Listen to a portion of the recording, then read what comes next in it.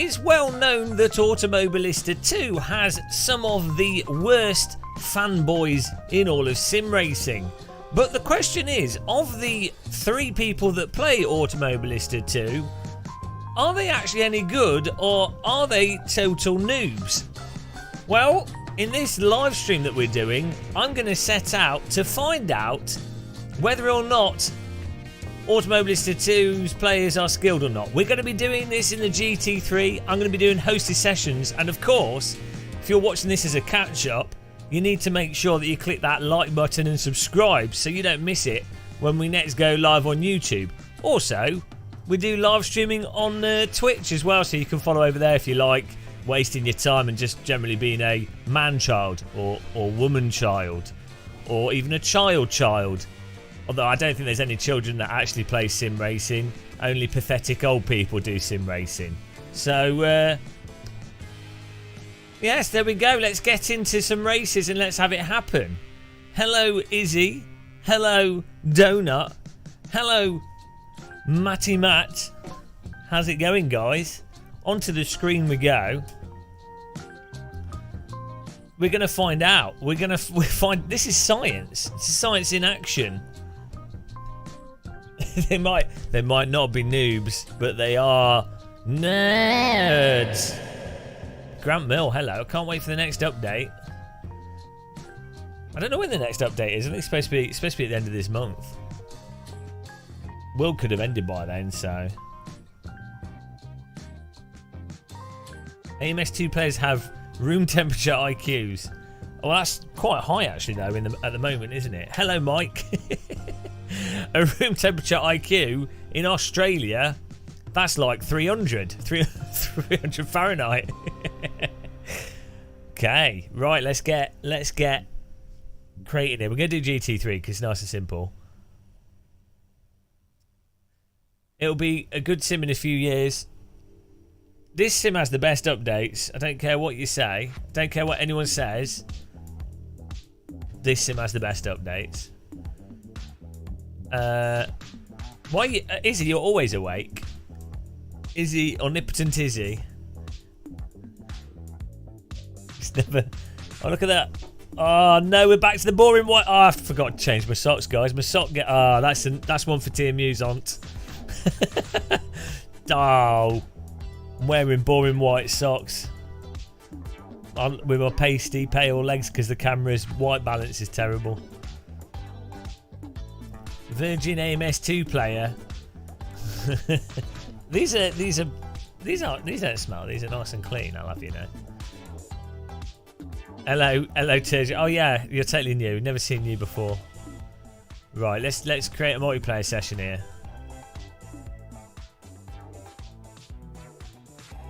Oh, it'd be interesting how many people join at this time of the day. Full-fledged. If anything, it has one of the best motion telemetry.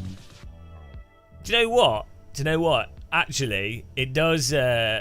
Project Cars 2 Madness Engine does actually do really good motion. Every time I've played Madness Engine games on motion rigs, like Project Cars 2, it's really good. Hello. Is there a password? The password will be, let me think. I think it might be T. Create a new one. He's particularly good at balancing virtual. Exactly. I don't know how it gets that, where it gets that from. The Saros seem to run P-cars in the Sims. Yeah, they do. It's because it's got all the tracks, and it's a handy thing to have. Hello, Mark P.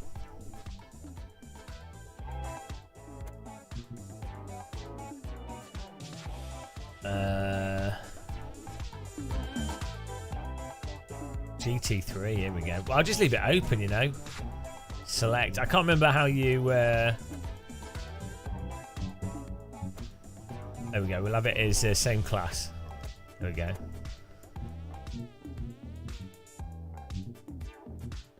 Here we go. Here we go. No, the 1.4 is not out yet.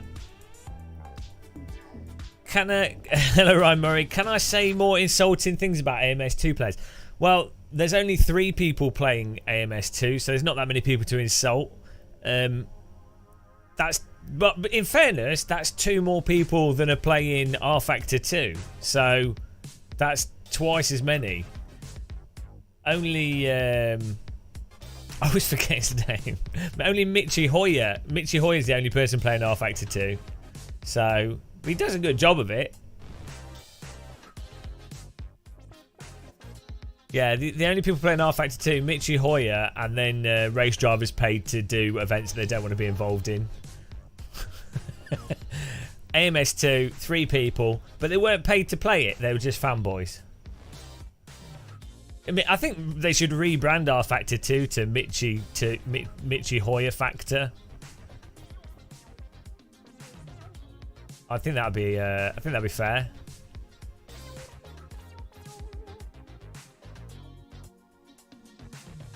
Sad Studio 397. The funny thing is, I quite enjoy driving some of the stuff in R Factor 2. It's just, yeah, you know how it is. What do I call the lobby? Hang on, this sounds like an 80s song. What do I call the lobby? What is the lobby name? I think I'll go with Gamer. Gamer Muscle, that's the name. It's 1992. 1992. The VR future is coming here. It's coming to me and you. Go to Blockbuster. Pick up a VHS tape and put it in your VHS player. You better pick up an N64 cartridge. It's pure 90s, that. Like early 90s. Very late 80s, early 90s vibes from this funk. Go for Gamer Muscle. My R Factor 2 wouldn't even load. Oh no. Thomas. Some butt bands. He's on his dog walk. Oh no, here we go. Last time Thomas took his phone on a dog walk, the chat room genocide happened. I've my fair share of R Factor 2. It all works. You probably got a degree in R Factor 2, which is good. It's a good degree to have. It's actually harder. It's harder to get the R Factor 2 degree than become a doctor. But on the plus side, you get paid more than an English doctor. So, you know, swings and roundabouts. Imagine butt banning people. I was responsible for 90% of AMS2 pre-orders. Yeah, well, you know, I like AMS2. I like AMS2, but I don't like its fanboys. But I quite enjoy aspects of AMS2. No, Izzy, that's a lie. Those are fake numbers. Who's playing R Factor 2 right now? Come on.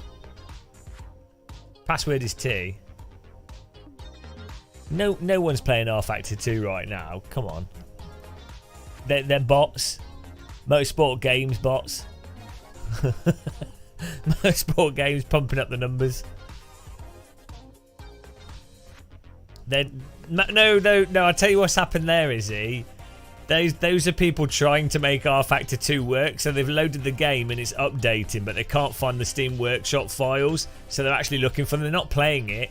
They're just the sheer number of people. They're people that loaded it 3 days ago that just wanted to try the new minis, but they're still looking for the content to get it to work. So that's why their numbers are higher. They're not actually playing. It's like iRacing. Most people are in the forum arguing about who caused an accident. They're not actually driving. Better than slip sliding around in ACC.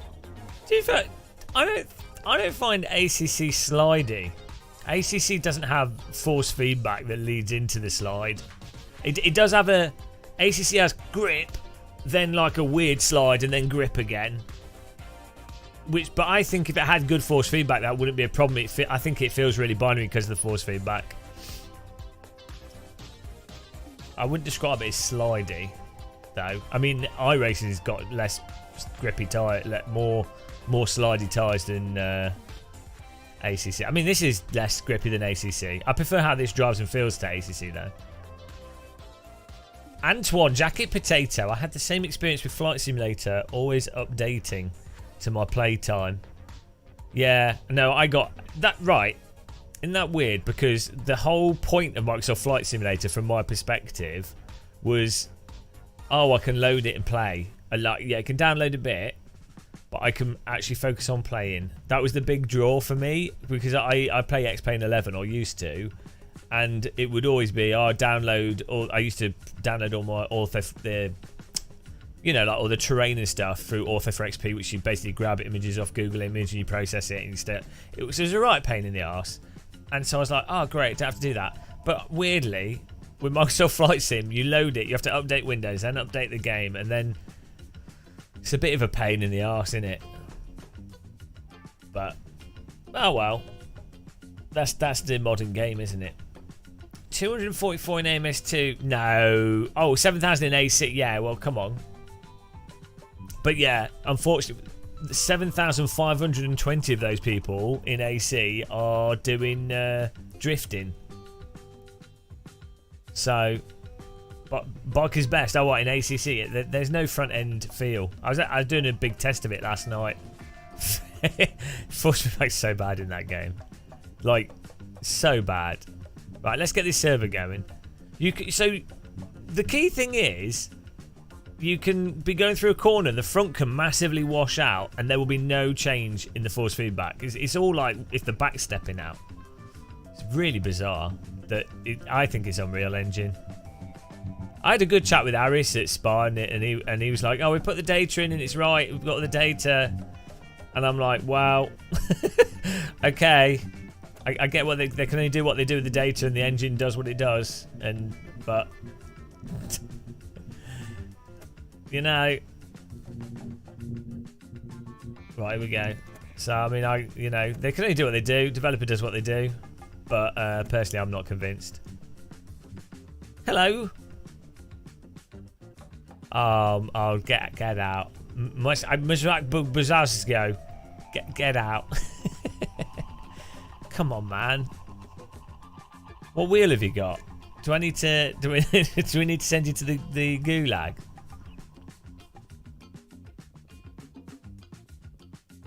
Come on, ACC's the worst of all of them. Blasphemy. Do you know what, guys? I've just got a second-hand AccuForce wheel. Oh, Dan Suzuki doesn't understand force feedback then. What can I say? These people need to be... I mean, that's sad because Dan Suzuki reviews equipment, so, I mean, you can't trust anything he says now. Banned for inciting riots. It's taught Salter Camp. Right, here we go. Yeah, I've just got a second-hand AccuForce wheel, so we'll have to try that. It's not arrived yet, but that'll be fun to play with ACC. Let's change the track here. Yeah, ACC's really good it's a good test. If someone thinks ACC's got good force feedback, basically you can discount everything they say about force feedback because they don't know what they're talking about. Now, someone could like R Factor 2, AC, even AMS2, even Live for Speed. They can like all of them for different reasons. But if someone likes ACC force feedback, it literally means they don't understand. They don't drive from feel, basically. It means they don't use force feedback to drive. So it's quite handy as a tool.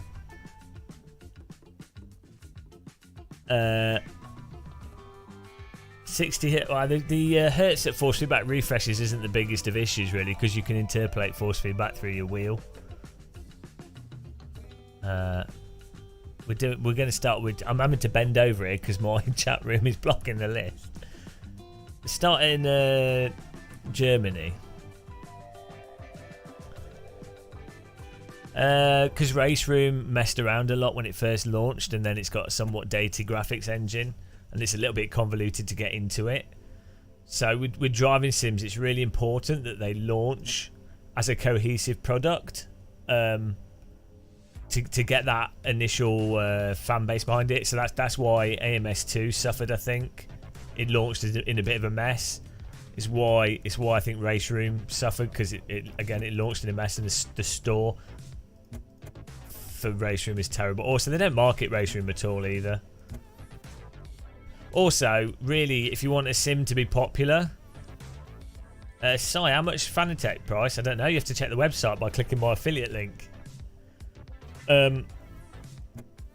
Also, so basically the worse a sim is, the better it will sell. And also the more GT3, if it has GT3 in it, it makes people more happy. So that's the thing is, so if a sim's good, it won't do well. So you could, there's an actual F1 2021 is, well, Gran Turismo is probably the most popular, somewhat realistic driving game, and it's categorically the worst in terms of physics, netcode, handling. It's got some good features in it, and it's on console, and it's good with a gamepad. So I'm not saying it's completely terrible, but it's like the worst simulator. Then you've got F1 2020 whatever. Those have gotten worse, and that is literally like the worst incarnation of a Formula car. So that's the second most popular, and probably the second worst game. iRacing is then probably the third most popular. Again, it's probably got some of the worst physics out of the main simulators. It's drivable, it's fine, I enjoy it, but if you think that's how cars drive, okay. Then you get like you got like R Factor 2, AMS2, and you like AC and Race Room at the bottom because they're the best. So same with real motorsport.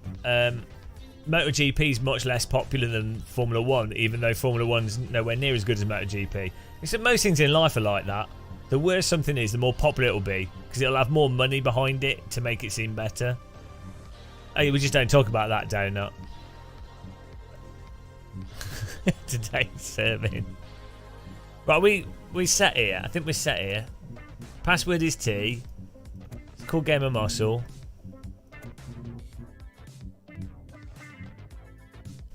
AC is like the second most played sim racing game. Yeah, no, but I'm telling you, the people are just doing drifting in AC. They're not actually racing it. That's the problem. Despite the original AC literally feeling like being in a car. Like it, every time I've done anything in real cars, it's like, oh, this is exactly the same as Assetto Corsa. Yeah, AC is a little bit simple. It feels like AC is a bit more simplified than reality. But it's like driving a real car. So this isn't too bad actually though. These GT3 cars are good fun. These feel like quite realistic, these tyres. Right, let's start this off.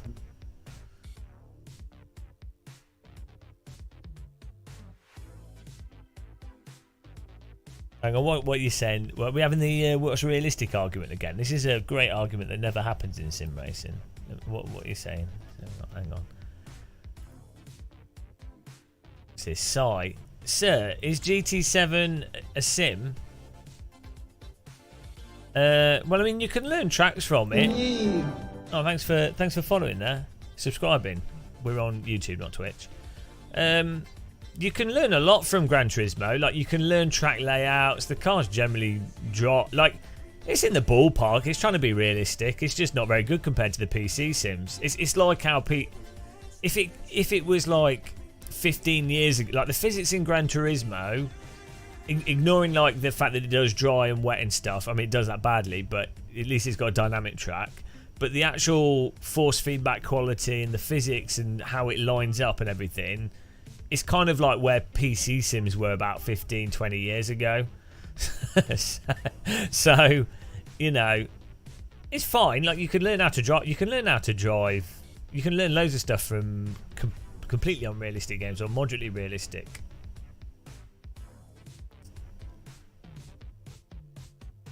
It does work well. It does play quite well with a controller, yeah.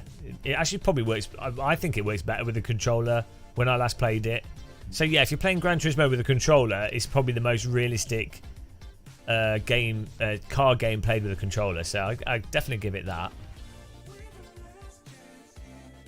Oh, did I put qualifying in or did I mess up? Go session settings. Let's make it a little bit longer so we can get a bit of practice here. Sorry about that. I've got a button for that. No, I could have pushed that.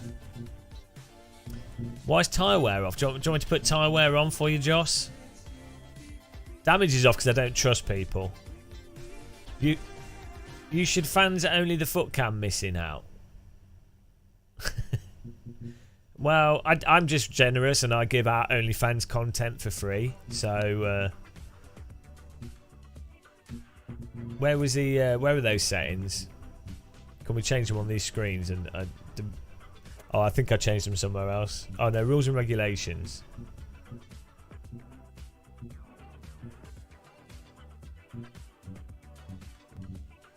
Oh, I don't know where it is. Oh, realism settings.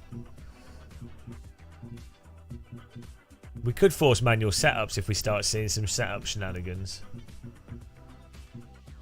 And actually, I mean, force default setups. The default setup on this car is not too bad, if I remember.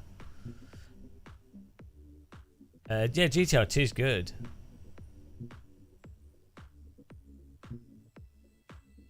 I think we're okay. We don't need tyre wear. I mean, we can put tyre wear on, but it doesn't really matter. Because we're not pit stopping. It's only a sprint race. I'll put it on authentic just for you, because you asked for it. I'm so generous. Do we need fuel? Oh, let's put... Everyone's going to ask how much fuel do we need repeatedly. Let's put it on authentic. Just... There you go. Wow, we've already doubled the player numbers of AMS2 here.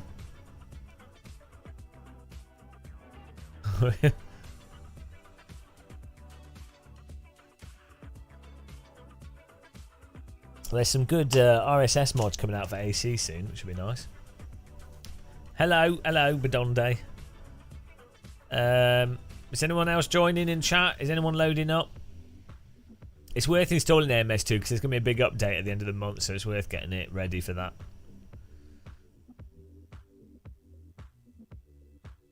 Well, we're just going to have to beat all these people. I guess I can start the server here. So go, Nad, if... We'll see what you like with your ping. Oh, Josh Kaminsky's in. Right.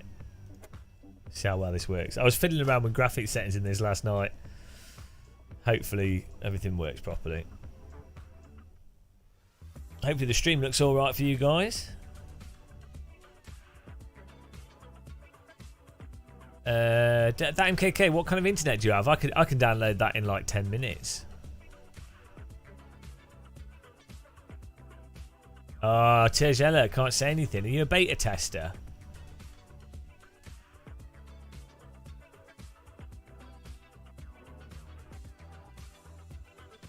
Dirty beta testers. So you're technically a fanboy then? I thought you were like a proper member of this channel. Big fanboy. Oh, but you're all right.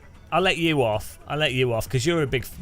You've been a fan of this channel for a long time, so I'll let you off. You get a free fanboy pass. It's the ones that give me death threats kind of annoy me.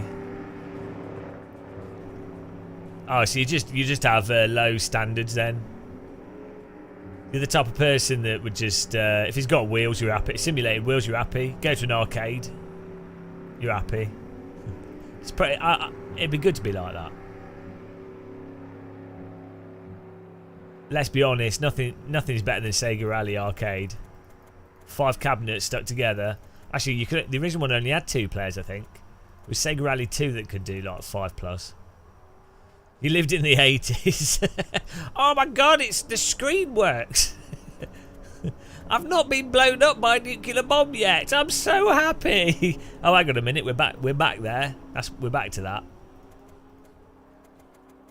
80s was great. It was a time of growth. It was a time of Margaret Thatcher. Oh shit. Right. Okay. Rally X. Remember the keyboard driving? I played all of the Colin McRae Rally games with the keyboard, and I enjoyed it. I wasn't really into driving games back then. I was playing.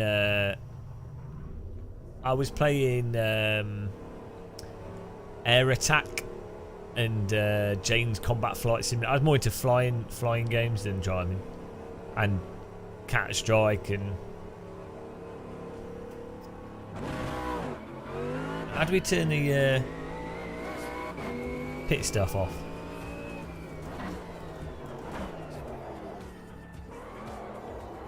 I'm in the tank here. You should know already that the MS2 fanboys end up being... yeah, well, that's it.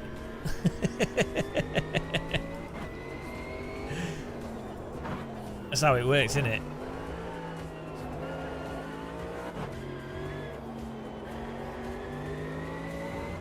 You've always been driving games. Every sim is brilliant. Ain't milk brilliant. Ain't sunshine brilliant. Mega. Bit of a fast show reference there.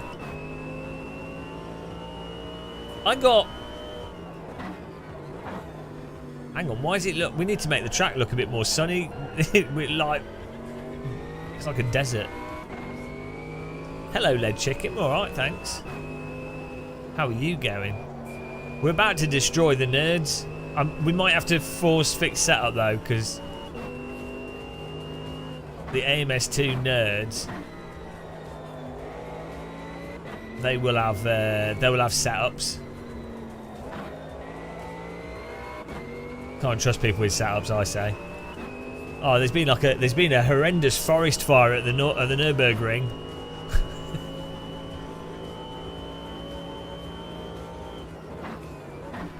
Well, you could run mixed field, but I'm not.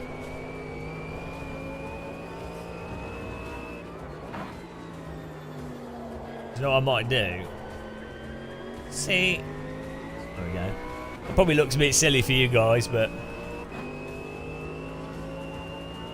Hello, Combustion Corner. How's it going? Welcome. Hope you're good.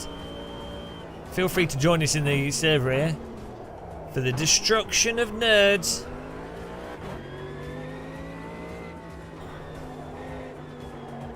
It's AMS2 is so much more fun to drive this car than it is in iRacing and ACC. Like, it's hilarious how much more fun this is to drive than iRacing and ACC. Forget what's realistic. I mean, I prefer iRacing GT3 to ACC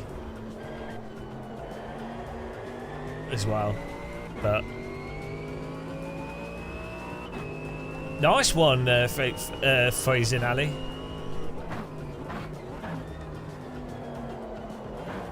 What's weird is, so a week ago I had a chance to go in some real GT4. Oh no, screen's killing itself.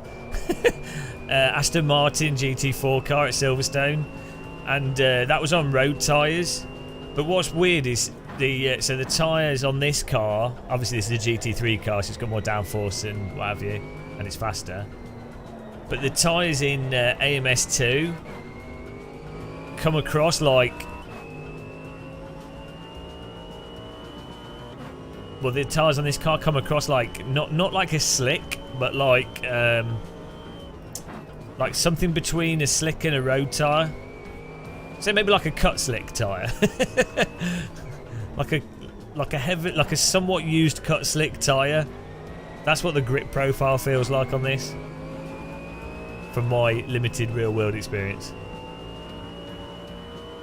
Ryan Murray, yeah, well, you know, to be honest, I don't take them that seriously, because I mean, what are they going to do? Drop a servo motor on me? They couldn't even pick it up, could they?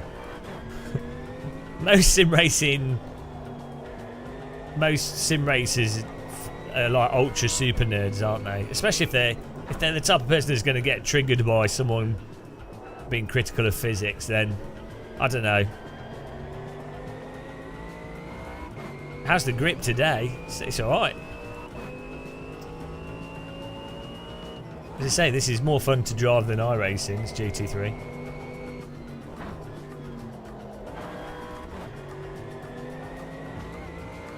How do you like the Samsung Q90? I don't think I've tried the Q90. Or have I tried it? How old is the Q90? Is that the one that the SRO use? Is that the Samsung Q90?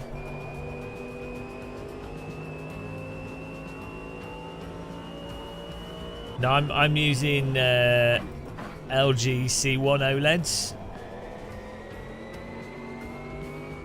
But they're very nice. But I wouldn't personally. I would save money. I mean, if you're not on any budget or anything, like if you're rich, then yeah, you could get 3 of the. You could run this sort of setup. But if you're a normal person, I would just get either 3 like nice or standard gaming monitors, like 32-inch ones or something, 3 27-inch monitors. That'd be fine. Or I'd just get an ultra wide.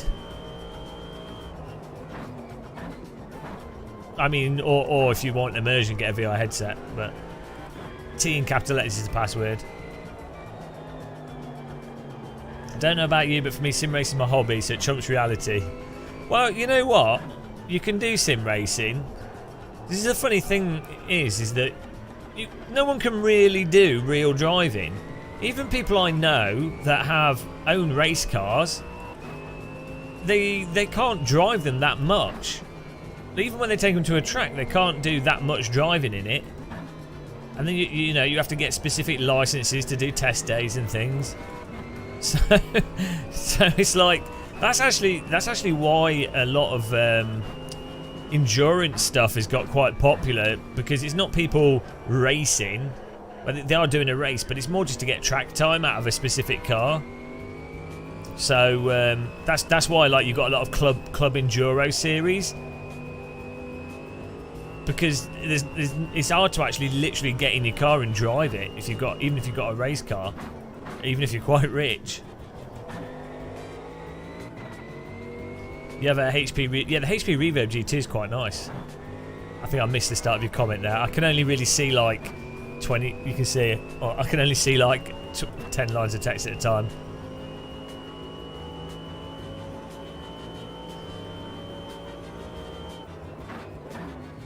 Yeah, well, weirdly, modern Formula 1 cars look like they drive terrible. Like, weirdly, they look like they drive like bad simulator cars. Yeah, I was actually talking to a driver coach recently, real world driver coach, and he was saying how when he was in motorsport, he obviously knew really rich people, and they would be like a couple of them, and they would rent a whole racetrack for a day or two, so that they could just do like, you know, full days of just testing the car. Which is so, I mean, and then obviously they would then be way better, more likely to win than people that couldn't afford to do that. And to rent an entire racetrack, you're talking like £30,000 to £50,000 for a whole day for just to guarantee that it's entirely closed. You can do test days for a lot cheaper, but for, you know, for a couple £100.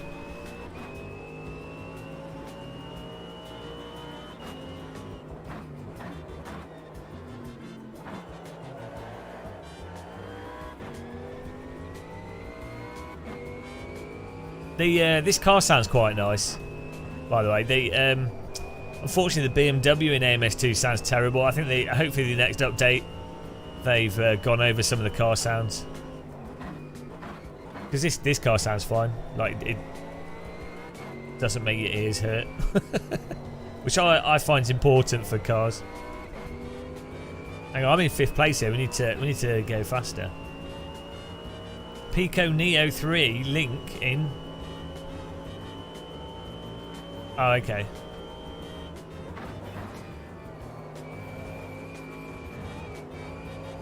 Let's do this lap now. I'm going to take some fuel out. This car drives great. I don't know when they last updated this car or tweaked it or whatever, but so this is way more fun to drive than ACC. I think I still prefer AC1, but this does have the advantage of feeling more dynamic in some senses. Obviously, got weather and everything.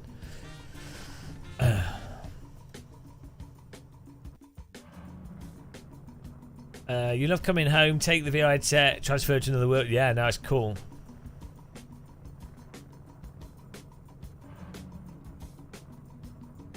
AMS2's like a wine. It's more like a bourbon. What's the? It's like a cheese that takes 40 years to mature.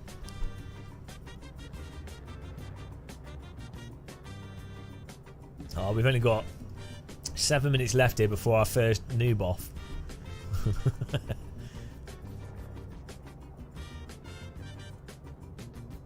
Right, we might have to do the fixed setup, you know. Because we're 7/10 off. I know I can find 4/10. Well, that put me in 3rd place. That's not too bad.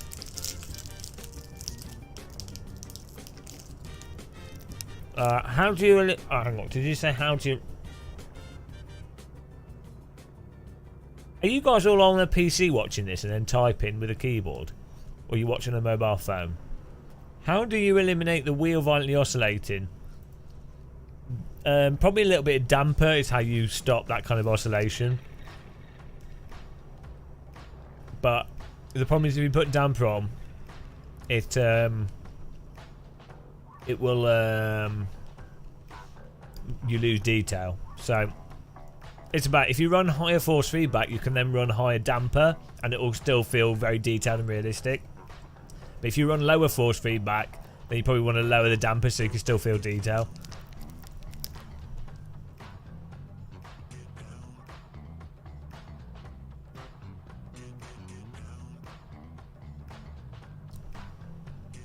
IL2's well good. You know when you open the window and you stick your head out the window and you can hear the wind change?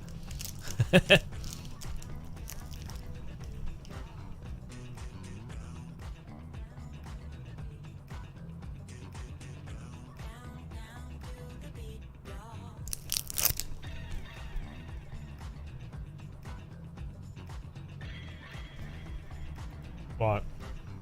Someone needs to make a Chatterino app for YouTube.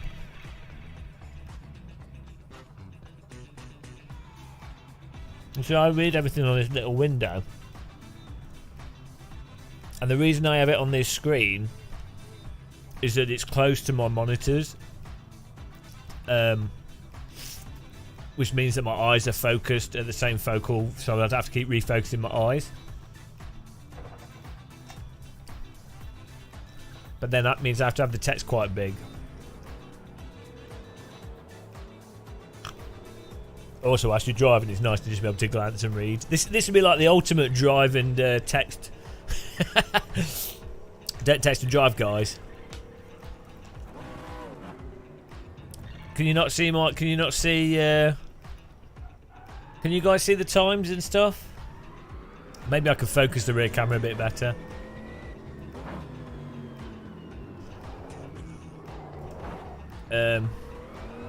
The times are... I can't actually see them. I can see the delta. Oh, it's your eyes. It's me eyes! Oh, me eyes!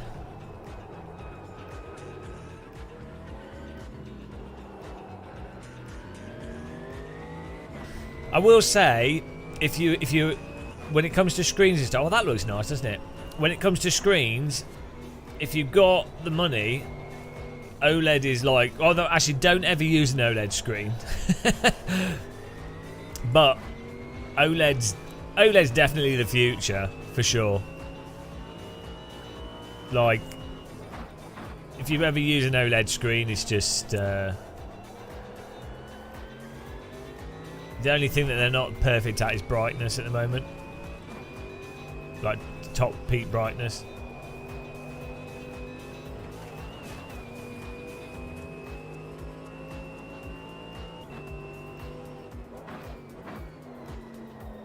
WD? Who's WD?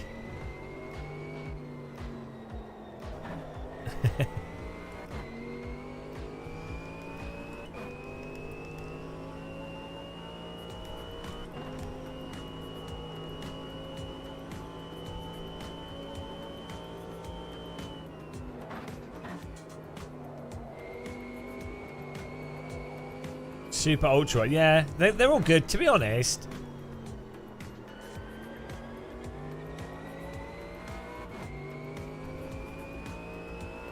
I'm not that picky with. I don't know. Like if you use a screen, you get used to it, and it's what you use. And an ultra wide is nice and simple.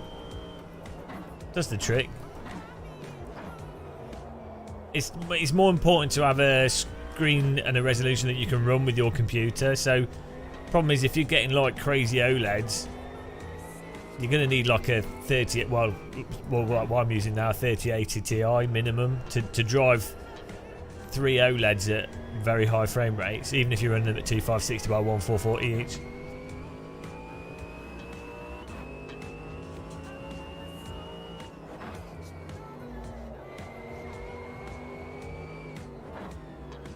You need for a home theatre. You need 75 inch.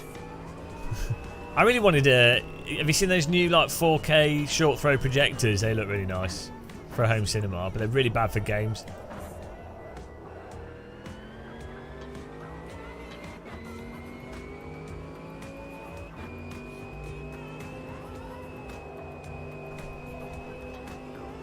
Right, here we go. We're in 6th place in the moment. Very Secret's wall hacking himself. Oh yeah, so I was playing ACC public lobbies last night, just messing around with force feedback to see if it changed at all. And the driving in ACC and on public servers is so bad. Fortunately, low fuel motorsport is really good, but honestly, like the amount of punting, I think it's worse than AC. Definitely worse than Race Room for that. But yeah, you got low fuel, which is nice.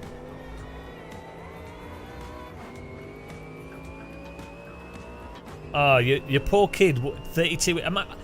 I remember seeing a 32-inch flat panel screen for the first time when that someone had on a PC. It was one of those Apple panels, and that was when I was like 20. And everyone was like, "Wow! Imagine having a screen that big on your PC! Wow!"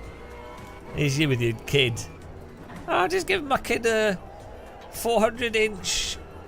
80k football stadium screen. No, they'll make do.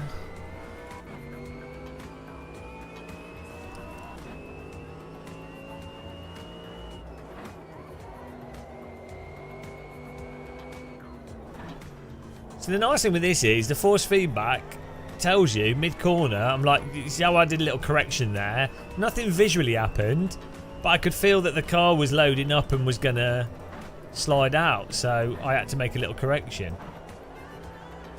I don't know how people don't understand that that's the really important part of force feedback. It's that mid-corner, like subtle changes. It's exactly what you feel in a real car through your body.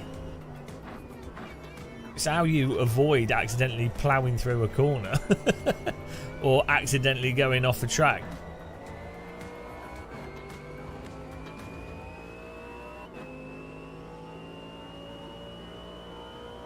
There we go, this is the final quali.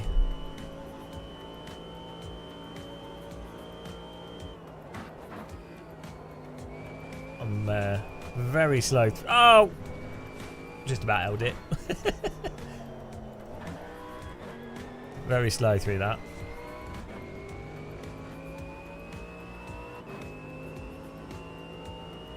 We're using... I'm pretty sure... Don't we use the other finish line normally?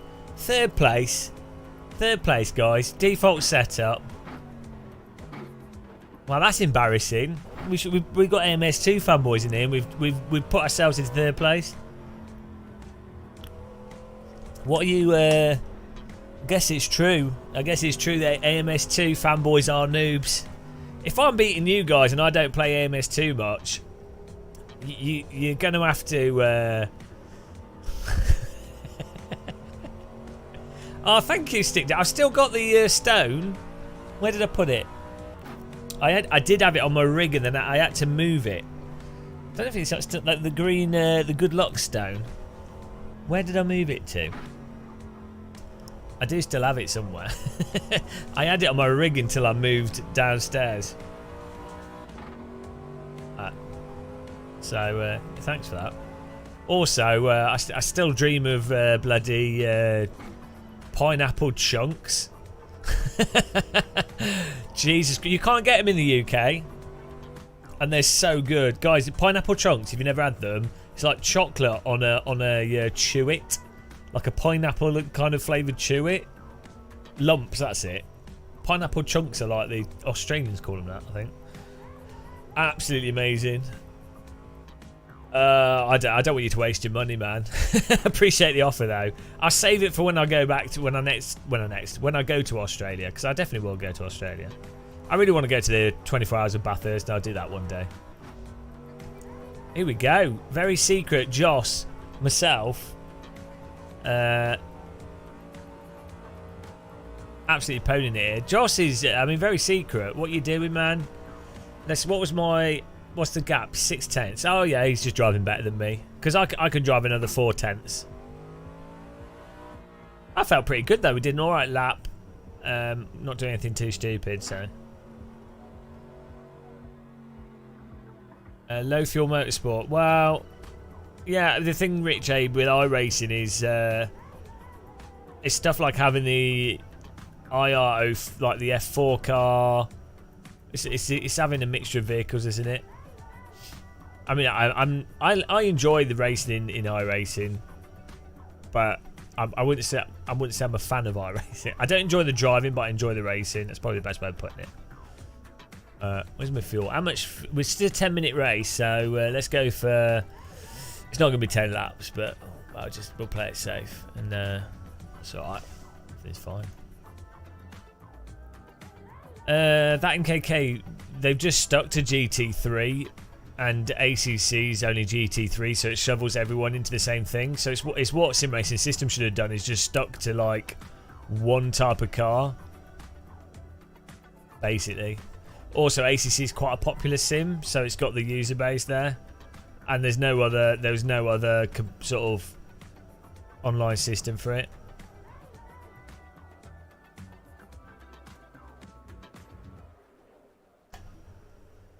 Yeah, it's just GT3. But even though GT3 cars are like the some of the worst cars to race, here we are. How does switching between YouTube? Well, I don't know. It doesn't really affect viewership for me because it's different. I do different types of content for the different platforms, so it's like Twitch is good if you're just doing iRacing or something.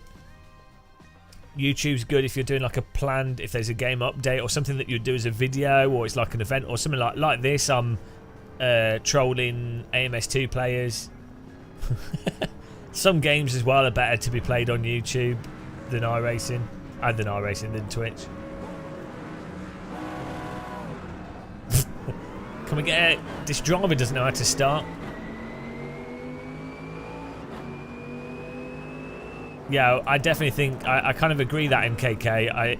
I think that oh, come on. Thank you. I'm so glad I'm running my force feedback wheel at really high mounts. I appreciate being spun back round though. Yeah, all games should have internal matchmaking. Man, my force feedback's on well strong.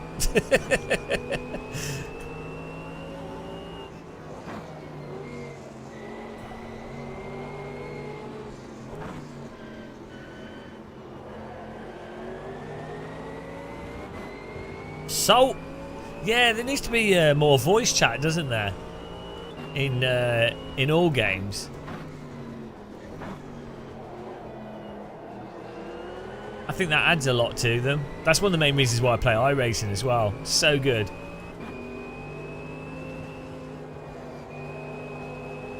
Oh, guys, you need to trust in the grip through the Schumacher S's. Oh, no! Couldn't find a way past him. I've got to remember this has different netcode to other sims. Sorry! Is he still next to me? Yeah, go on. I won't contest it because I basically drove him off the road. Good netcode there. We were like driving into each other.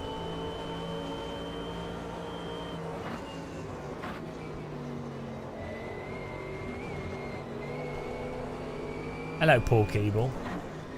Right, let's get back on this for T1. Ah, this looks great, doesn't it? I miss screens. Yeah.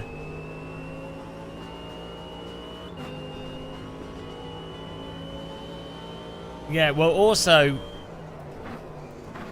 I've met some like nice people in iRacing. You do have a lot of people shouting at each other, but then that's like real racing, you know, a bit of beef. You need beef and you need salt, otherwise you haven't got a meal, have you? So that's why voice chat's so important. And then I have actually met quite a few genuinely friendly people in iRacing. No, Roy Batty. Now I want a chip butty.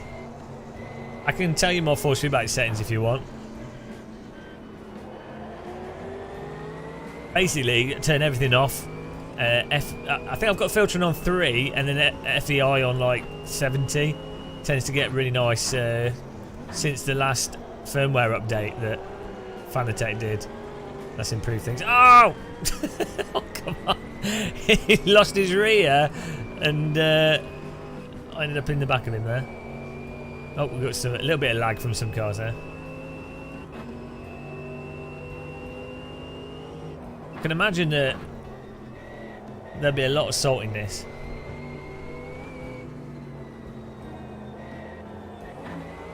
I might have got the time acceleration a bit wrong here. We might be driving in the night time.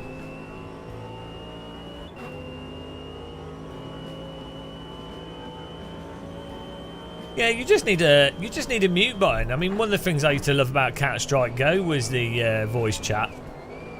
Especially at half time, you could talk to the other team. So every half time, it'd just be everyone swearing at each other. But I'm a bit of a child. I have like the mental age of a toddler, so I find that hilarious. Like, you know, I find it hilarious in iRacing as well. I'm here. Okay. It was pretty good that we could lean on each other there. Good luck doing that in iRacing. that Porsche's bloody solid. And iRacing makes you feel like your car's made out of papier mâché.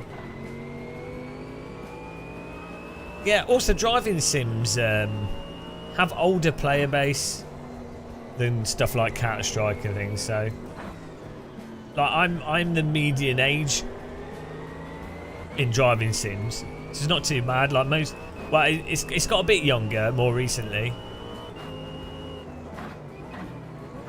Oh, he's lost it, Joss. He's out of control. How many laps we got here? We've got 4 minutes left. Oh, we can get a podium out of this. Yeah, so because people are generally older in driving sims, it's a bit better with the voice chat.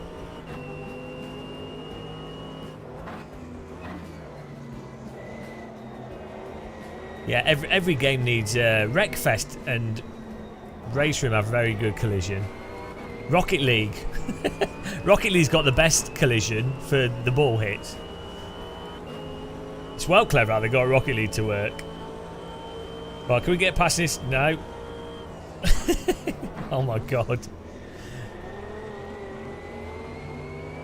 Josh Kaminsky's an absolute wall.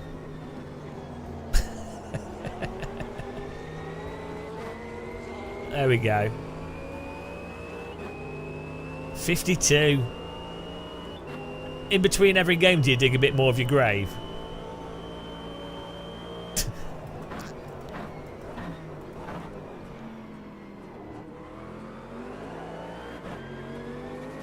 Here we go. I'm digging my grave. I feel like don't yeah, of course he's going to do that. Fair enough. It's a textbook move on this track. Absolute war with Josh here. I'm being Kaminsky to death.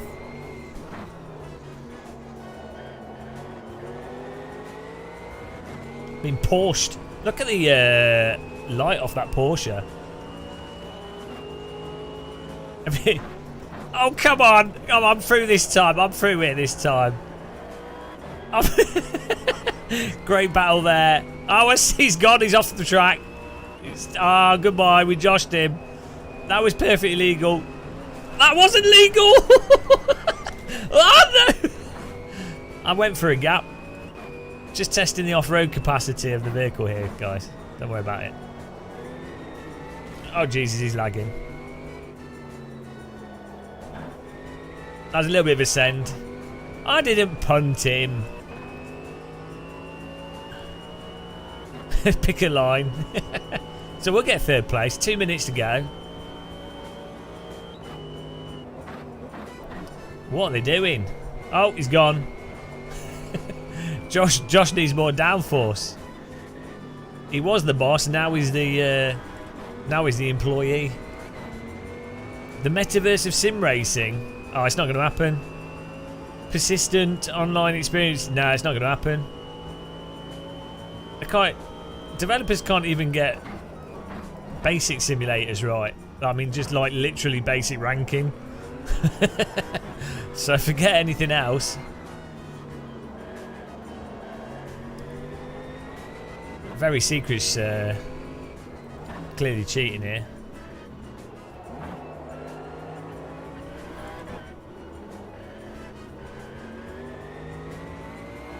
You're going to buy Spa when it's for sale. Oh, the metaverse already exists. It's called the internet. Well, I don't know, but I think I'm in third place, so we are proving that AMS2 players are noobs, basically. You know, if I can be in third place on my first time racing online in this sim for like 6 months, you know, I mean, that really doesn't bode well for the fanboy society of AMS2. You love this game. Cars seem to have no visible weight transfer. Seems to be flat on the ground. Well, Johnny, to be fair to AMS2, real race cars tend to always be quite flat on the ground. They have very stiff suspension. So most of the weight transfer that you feel in a real car is through the G forces and through the wheel forces, which you get in AMS2. I know what you mean. I think what force feedback wheel do you have? I think it's the kind of thing that you have to feel through your wheel rather than visuals. Yeah, maybe it's a visual thing. I don't know.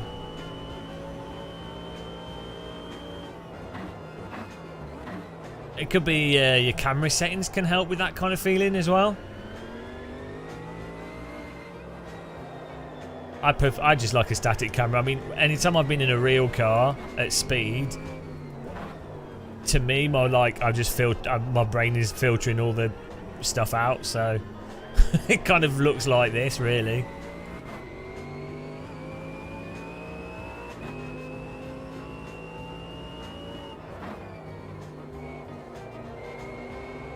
Final lap here, and we're just moseying on, third place.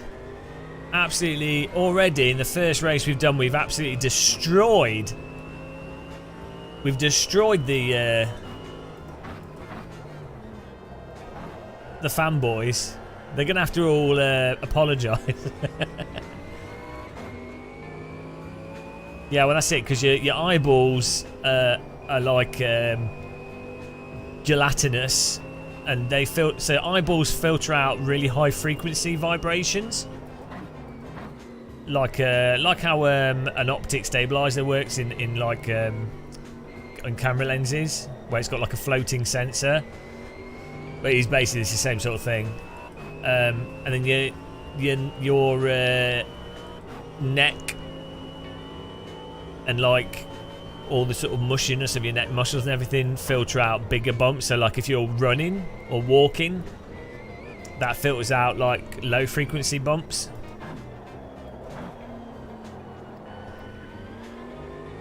I think a lot of people see videos that don't have any stabilization of race cars, and so they then think, oh, that's what a real race car's like that.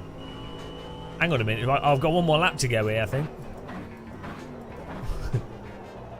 Very secret's too damn quick. Well, you do, Roderick Kennedy, you should get this if you haven't. This is really good in VR.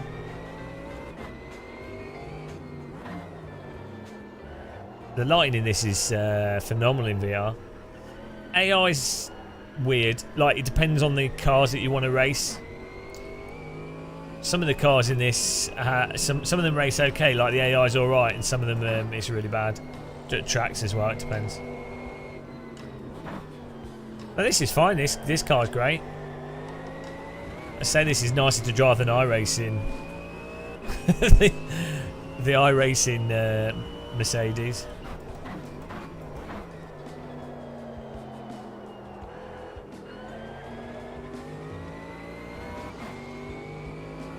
Oh, there you go, Lewis Bloom with the tips. Just the tip.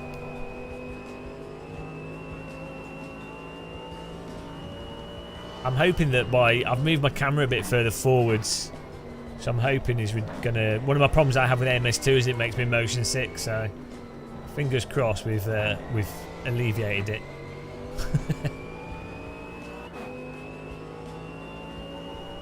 Where's everyone else? What are you guys doing? We've absolutely destroyed everyone. That is a great thing with iRacing. It does make you a better driver because it's so unrealistically punishing on corner entry. It's like iRacing is an amazing training tool because it's so unrealistically unforgiving for corner entry and front end grip. So, like, for example, in a real car, if you go into a corner slightly too hot, and you turn in and the fronts are slightly understeering right, you understeer and the grip comes back really quickly because you've absolutely ploughed the front tyres.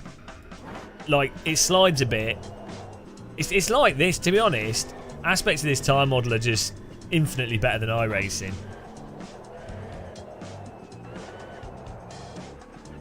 But in iRacing, if you turn in too much or too hot, the grip doesn't come back until you finish the corner. This car feels wrong. Erwin, what are you driving? This car feels alright to me.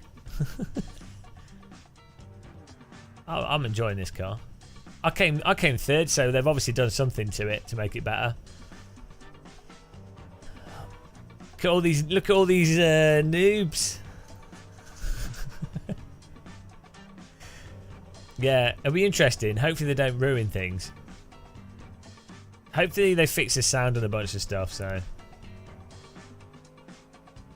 The Merc. I might try the Merc, but doesn't it sound awful? This car sounded fine. Hello, Nelsino. Oh, look at this. You guys. Who's a fanboy in here? Who do we need to call out? Very secret's cheating. It's too quick. Oh, that's you, Well, you were cheating though, so no wonder you thought it was boring. What setup? Wait, don't tell me you're running default setup. Are you actually? You're not Finnish, are you? Sweet. What flag's that? Is that Finnish? Swedish? Danish? I don't know. I don't know my Scandinavian flags.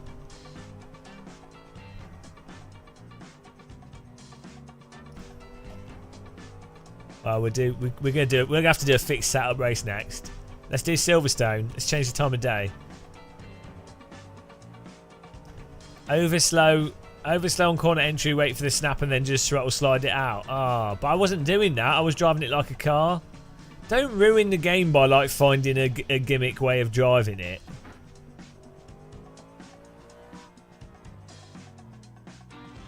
Oh no, you've turned it into R Factor 2 where you just drive it in like a silly way and that's what you do. You remember the rear spin out and low speed corners? Yeah, I don't know, this track's quite a high speed track, so.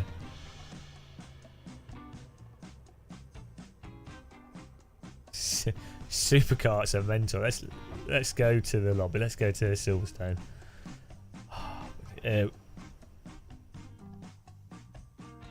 Erwin ruining the game for us here.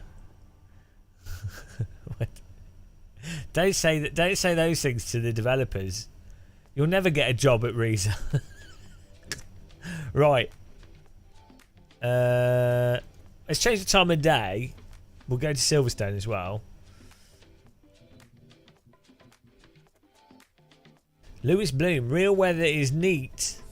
Yeah, that's cool.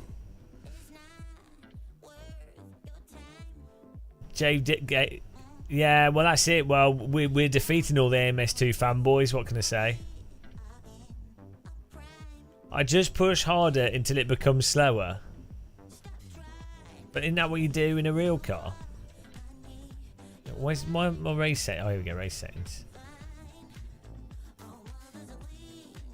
Oh, here we go. Let's super accelerate this. Let's have it starting in the morning. That'll be nice. There we go. We're gonna do same again, but with Silverstone.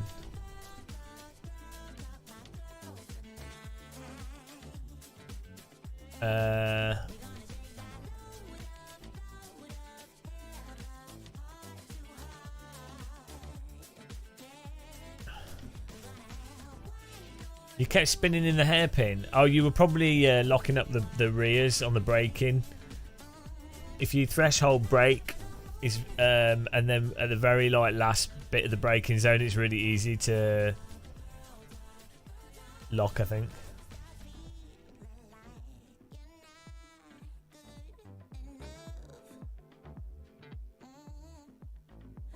The Troll Stream title. I thought it was a good title. I thought it was a really good title. I don't know what you mean. We're defeating them. If they want to come in and prove me different. Got historic Silverstone as well. That's cool. Right, here we go. One more hot tip. T-Pigs. Yeah, but T-Pigs are well expensive. T-Pigs tea bags are like luxury. Can't afford that these days. Right, let's do another one. Shall I try? Does the McLaren sound okay? I don't want to try a car and then it'd be terrible. Should I just stick with the Mercedes because it drove perfectly fine? I'll stick with the Mercedes. It drove fine. It's what I've learned about live streaming. Never try new things out whilst live streaming. Just stick to what you know is okay. Lewis Bloom, get a wife. Wife goes to Spa, brings home complimentary T-Pigs. I met your wife at Spa, yeah. She's got a birthmark in the shape of a pigeon, just above her left nipple. How do I know that? Wow. Things get wild at Spa. What can I say? You turn up, you think you're watching a race, but before you know it, you're looking at pigeons on nipples. Make things happen. Okay, we're going. We're going.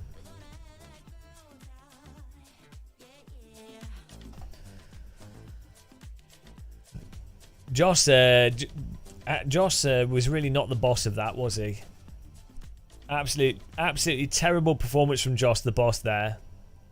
He didn't boss anyone really. I think he's gonna have to change his name if he fails in this one as well. Joss the employee. Joss is lost. Absolute peasantry from Joss. His company's collapsed. Joss middle management. I think that's what's happened.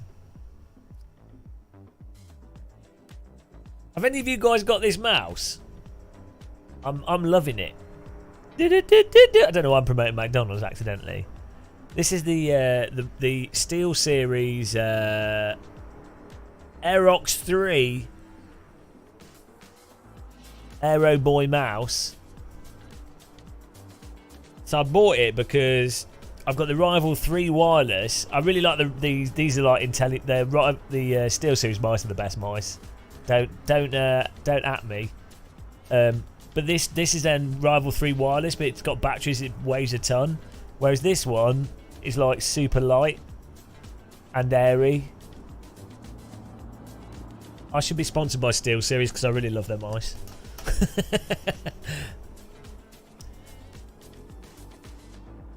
You're just doing straight GT3. I don't know. It might mix things up a little bit. We're just I'm just destroying, absolutely destroying AMS2 fanboys. Look at all these Brits in here.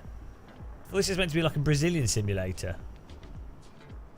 Yeah, I've got a Razer, a SteelSeries wired mouse on my PC. But I tell you what, it's because they're the closest thing to IntelliMice. The Microsoft IntelliMouse. I used to play Unreal 2003 with that. It was my like Instagib mouse. And I don't want to brag, but I am like actually really good. Well, I was, and probably not anymore. I was really, really good at Instagib. Probably one of the top like 10 players in the world at Instagib specifically in Unreal. There was only probably 1,000 people playing it, so it's not that impressive. But I was really, really good at Instagib, like especially headshot Instagib.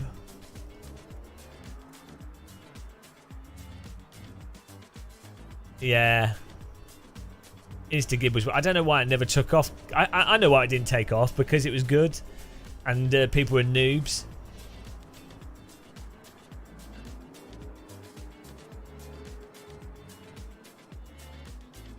My profile says I'm British. Well, change your profile then. We don't. UK's very serious about being independent now. Facing Worlds. What about there was a really good subway map. There was some really good custom maps for Unreal Tournament. Before. Oh shit! Ah! Sounds like Carmageddon 2. I thought we were on autopilot. That's how you leave the pit lane at this track, if you've ever wondered. Oh, we need to... Oh, look! They've got the track right. This is the only sim that's got it's got Silverstone right. The grass is the correct colour. This is literally... It looks like... in real life it looks like this at the moment. Kids these days, whenever I have a problem with cleaning track balls, bloody hell.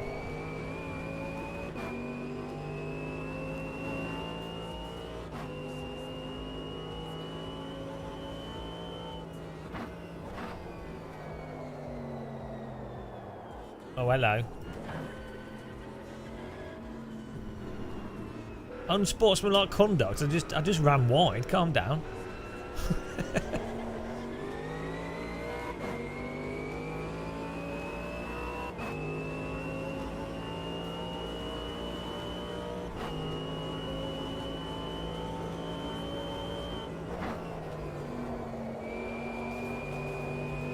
To run a bit more rear brake bias here.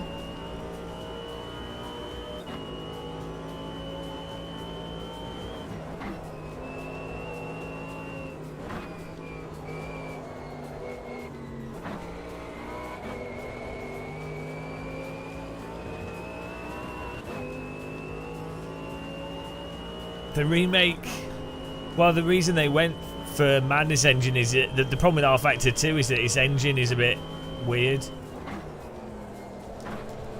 Oh. Graphically and functionally.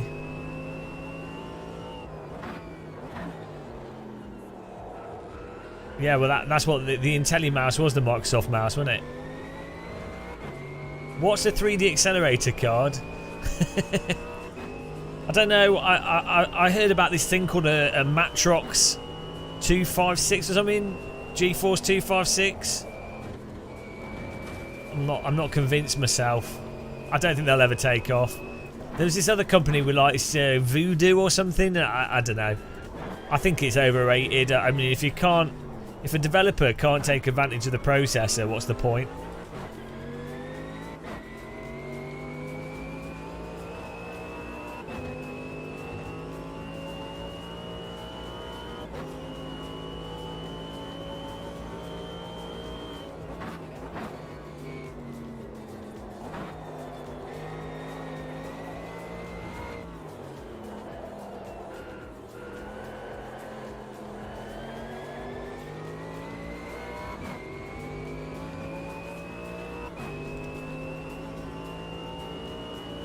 Put the TC on 2 here. We're going all in.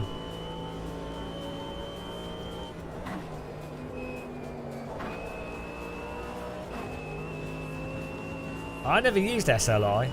Hello, Jay. How's it going, man? Welcome. 61. You guys are old. This is what I mean about sim racers. They're all old.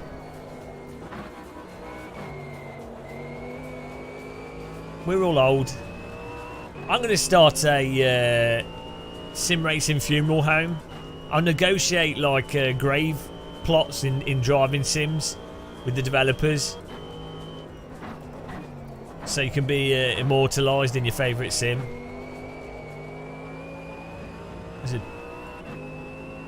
That's it, Lewis. You're too old. Sorry to break it to you. The thing is, you have to be old to sim race because all the equipment costs so much. You need disposable income. They're an old man's up. Well, they're like simulators are for like poor people that would otherwise do race driving.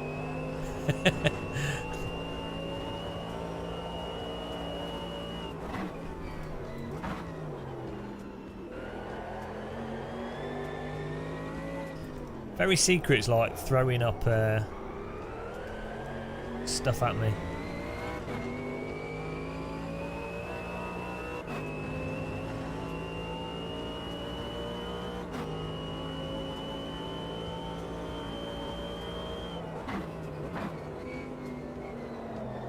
Oh, Jesus. A little bit leery around that.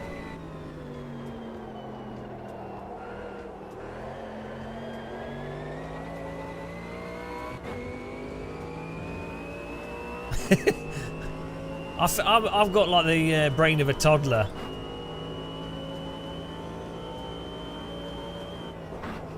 To be fair, you have to be a bit brain dead to sim race, don't you? Oh, is that a track cut? No, we're okay.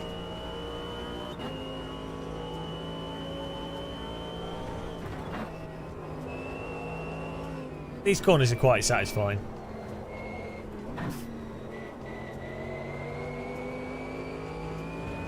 Woo! Mow the lawn.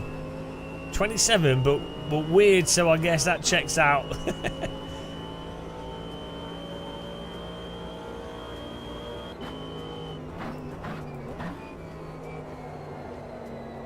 Well, what Rizzo have done really well with AMS2 is this bold man is still part of the simulation. Like, the room I'm sat in is quite realistic, I'll be honest.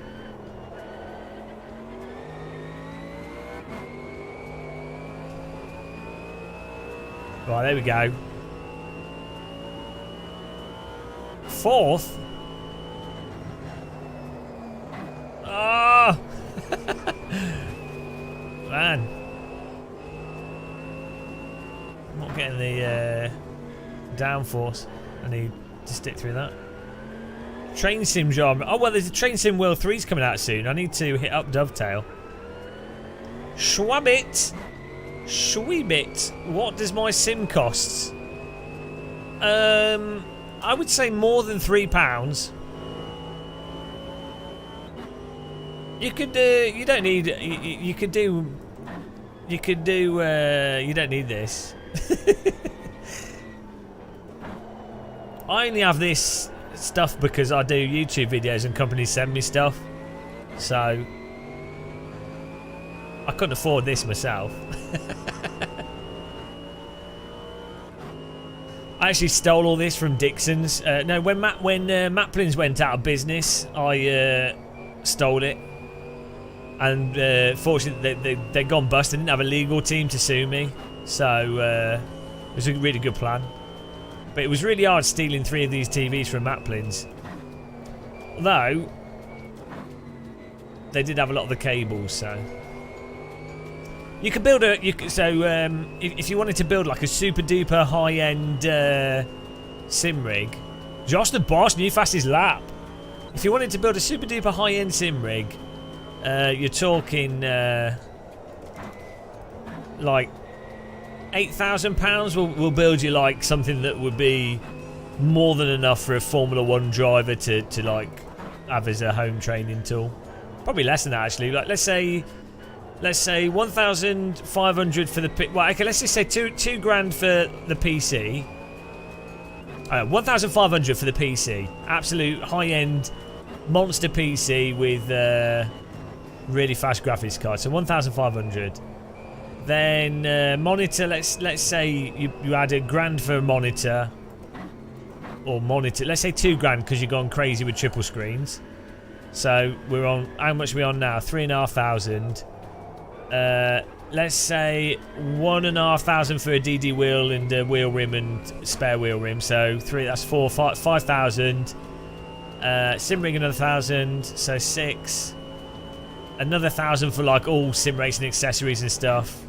7. Let's say 8. We've got nice pedals as well. 8,000. And then let's say you want some other equipment. £10,000. £10,000 would get you absolutely complete top of the line sim rig. And then if you wanted to add like totally functional D-box type motion to it, not actual D-box but D-box type, then you're probably talking about £12,000. Breaker's best. Well, £1,500 will get a high-end PC, especially now with the graphics cards dropping. For gaming, you don't really need, because you can save a bit of money on the processor, and it's only the graphics card. But like graphics cards, like £800 something. Also, it doesn't need to have loads of hard drive space and stuff.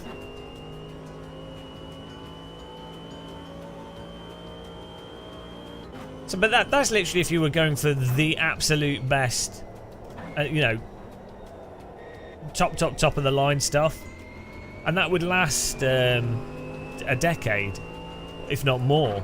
Well, not the PC, but like all the actual simulator stuff doesn't really ever wear out. So, hang on, I need to actually do a lap here.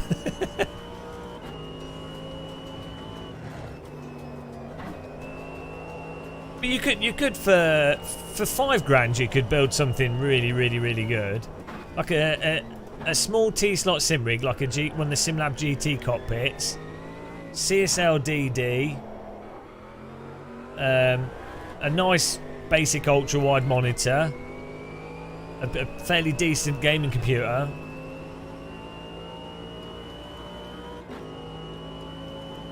You just find well. Didn't your wife just let you out? If you're married and you share a bank account, you should have you should give yourself an amount of money that's your own money, like both you and your partner, so that you don't feel like you know. So you've got a budget for your own expenditures.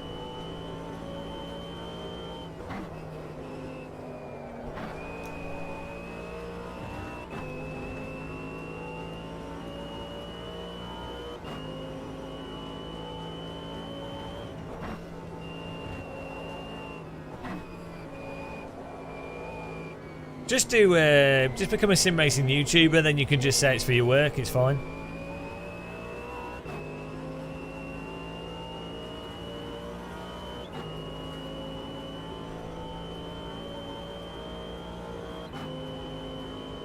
What? Oh my god. I'm retired, would have to go back to work to buy a higher end PC. It's a rabbit hole. It eats away at you. Well,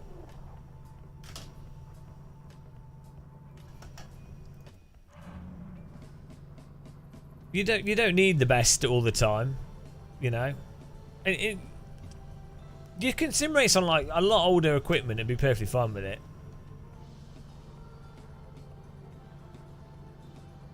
You got a 390Hz monitor from our Warzone and Assetto Corsa game. Well, also, any real, as far as hobbies go, gaming is like quite a cheap hobby. So,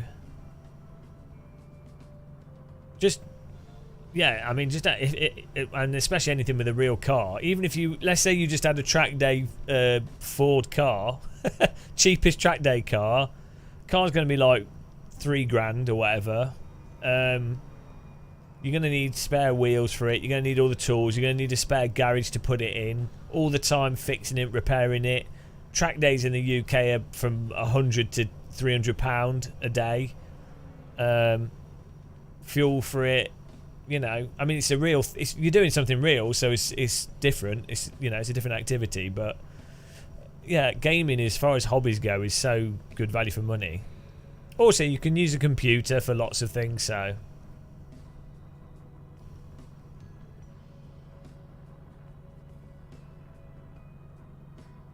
Yeah, I mean, gaming's gaming though, isn't it? There's cheaper hobbies than gaming. Like for me personally, I really enjoy walking. I enjoy kayaking and walking. So, the way I managed to do YouTube and stuff is by I'm pretty frugal in life. So it's, you know, just walk, pair of shoes every 6 months, happy times.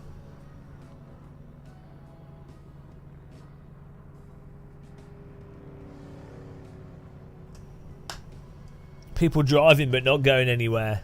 We're saving the world here, basically. We're all environmental legends, if you think about it. We should all be given awards. The Duke of Sim Racing Award for not polluting the environment. What awesome people we are. Is all I can say. Hang on, I'm 1.4 seconds off the pace. What's going on? We got some AMS2 fanboys in here, guys. They're clearly wall hacking. We're gonna have to go back to default setup soon. We definitely need some. Yeah, the Aero Boys are back. Aero Boys. Aero Boys. Paul Keeble, we're all sucking 1 kilowatt. No, hang on. I'm only using. Let me just see. 2.21 kilowatts at the moment for this live stream, costing 65p per hour. It's not too bad for the quality of entertainment that I'm producing. Gamer Master should learn how to drive. Why you do this to me? Thank you, Assetto Corsa. Yeah, see, look, there we go. That donation's paid for the electricity that we use in this live stream. Amazing. But yeah, 65p an hour. This is high quality entertainment. I think it's great. I'm entertaining myself. I'm not encouraging you guys to sim race at all.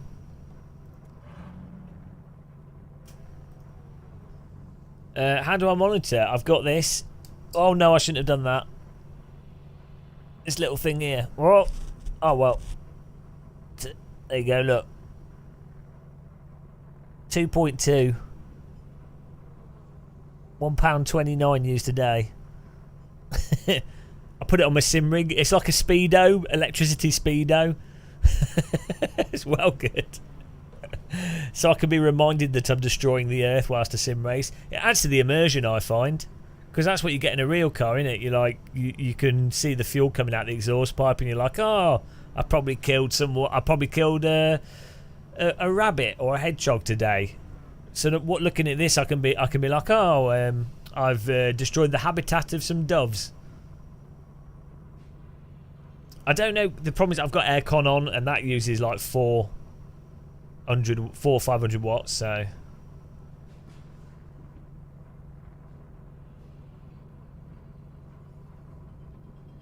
how you doing, Crystal Star, as well? Welcome back. Look at those teapots. Really appreciate everyone that's channel members of the YouTube channel. Thank you so much for supporting us. It does help. And I appreciate those of you that have kept it for like a million years. Like, what are you doing with your lives? But I do appreciate it. And I've missed your message. What did you type? Thanks for subscribing there. Hang on. Another watch channel. How does brake bias work? So, well, in a simple way, the simplest way of interpreting brake biases, the further back you move the brakes, the more the car will rotate on braking. Generally speaking, it's not always the case because there are some more complicated, weird aspects to it. But generally, the further backwards the brake bias, the more the car will want to turn into a corner when you get on the brake. So if you move it forwards when you get on the brake, the car will tend to understeer more. Like the back won't come out as much, basically. So normally the objective with brake bias is to get it so that when you're braking on a track, when you're braking, you're getting as much braking as possible, but then you can also still roll the car into the corner effectively. But the thing is, the absolute optimal brake bias would be different for every single corner. So sometimes you'll see drivers fiddling with the brake bias as they go around the lap for different corners. Because generally, what you want to do is you want to be braking in a straight line as much as possible, so that you're using all the largest contact. Well, again, that depends on setup, but you want to generally brake in a straight line and then turn in. So if you had your brake bias too far back, you might start inducing a rotation, which then means you're not actually slowing the car down as effectively.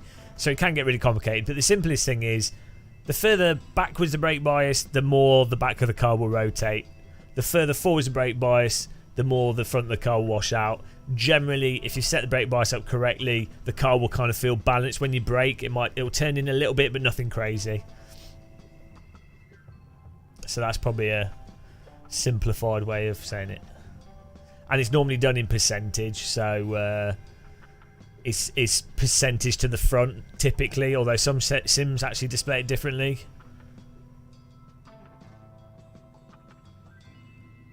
Well done, G Fiduci in first from Italy. Win Diesel in second, Very Secret in third. Yeah, that's qualifying. Exactly, Crystal Star. That's a good tip. I think really good drivers don't brake. Are you guys saying that we don't need that much downforce? I felt like we probably did. I felt like we needed more downforce to stick through the fast corners. Oh well. I need to bind a headlight button. I don't have one. Controls. Where's the headlight button? Vehicle. Headlights. There we go. That'll do.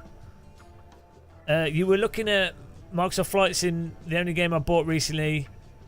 You can get Microsoft Game Pass to give it a go. So it's on Game Pass, and you can get that for like they have a discount price for it every now and again. That's a good way of trying it out.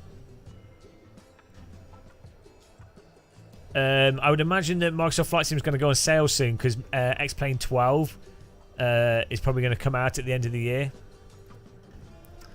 So that Microsoft Flight Sim will probably go on sale for when X-Plane 12 comes out.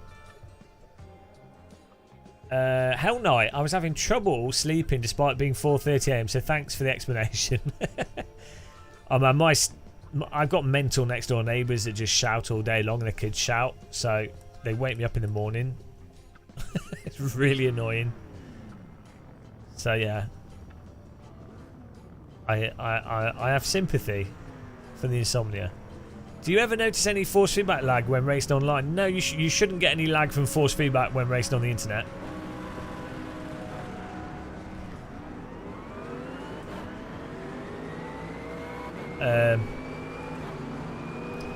Hello. Like online lag is separate to controllers and stuff. They shouldn't interact. What? Bit tight. Oh, this looks gorgeous, doesn't it?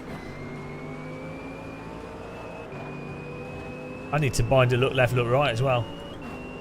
All right, Lupus Aries, thanks for popping in. Have a nice day, man. Oh, we've got a bit of fog on the track here.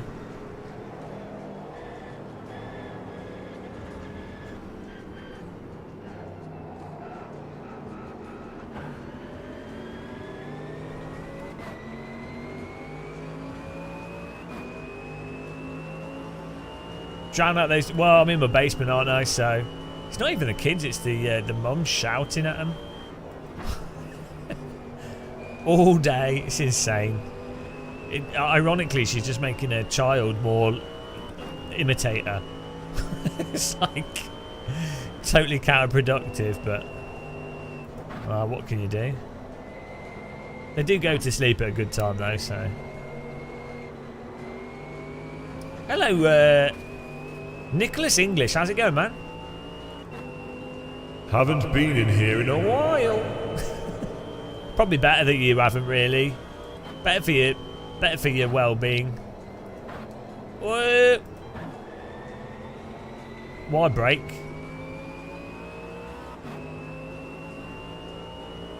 Yeah, exactly. Well, I think they probably would be. I'd be exhausted if I was screaming all day like that. Nice little battle up front here.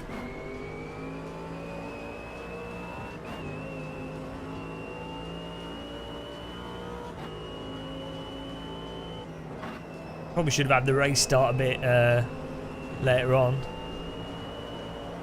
Oh, I'm sorry. I'm sorry. That was entirely my fault. This has a little bit less lateral grip than what I'm used to. Didn't mean to. It was that. Rip helmet. Sorry, Mr. Rip Helmet. I totally understeered into him sideways there. Tactical understeer.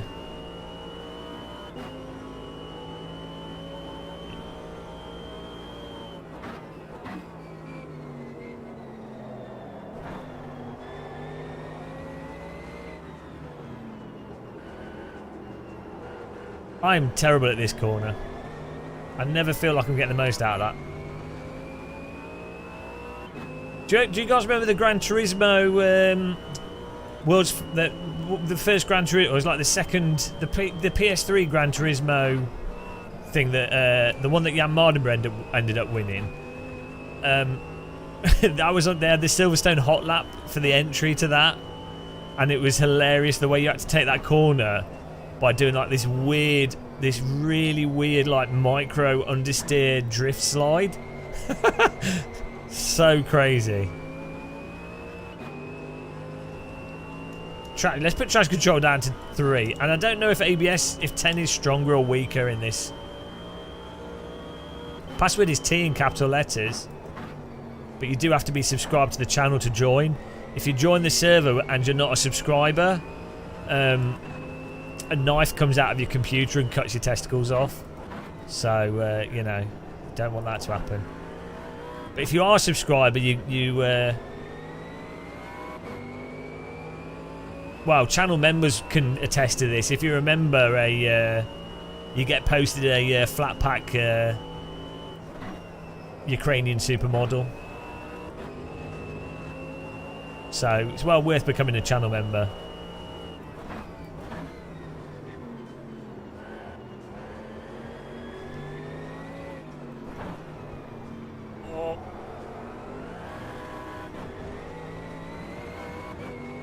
Well, if they weren't flat pack, how else are they going to fit through the post box?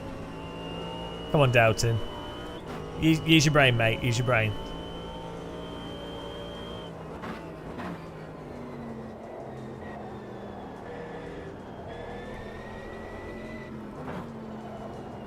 Sweden has some pretty attractive flat pack women as well.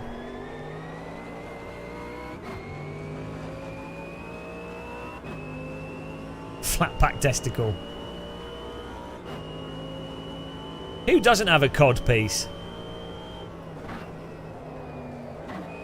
I seem to be the only person wearing a cod piece in my town. I wear it with pride, and everyone looks at me as if I'm some kind of lunatic.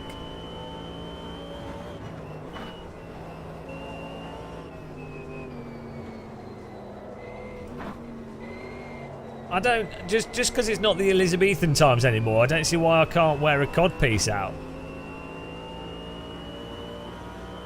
Sometimes a man wants to show his cod piece off, you know? Oh. Man.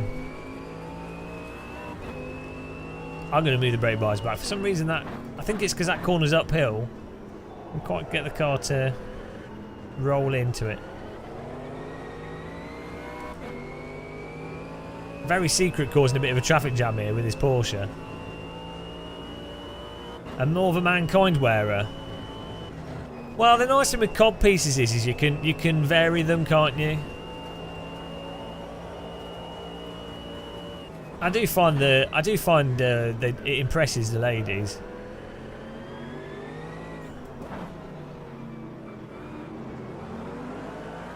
They'll say that they'll say that they don't care about cod pieces, but you should see the faces.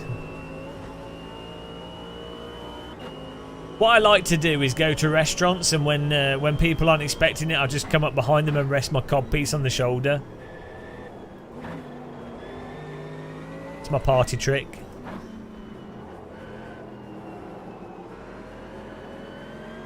There's a lot you can do with a cod piece. Jimmy D, you wear a chastity belt and hide the key. I'm sure that will work. That's a good plan. I might try that one day. Thanks for the tips. Well, this is the other thing is you can store stuff in your cod piece. If you wear a big enough cod piece. No one ever checks your cod piece.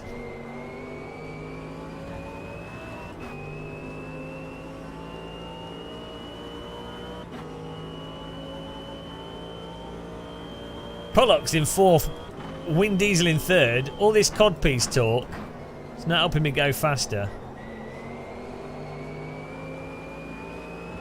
You've got an old piece. Off for a pint, Kevin. Thanks, man. Whoa! Gave a muscle dive bomb attack. Nice driving by Pollux there. He almost got run over. Who doesn't? I have multiple exits in my cod piece.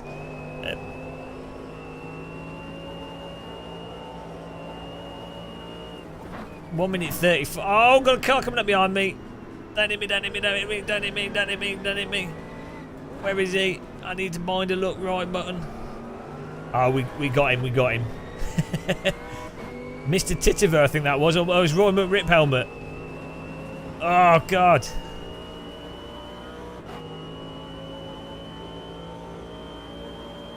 Come on. I've got the pace to get a podium, but I don't have the skill.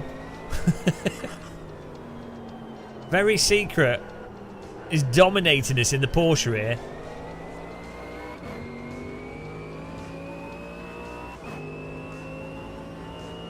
Can someone detonate the explosives that I attached to Very Secret's undercarriage? At least we've got way better pace through these sweeping corners, and we've only... Well, we might have one more lap. We might be able to do this. Full send mode, guys. Here we go.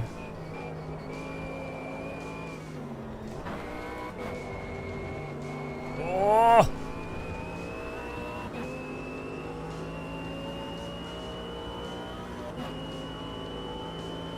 Just send it. Hello, Martin.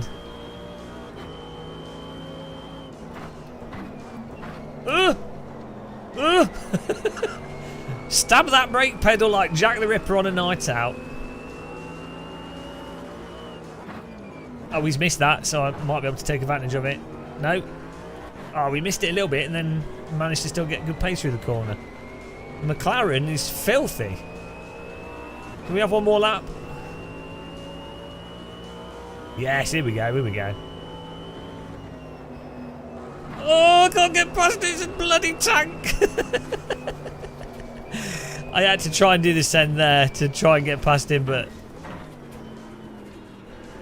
there's no way past that on that line. I tried. Whoops. I got good pace through the fast corners, but not through the slow corners.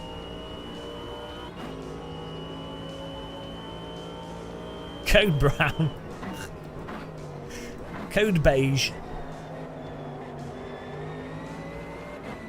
This car could do with a slightly more open rear diff. Panzer tactics. Blitzkrieg's exhaust pipe.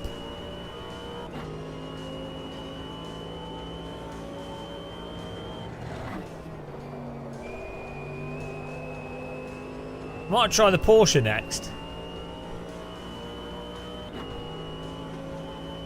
Does anyone in chat want to join us?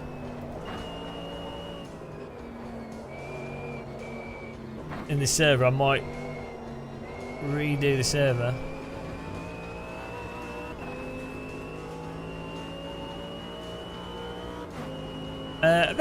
Richard, they fixed the diff issues that I had with the sim.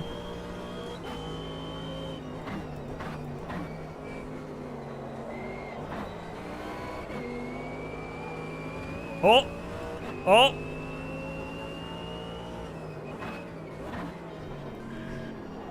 Oh! Oh! Oh!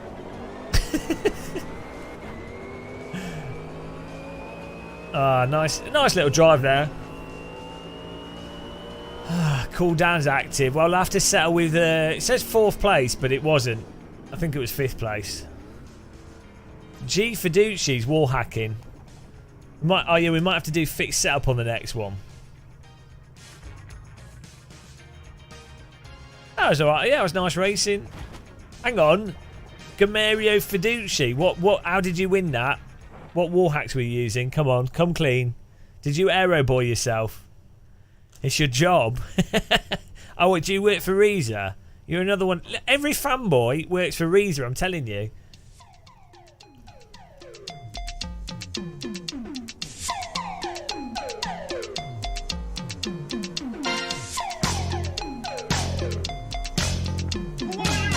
Do you like to drive cars?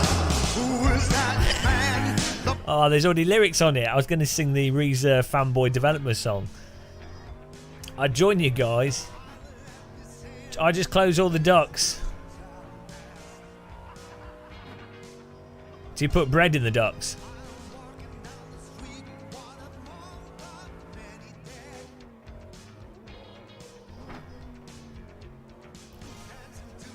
You weren't defending me, were you? Were you defending Vin Diesel? I'm a pro sim. You're a pro sim for Team Fordzilla. Wow, you're obviously a nerd. Anyone that beat me is a nerd. Vin Diesel, nerd. G Fiduci, nerd. Very Secret, nerd. And all the people below me, losers. Pollock's 81, loser. Oh, you're aero boyed as well. Look at these nerds.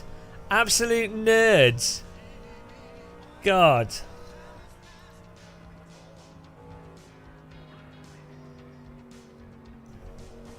Right, we're gonna change here. We're gonna go fix setup so we can defeat the aero boys. Can you share setups in game? Mr. Fiduci, why did you get into esports? That's like, did you wake up one day and you were like, how can I ruin the joy of driving simulators? I know, I will play them to death. How can I make what is potentially an enjoyable activity depressingly a depressing chore? I will get into esports.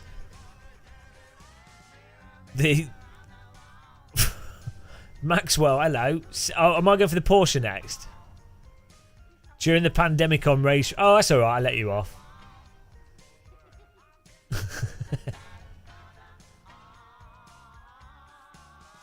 Why did you pick driving sims and not like real games like Super Meat Boy or something? Or Dance Dance Revolution? Oh, don't drive the Porsche. How can I exploit the? It's what you get for beating me. If you beat me, you get you get burns. You get burnt. You're too good at Dance Dance. Wow. Is that a challenge? Do you reckon you could beat me at DDR? I'll be honest, I do need the back bar thing to hold on to, because otherwise I need that to support my body weight. I'd like to get a DDR machine. Does anyone can someone Google for me? All right, let's get my phone. I think I might do fixed setup, and we'll see what happens to the Aero Boys. Let's do that. I'm going to remake the server.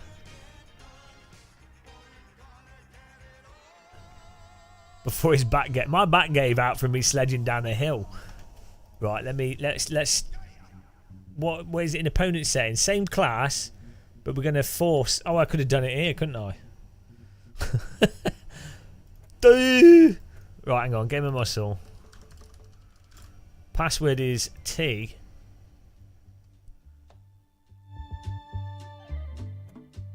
Rules and regular. Where is it? Yeah, I will do Racing Raster.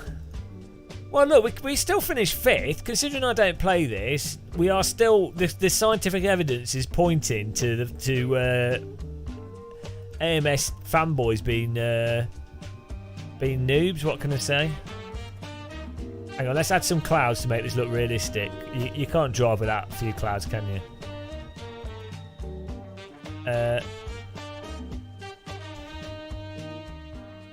Don't force fixed setup. They can't run unrealistic. Well, that's it. I'm forcing it.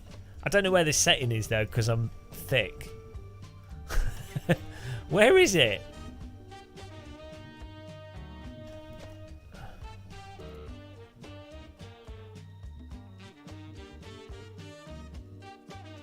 He's going to be pissed when he realises that we were... Hey, look here, mate. Don't break my dreams. Oh, okay. I'll leave it open. Oh my god, jeez. More god. Look, I'm bringing out the secret weapon.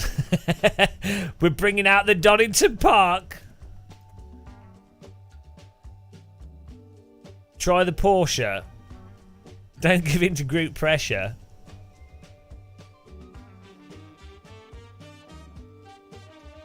You're not doing this. Why not? I'm going for Donington here.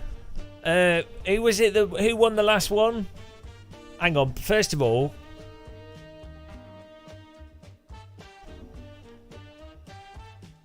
yeah. Who won the last? Yeah. Ganacci Fiducci. I can't even say your name properly. You go with the Mercedes in this one.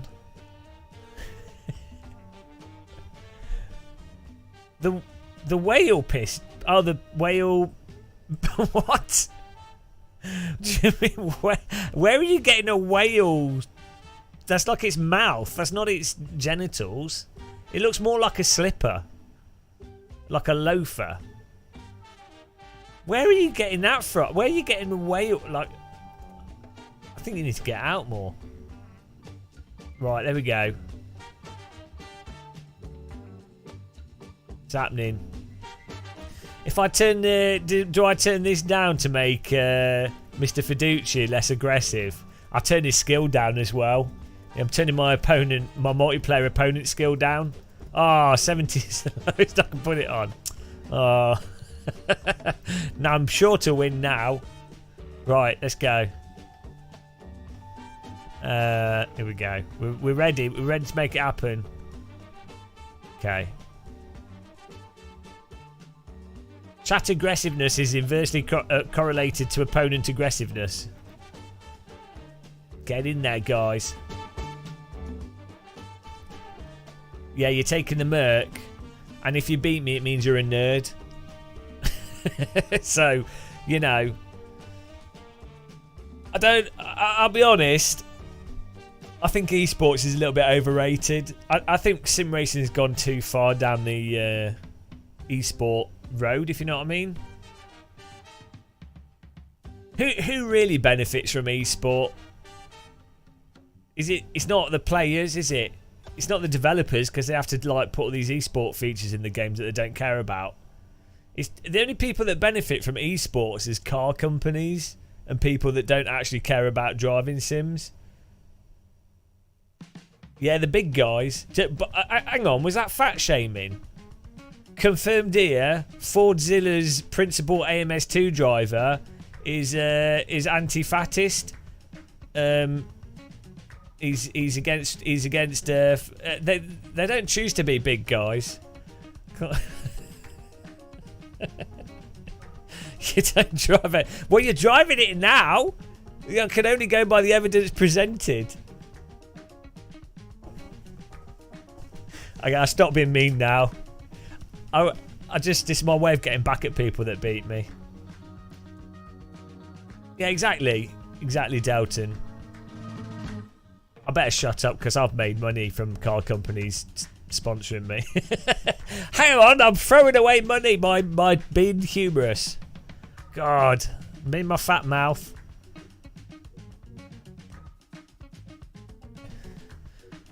If it brings new people into what's an already niche market, it might be a good thing. Does it bring new people in though?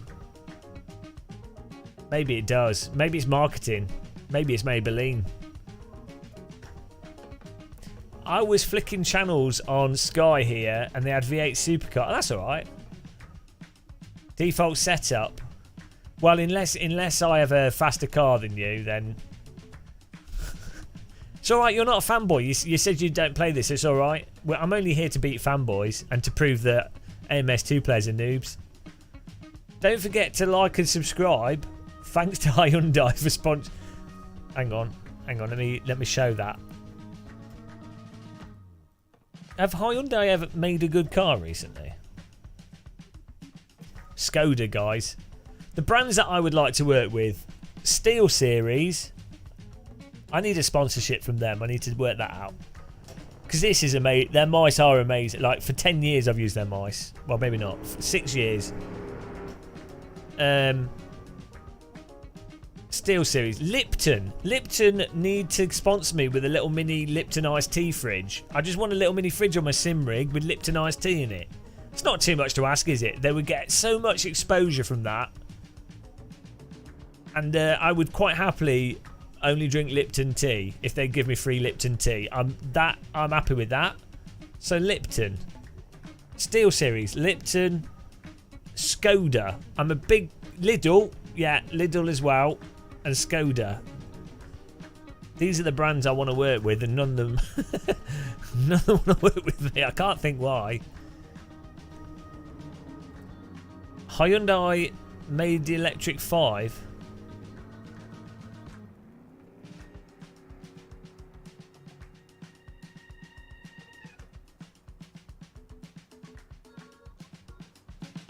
Any news on the MS2 career mode? Well, there's a big update coming out at the end of the month, which is going to adjust a lot of physics stuff, and then I think they're going to work on other things.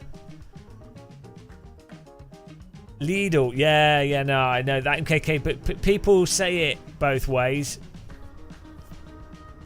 I've heard German, well, because it's a German company, and they say Lidl, but a lot of people in the UK call it Lidl, so it don't really matter, does it?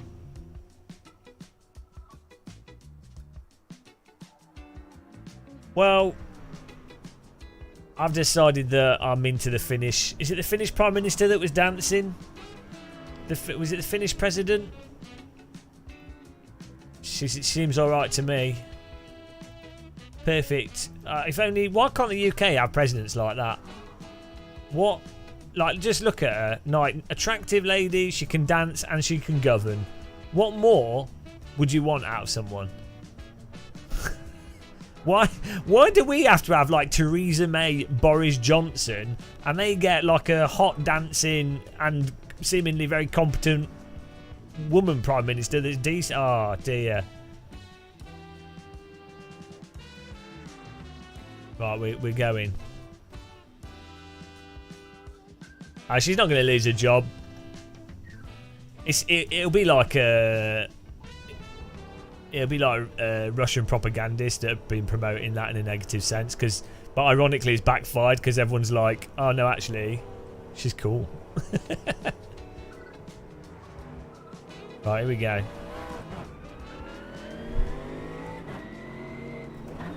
Jono!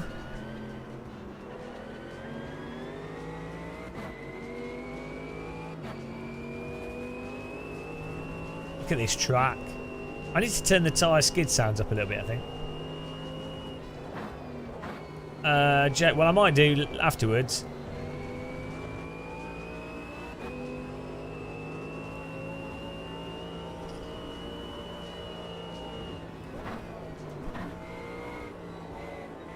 Nice one. I've got to remember to not hold my steering wheel too hard because I've messed up my right wrist. It's like really noodled. And it needs to recover. Here we go. I'm driving more faster. We got it. No, don't. Oh, of course he's going to join into traffic. Guys, check your mirrors before you join the track. I never used to, actually. It's only since doing stuff in real life where I'm like, actually, it's good to, like, force a habit of doing that. Donington's actually probably one of the dodgiest rear-wheel tracks in terms of the pit exit. The cars are like coming past you like at full speed just before the braking zone. And if they're doing a hot lap, the entry into T1 borderline goes across the pit entry line. So it's like, I'm surprised that there hasn't been mental crashes at Donington, especially in like junior race series, because it's got to be. It's set up for like the perfect mental crash to happen. Because like the entry to this corner, so if you're absolutely poning it, the brake point is here, and people often wander into the pit exit.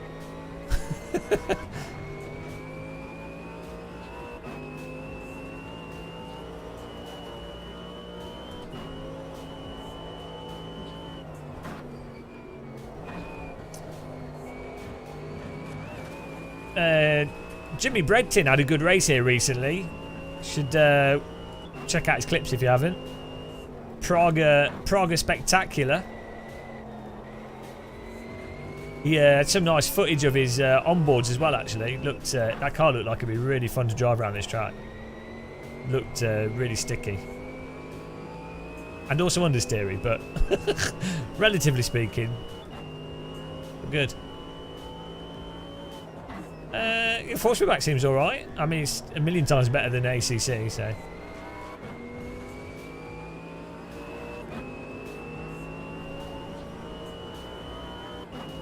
I can give you good Fanatec wheel settings if you guys want.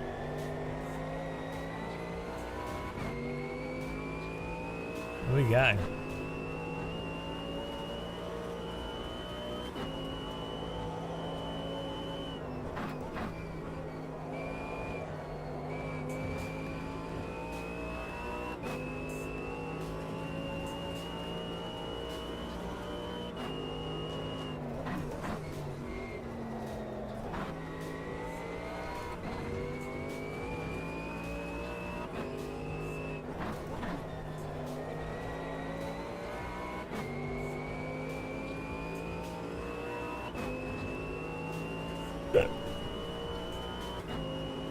The grip levels feel pretty good on this.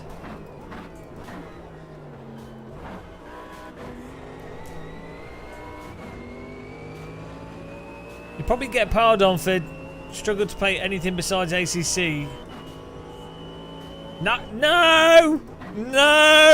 Chris Jones! No! What wheel are you using? How can you come to that conclusion? How can you come to that conclusion? I'm sorry. I'm wrong. What wheel are you using? If you think it's got good force feedback, you do not understand force feedback. There's no Right, let me tell you what's missing from ACC force feedback from this heretic. This is not the best track actually to really demonstrate, but like, see if I do this. See this slide I'm doing there, right? That was like chronic understeer. In any other sim, you can feel a good variation in the forces. Like, look, before I started going over the limit on the fronts there, there's no force feedback for that at the limit balance in ACC. So I mean, you know, don't you dare. It's because the server's full. We've already we've massively increased the number of people. We've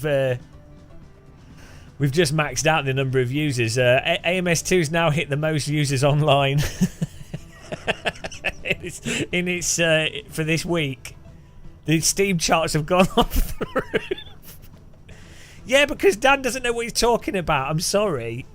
It's sad because I respect Dan and he's a nice guy and he's much better at sim racing than me, and he's got a nice camera setup, and he's got a good German accent. But I'm sorry, if someone thinks that ACC has good force feedback, they don't understand. They're not driving from feel. To be fair, Dan Suzuki plays iRacing and that's got pretty bad force feedback, so, you know.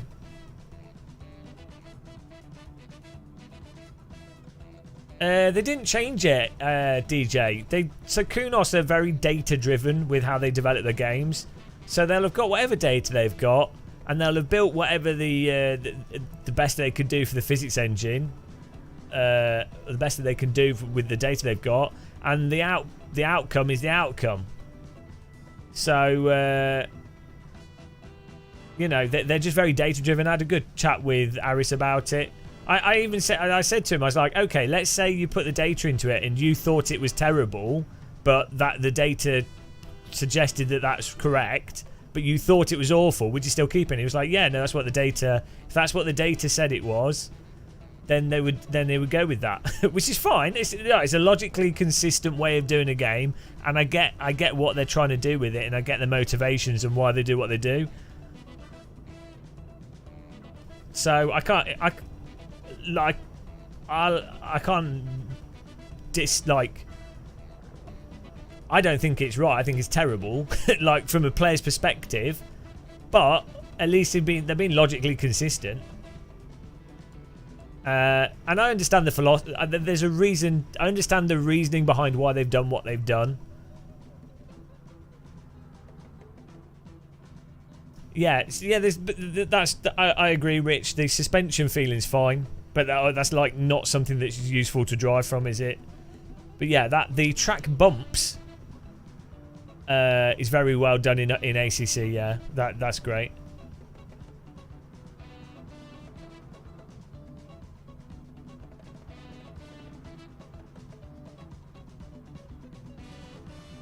But I'm sorry, like you can go through go to Spa in ACC, right, and push the car over. Oh no, better track is what's the Spanish track? Push the car over the limit through the uphill corners so that the car's understeering, like going from being just slight understeer because you're just going through the corner to sort of slightly washing out the front or whatever, you know. So you are laterally moving around a bit. It's got the physics there.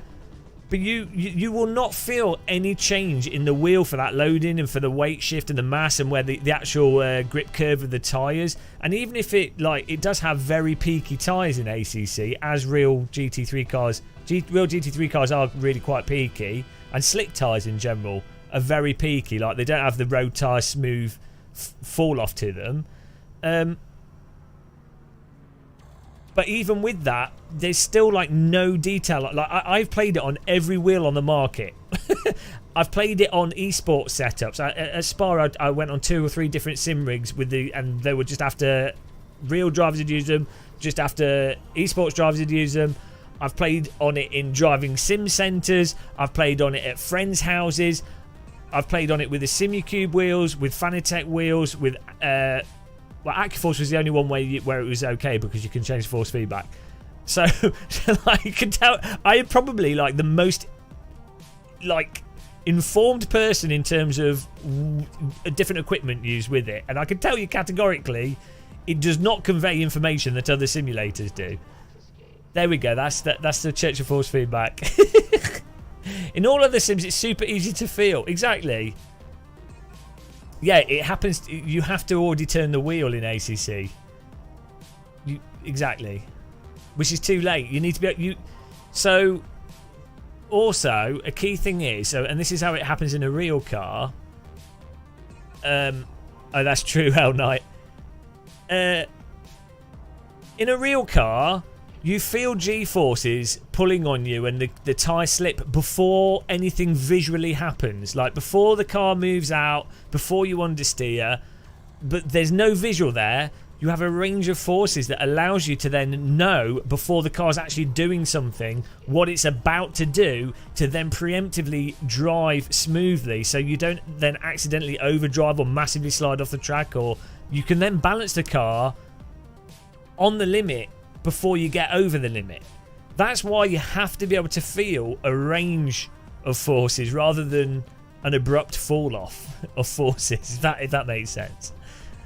But you know,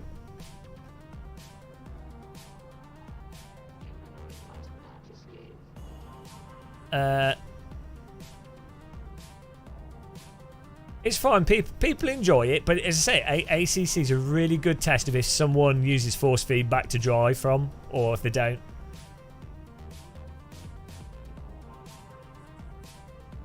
So it's a really good. It's a good tool, because if someone genuinely straight face says, "Oh, ACC's got the best force feedback," they literally don't understand how to use force feedback to drive from, or they're not using it in the same way that people would use force feedback in AC1, Race Room, R Factor 2, Automobilista 2. Server's full, Joss. That's why. Anyway, that's the. It's not even Sunday. It's a sermon of force feedback.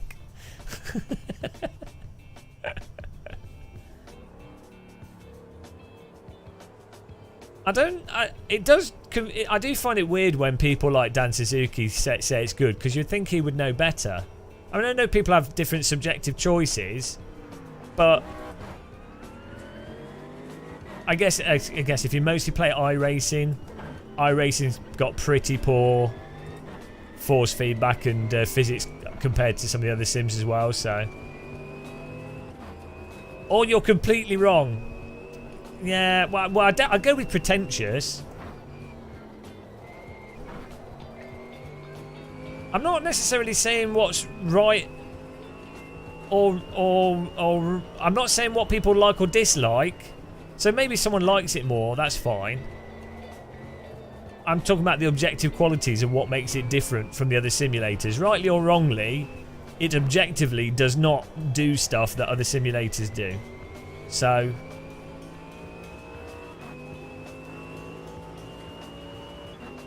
weirdly, it's only within. It's when I talk about it. It's the only disagreement I tend to get is with sim races. When I talk to real drivers, they tend to agree with me on it. But the VRS pedals are perfectly fine. Dan's a really good sim racer. I think he's still. I don't know. He plays too much iRacing. He's much better sim racer than me, but maybe that's a bad thing. I think, in the sense that I think that people like, if you're really, really good at a driving sim, like e-sport level good, you don't really use the force feedback necessarily to drive from particularly. You like it's such more of a like an absurd memorized precision process. Like a methodical process in terms of raw lap time and pace.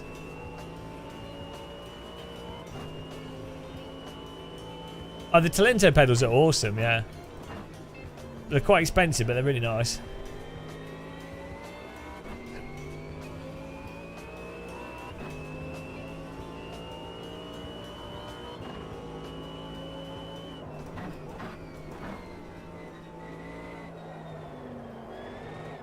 Oh, hello.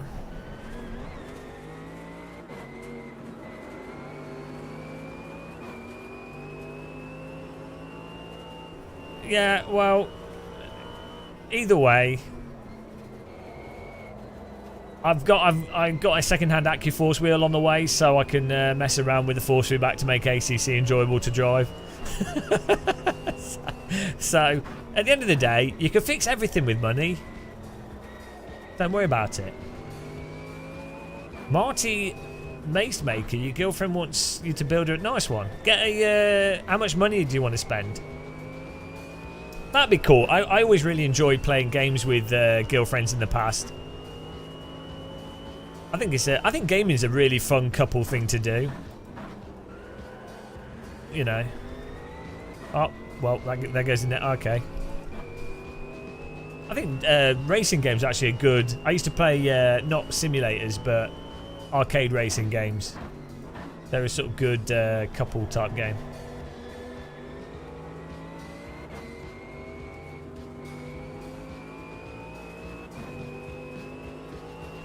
Have I seen the new? No, I haven't. What that game? What's that? Oh, in black. Why can't Fanatec make profiles? They don't. It doesn't generate force feedback from the game telemetry. So the reason why the AccuForce wheel can do that is that AccuForce also make motion rigs, and so it's quite a lot of work on the software side, and also quite a lot of upkeep to have it so that you have software that can then also drive force feedback telemetry. So AccuForce have to do it because they sell motion rigs, so that obviously they have to keep that software up to date and working with all the sims for the motion rigs to work. So they might as well have it work with the wheel as well. Oh, it's alright, we got 4th place whilst chatting rubbish. Bloody Fiducci, man. Too quick. Yeah, so how much did you want to spend on the sim rig for your girlfriend? Look, Mr. Fiducci. I was chatting. Look, do you have a chat room? I'm using such a budget sim rig here as well. I'm only using Husingveld Ultimates. I'm only using a Fanatec DD. I'm only using 3 LGO LEDs. I'm only using this little sim dash display, so obviously that's slowing me down. I've only got 5 gear indicators. 1, 2, 3, 4. It's hard for me to know what gear I'm in, alright?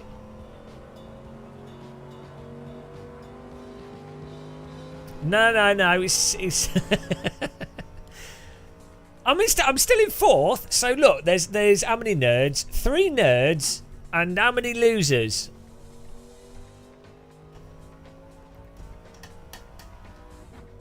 Quite a few losers in here.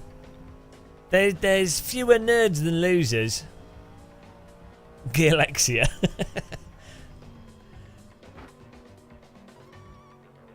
Right, I'm ready. I'm ready to... Oh, I think we can get a podium out of this. How much did you say your budget was, Marty? You have to build her a custom PC. Well, it's graphics cards are getting cheaper as well, which is good. Why doesn't... can't she build her own computer? Oh, how many laps are we on? If it's like a 10-minute... Oh, let's do that. Let's overfuel because I don't know what I'm doing. It's all fine. Being called a nerd by Gamer Muscle. Oh dear. Nigel, I think some of these couple games you see... Oh yeah. Well, I tell you what's fun as well. Games like the old Burnout games are really fun to play, like with friends or with a partner. Alternating levels, and so trying to get through challenges and just taking it in turns. It's really good fun. Or like co-op games where you're doing different things but helping each other is good fun. We're on the verge of upgrading GPU performance. Unfortunately, you need a little nuclear reactor to run it.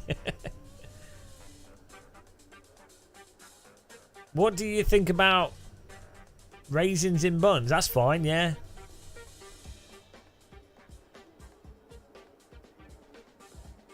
Good luck. And that's that. No, I'm not taking that. That was sarcasm. Right, here we go. Here we go, guys. It's time to destroy some more AMS2 fanboy nerds. And we need to also change the volume levels.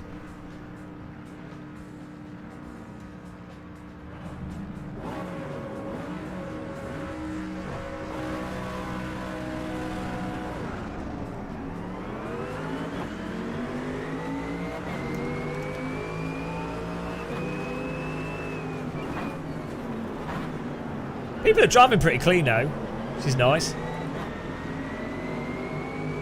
Appreciate that, guys. The netcode's been working really well for the most part.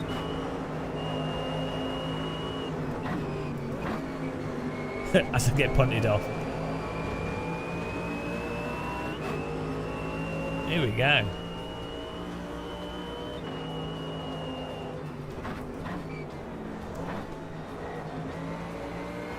There go the bollards. Straight into my roof.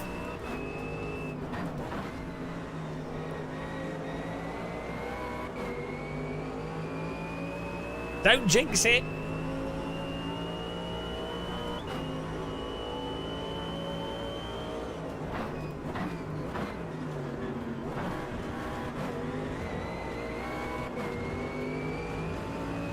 I don't know.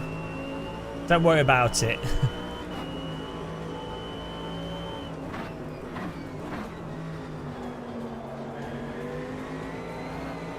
Donington's a very hard track to overtake on in GT3.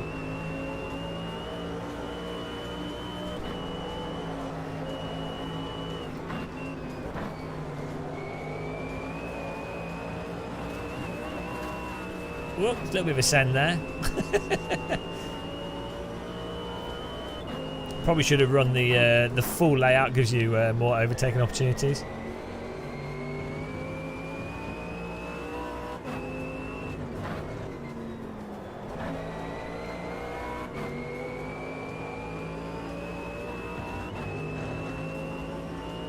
What gear I'm in? 5th.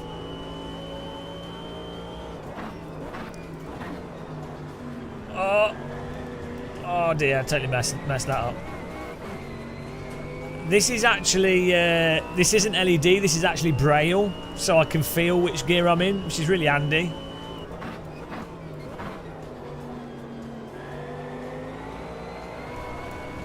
Oh, TVDG's gone full Serengeti joyride there.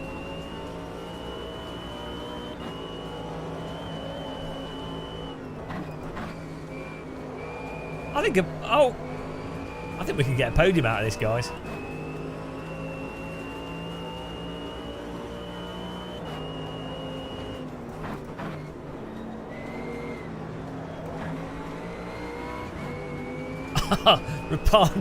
Parking gear. Is park really? That's first gear though, isn't it normally? Or is it something different now?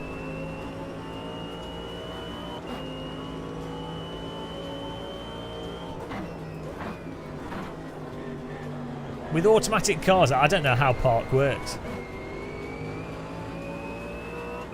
It is Mr. Vittorazzi. I have all the advanced technology on my simulator. Oh, he's gone. Ah! God damn it, that's not what you do when you... Oh my God.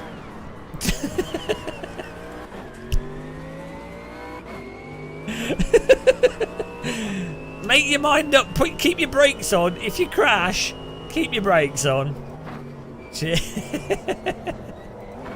Oh, it's just like a real GT3 race.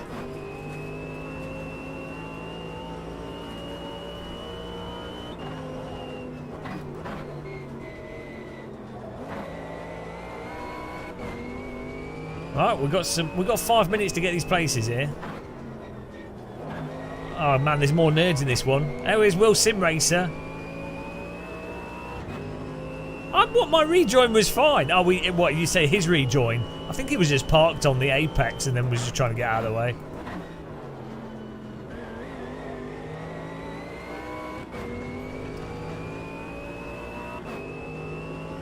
Well, I'm well good at reading.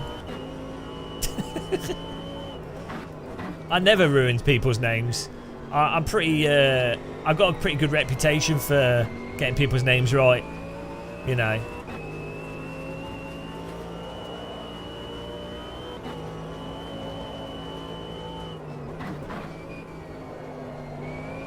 Just like my reputation for hitting apexes. Oh, it's getting hot up front. I still want to get a podium out of this.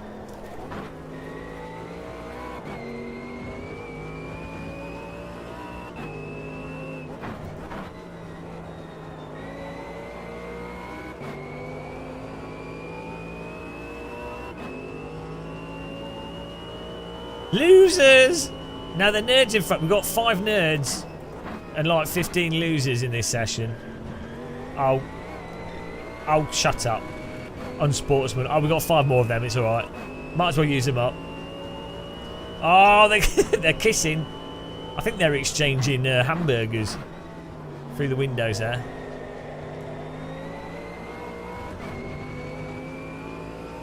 Oh, I'm coming, guys.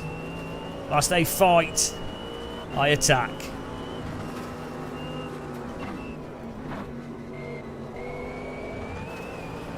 Try and get a nice... Alright, there's the second one.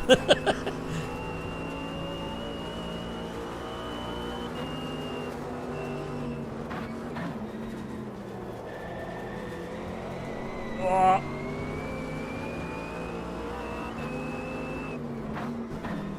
Can't find a way through. These cars are too wide. Rubbing his race. Yeah, it seems like you can actually rub a little bit.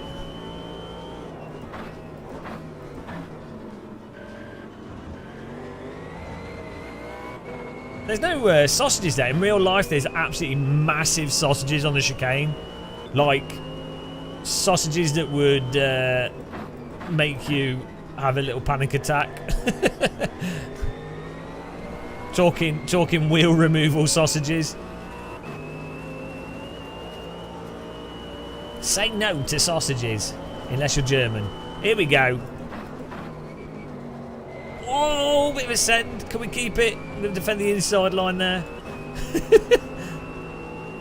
Absolute theft on Williams Sim Racer.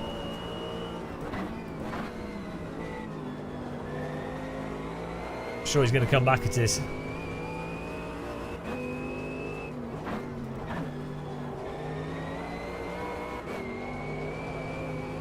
Oh man, car keeps wanting to slide there. Divorced. See what you did there.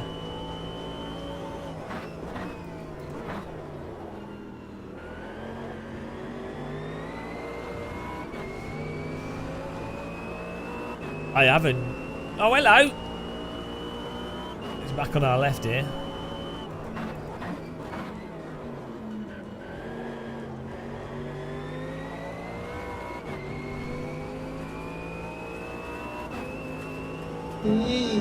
Oh, thanks for subscribing. Welcome. Look at my bot's not reading names out. Who was that subscribed? Pop in chat and say hello. I appreciate the sub. 1 minute 32 to get the sim racer's arms. Oh my god. Tires are a little bit slop. Rear left is overheating. Oh, I forgot about that.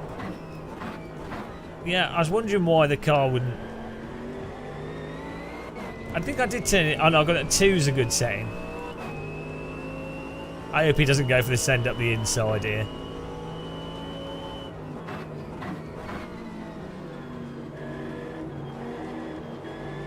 Of course.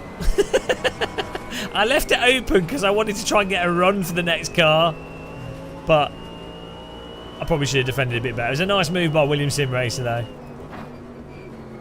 That's what I get for leaving the door open. The postman overtake.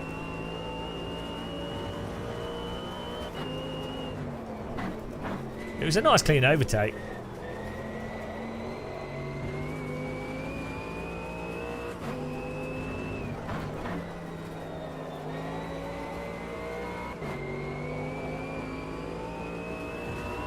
I'm not going to get DQ'd.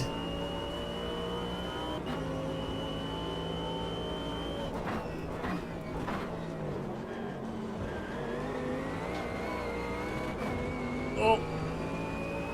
Should we get one more lap? We do. We're going to get one more lap here. It's all fine.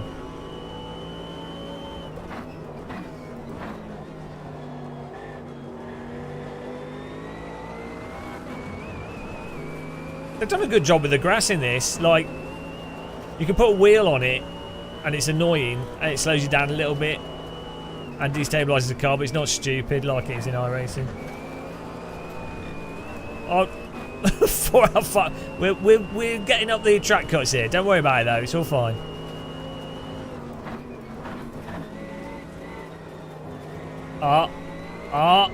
Here we go. Here we go. It's all happening on the final lap.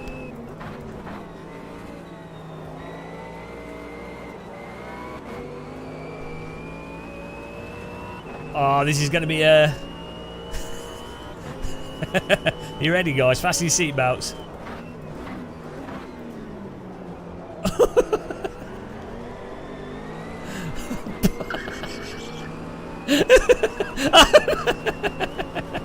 Oh,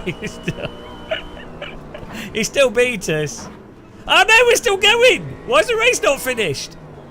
Hang on, there's another lap. There's another lap. There's another lap, guys. It's one extra lap. Oh no. Oh no. I got absolutely bamboozled. It's one extra lap after the timer goes down. Oh, bloody hell, that was a fail, wasn't it? F. Huge error. I know what I'm doing. I think I'm not a nerd, so, you know, I don't know these specific rules that I set up on my own server. only an absolute nerd would know that. I'm too cool. I'm too cool to know that.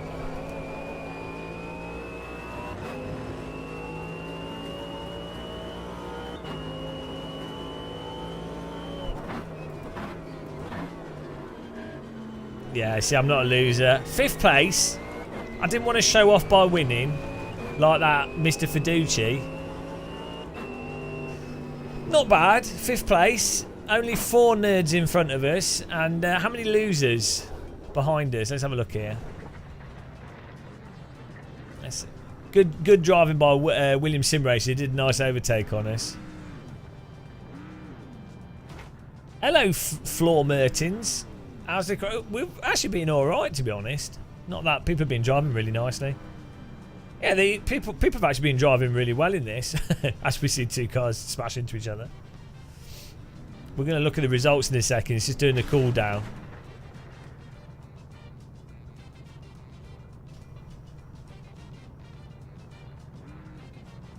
We should park up nicely at the end of the race. That'd be good. That would look awesome. We should do like a little at the finish of the race. We should do like a finishing. So whoever comes in the top 3 should like line up on the first corner in their positions facing the other way, so we can then see their names at the end of the race. That'd be cool. If you want to do that next race, guys, whoever's the top 3, have the first place guy. Like, go to the first corner, turn around so you're facing back to front on the track, and first place in front and the 2 other guys either side. Now, that look cool on the I could drive up and then we can call you nerds on the stream. Yeah, so it is a nice idea. That's, Gamarco Fiduci. I come up with ideas like that because I'm not like an e-sport sim racing nerd. I'm a creative mastermind. Well, it's hard to make it in the top 3 when I'm bloody wrecked by someone losing it and then parking the car on the apex and then accelerating. I have good excuses here. Right, that was all right. I thought that was okay. Let's do another one. I think it's time for some Porsche Cup. It was a good overtake, William. I didn't defend the inside because I thought you were further back, and also didn't realise how like your braking was really good. Because you know for T1 you want to go wide and then cut across. Now I wanted to catch up with the next car. But you didn't understeer, so it was a really good overtake. Pick the V. Let's return to the lobby here.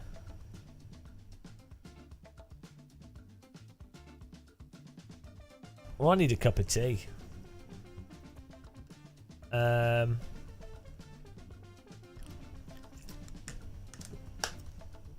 have a look at where can you sort by brand in this? There we go.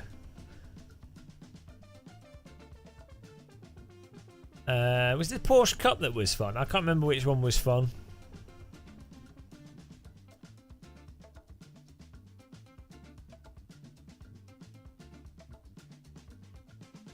Set the time to 3 and let. Okay.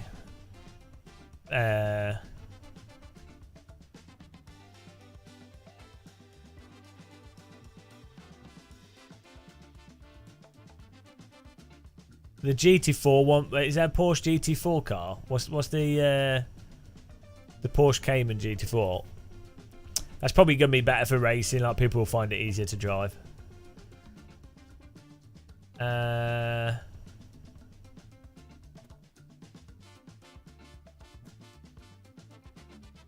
Might have to do some Imola here, guys. I don't know. Some of these tracks get me really bad motion sickness because they're a bit steep. And with the tilting. I don't know which is the fastest. You need to take the slowest one. I need to make a cup of tea as well. Oh, let's do Imola. Why not? I like Imola. Let's change the time of day here. Make this a bit longer so we can get used to it. We can start quali really early. There we go.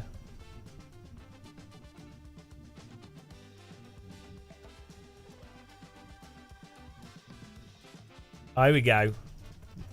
Time plus 1 lap was on. That's where the confusion came from.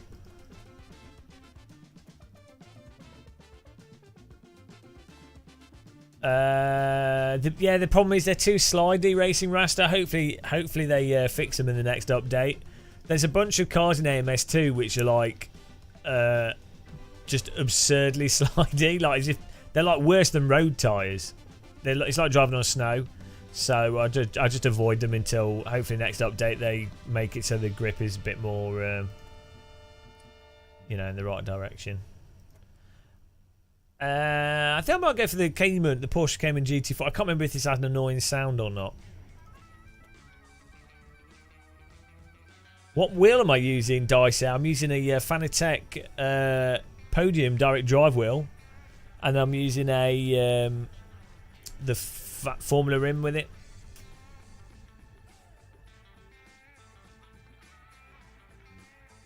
Right, I think there's some slots in the server. I'll start this off. What else was I going to change?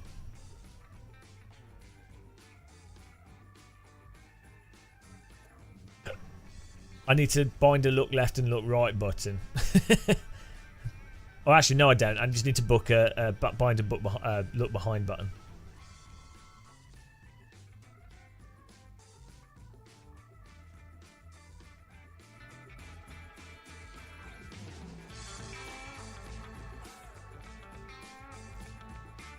Time?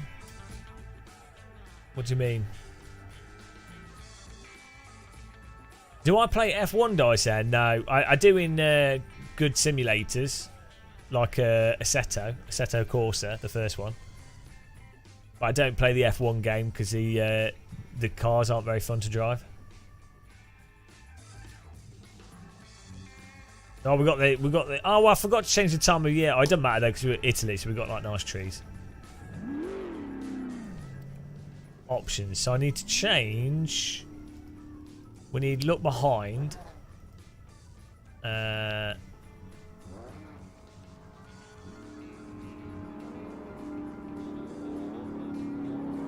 Look back. There we go.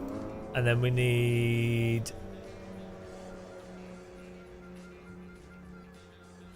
What else do I need? I've got headlights. Might as well bind this whilst we're here.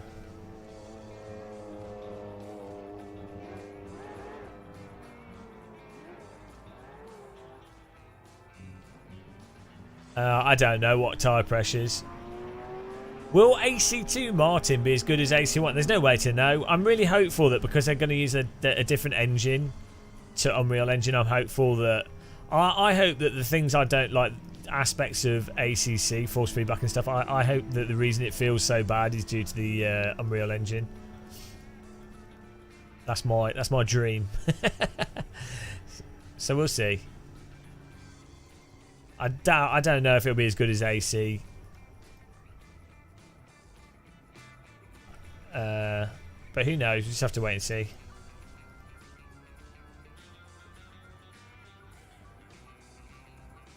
Oh yeah, sound, that was it. I was going to do tyre volume.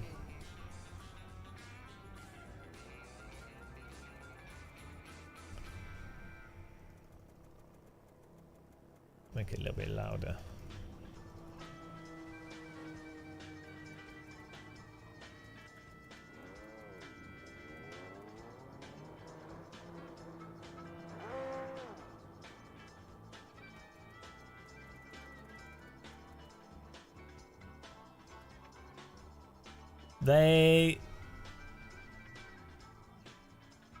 Yeah. I think modders are always going to produce some of the best stuff, to be honest. Why so long quality? Because I just need to grab a... I'm just going to grab a bite to eat and a cup of tea, that's why. I have to get my energy levels going for this next race. We've so far we've had a third and 2/5, I think. So I think we are proving that most MS2 players are noobs. That's what the data's suggesting so far. And the people winning the races are Game of Muscle fans and subscribers. So AMS2 community is an embarrassment. Yeah, well, yeah, the people winning are nerds. Everyone else is a loser. All right, Hell Knight. Have a good night's sleep, man. I'll be back in literally 2 minutes. Got to boil a kettle. That's about it, really. See you in a second, guys.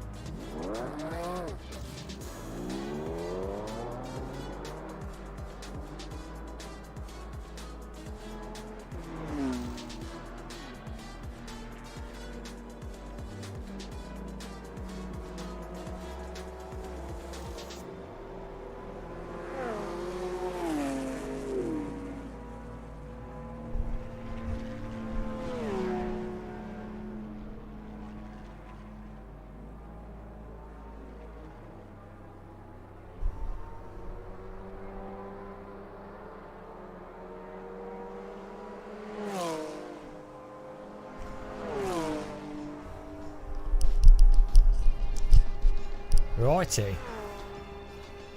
Hello, nerd losers. How's everyone doing?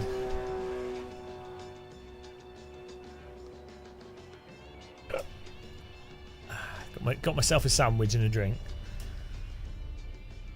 No matter what, AMS2 always feels arcadey.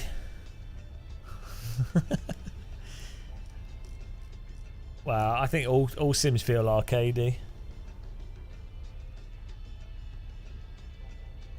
To be honest, real cars feel a bit arcadey. Like no joke. Real cars feel pretty arcadey.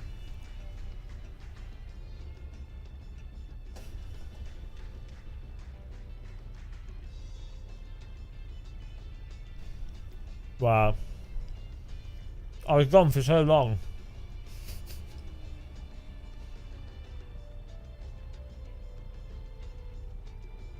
You've driven a BMW M4 GT4. I've been a passenger in a BMW M4 GT4 with road tyres, and it was very, yeah, really forgiving.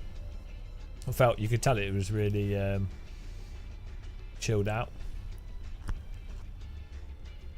Yeah, that's always the thing that stands out in real cars is braking, because it's so like aggressive, because you're accelerating or deaccelerating faster than you'd accelerate.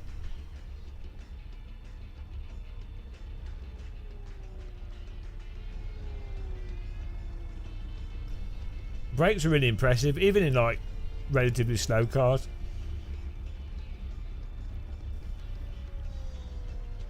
No, not the TC. It's the TC's for acceleration as well. TC doesn't affect braking. Or you mean the arcade feeling? Because of the traction control.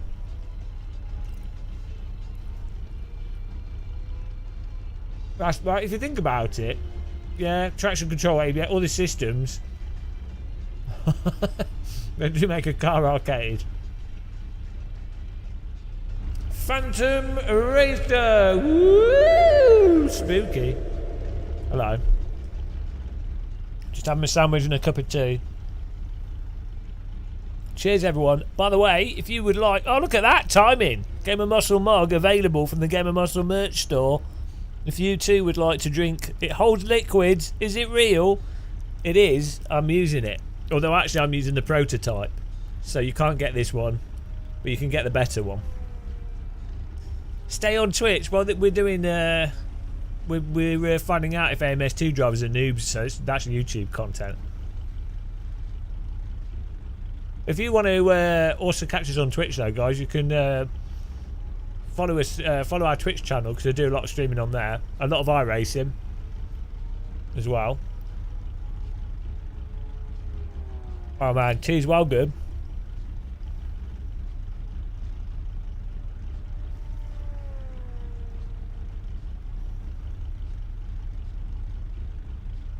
Nice one, Gear-Ode.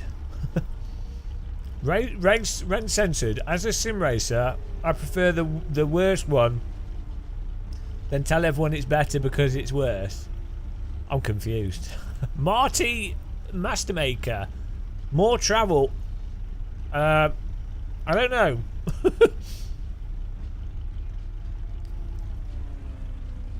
Nothing planned right now. I'm enjoying actually not travelling. I really like going to places, and I'm really, really lucky. But I get a bit too excited when I go somewhere, and I'm like really active, and I still have like quite a bit of fatigue issues. So when I go to something, it's amazing, but it takes me like ages to like get my energy levels back to like normal afterwards.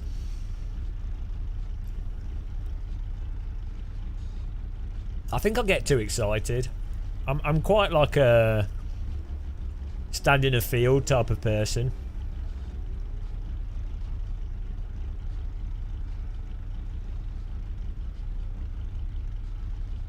No Gamescom. No. Not, I don't think so.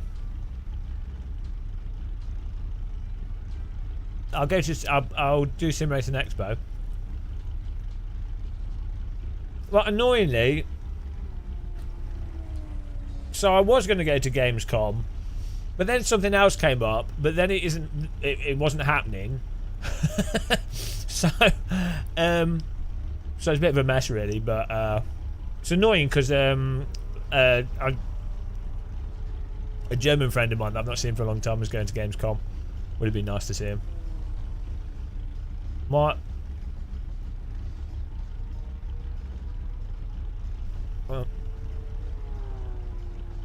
you're gonna have dinner.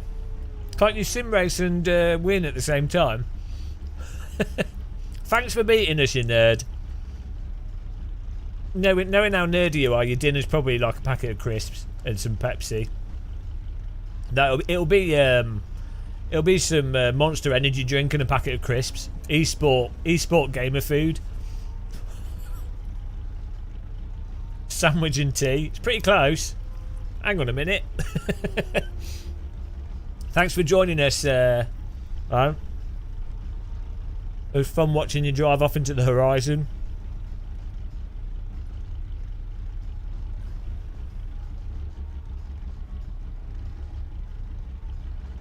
Right, let's get going here, guys. Let's skedaddle. Come on, monitors, wake up. There we go.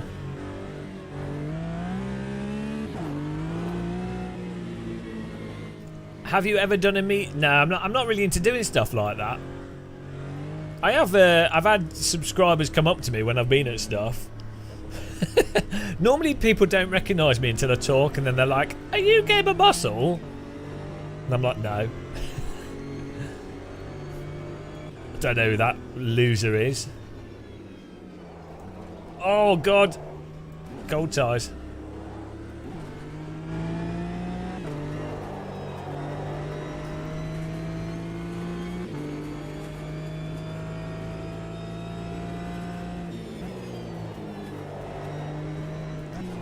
We need to... Oh, bloody hell, we need a hairdryer on these wheels as well, Slider.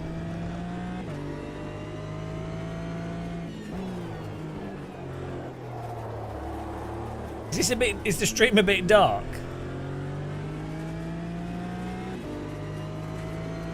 Can you guys see the road? Oh, it'll be sunny for the race. The sun's coming up. I can see clearly now the sun's come up. Yeah, for some reason the headlights are not very bright in this. Like, they are when it's night time in the game, like night. But when it's like morning like this, the headlights... I think it's a dynamic range thing, really. Well, yeah, but in real life... So, in real life, your eyes have much more dynamic range, so you can see the sky, plus you can see the headlights on the road in this sort of condition. But in a game, even on like an OLED monitor, it's just not as... If you had HDR, maybe if I had HDR on, it would work. It does look nice, though. How often do you commute at dawn? Well, I don't. But I have been in cars quite a few times early morning.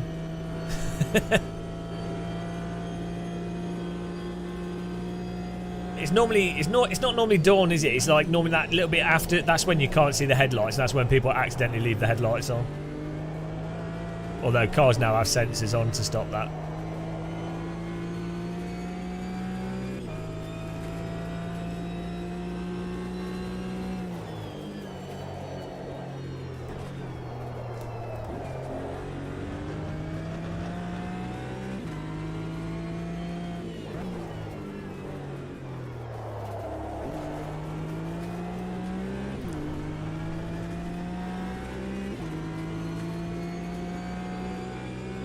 How many car journeys have I taken part in? I don't know. I honestly don't know.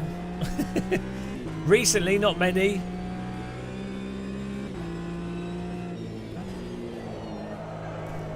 Bloody hell. Bit of a drifty salmon through there. At least 5.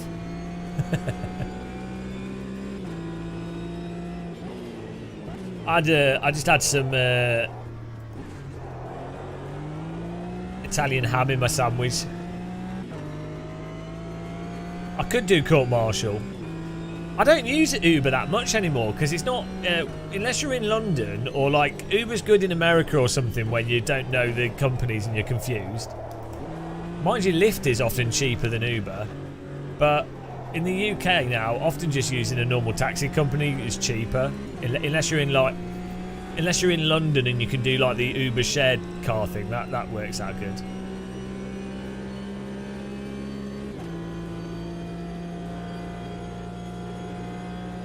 Oh, we're in 6th place already, guys.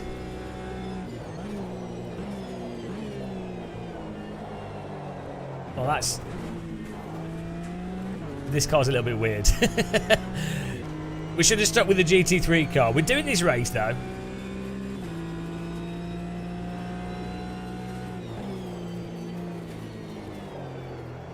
Oh, my God. Oh, maybe it is banned now. But when it's not banned, it's a good way to reduce the price.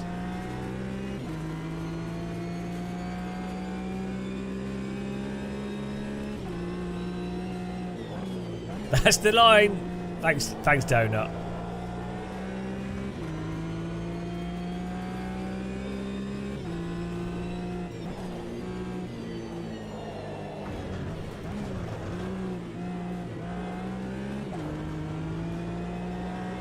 Hello, Lawrence DeSoa. How's it going, man? Guys, you need to check out Lawrence DeSoa's YouTube if you haven't. He does good community racing. He speaks fluent Irish as well, which is really impressive. I stream everywhere, Lawrence. I'm a streaming hoe. Only one at a time though. I'm not like you doing multiple at the same time. One at a time for me, matey. I stream around, but don't stream around at the same time.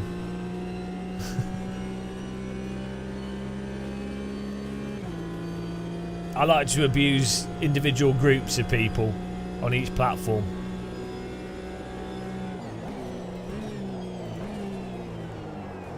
I does not want to slow down for T1. Does this car have ABS on it? It does. Why is it driving as if it doesn't? This is 10 more or less in this.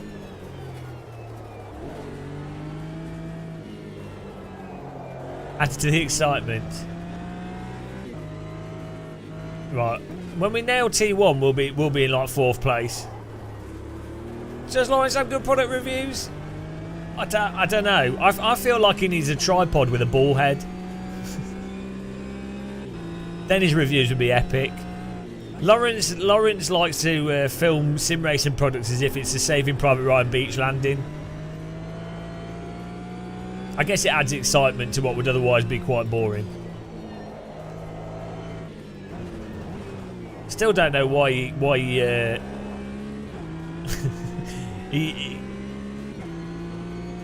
blows his stuff up. Algnor Sue Gravy, hello. Oh dear. This car's a bit weird, guys.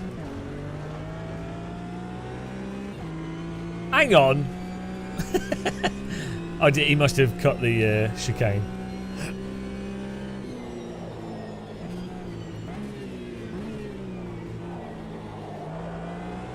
Right, we've got a nail T1. We've only got 2 minutes to get a lap here.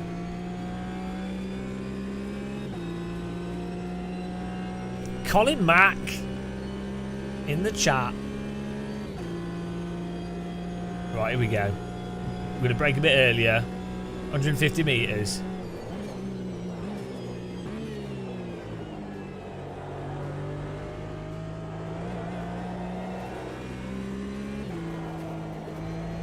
This car's a bit of a brick. Does Lawrence have a real car? Are you sure? I'm not sure if that's true. I've never seen him drive it, so... Sounds like a made-up story to me. Did you guys know that Lawrence de Soa has prosthetic legs? It's quite impressive how he... You wouldn't know. You wouldn't know.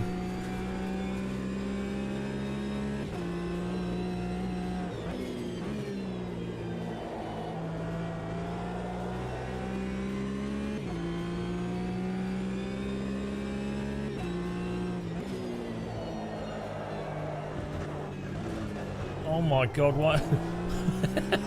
this car's a bit loose, guys.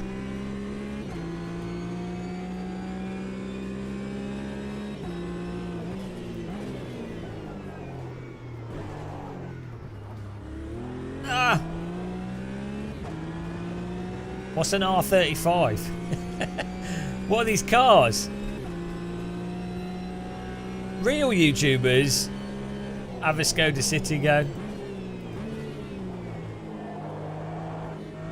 I've never understood the old buying expensive cars thing. I mean, I guess if you're rich, why not? Oh, I couldn't be bothered with that. I don't know where these rich YouTubers... I mean, maybe they are just rich. Alright, here we go. Come on.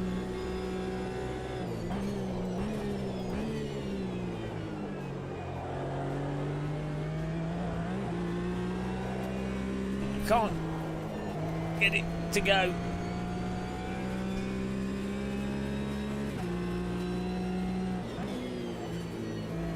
I feel like I save a fortune by not having a car. I'd rather not have the stress of the expense of a car. Like, it's like someone has to pay me so much for me to have the stress of a car. It's not a pleasant thing owning a car. You've got to maintain it. You've got to do all this bollocks. It's like, oh, well, I can't. And then you've got to sit in a traffic jam with it.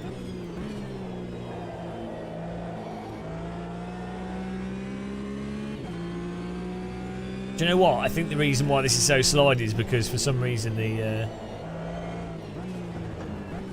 I think I set the timing wrong. Yeah, exactly. Insurance. I've literally saved thousands of pounds by not having a car for years.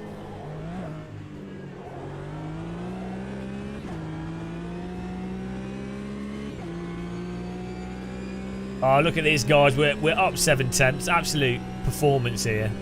This is in honour of Lawrence de Soa.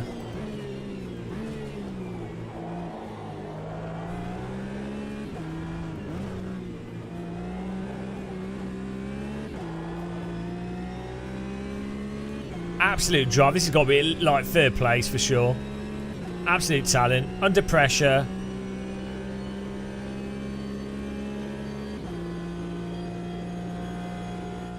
Oh, it's fifth place. Not bad. Look at all those losers behind us and all those nerds in front of us.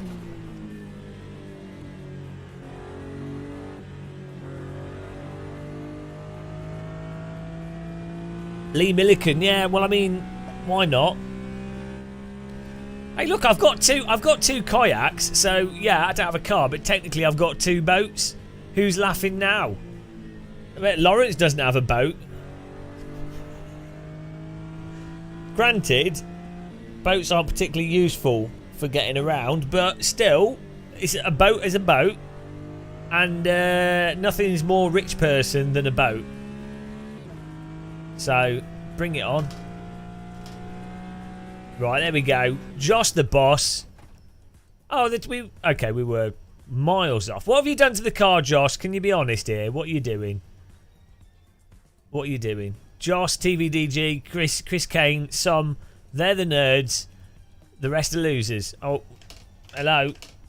Okay, the game's just thrown me off the screen now. Right, here we go. Hello. Guys. The game's broken. It's nice that they've kept bugs from Project Cars 2 in this. Oh, no, we're working. It's working. We're back. We're back. Don't worry about it. Nothing to worry about. Here we go.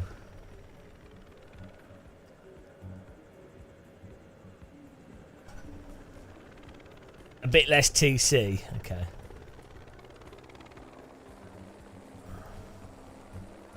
I'm ready to chew bubble gum and kick ass.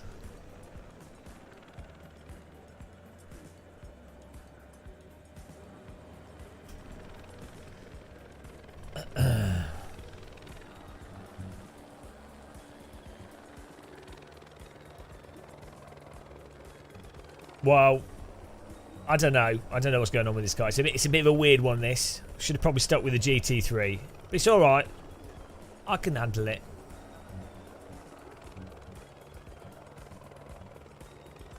We've got one. Som is like the only guy in the McLaren there. Most of the attractive people have gone for the Porsche. We got Raw McRip helmet in the Ginetta. Representing Ginetta. He's the only person. I know there are a few Ginettas. He was like, he's sponsored by Ginetta, his Raw McRip helmet. He's always got to drive a Ginetta in The Sims. Put the kids to bed. Alright. Thanks for popping in, Lawrence. Have a good one. Take care.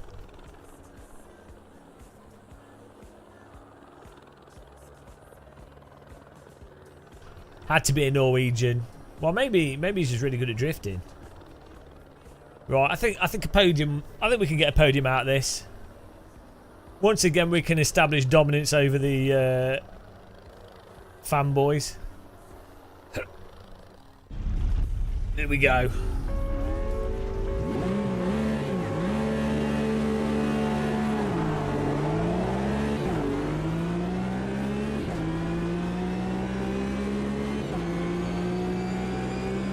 It's a bit better driving in the day. You can actually see the track now.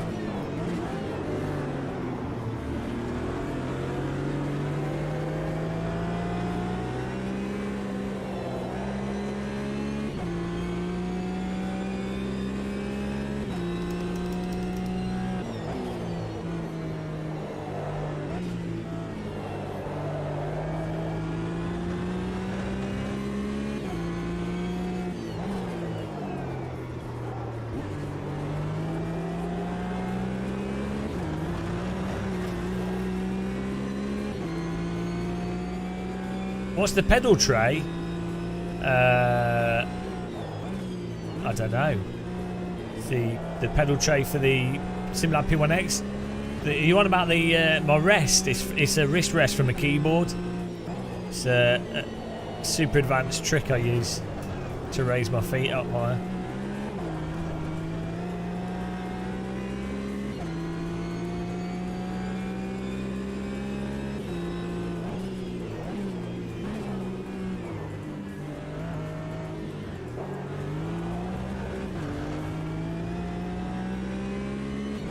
I should have opened the diff a bit more. I could do with the car rolling through those corners a bit better. Too late for that now, though. Som is in front of us. Chris Kane, TVDG.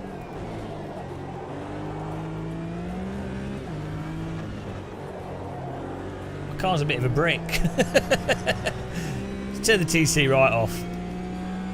Who needs that rubbish? I don't. ABS on 10, I think that's max. I don't know if it is or not. We'll find out. It's either 10 is either 0 or maximum.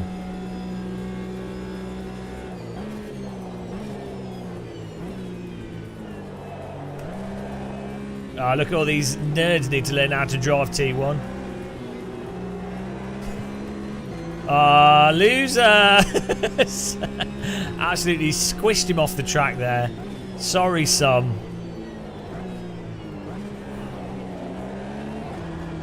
Oh, they're mowing the desert. You don't want to do that.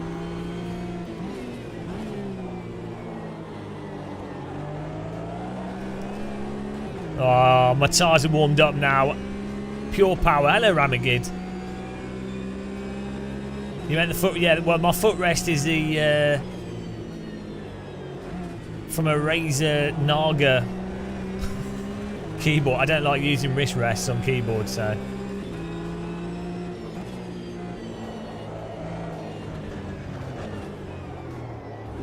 Wow, this car's a brick. Nice overtake by TVDG. Oh, no. Nice overtake by Chris Kane. TL. Oh. My car doesn't like tight corners.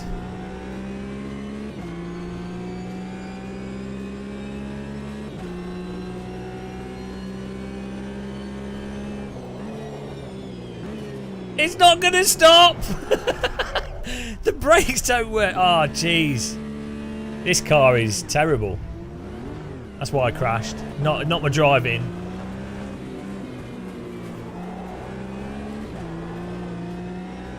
This car's stubborn. Let's try this on one.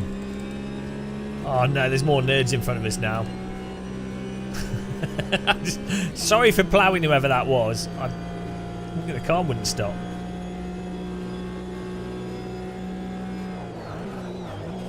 Okay, that's locking up. Okay, so 10 is maximum ABS.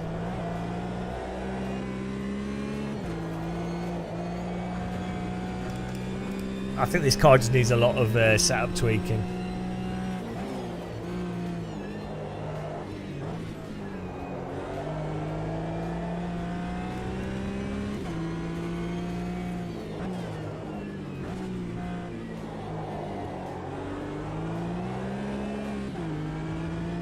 Oh, we've got 5 minutes now to work ourselves back up. I turned the damage off because damage isn't fun.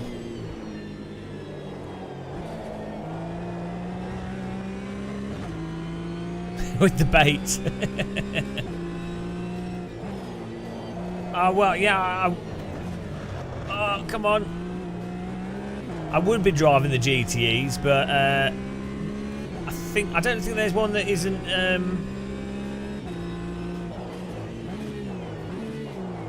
like the DLC, aren't they? Oh, there you go. You have to turn the TC off and then slide it through there.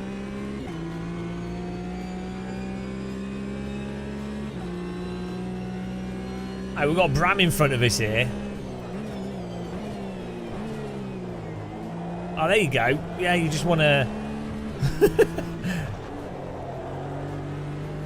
somewhat drift it through the corner on the brakes sorted.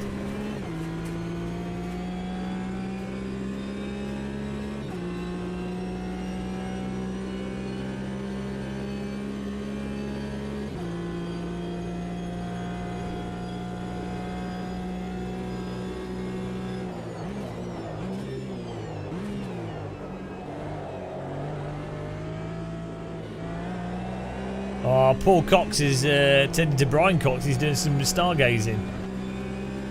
That explains his slow line through there.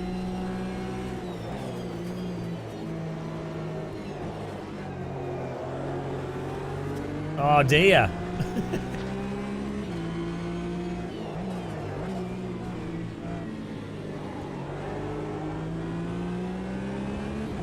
Here we go.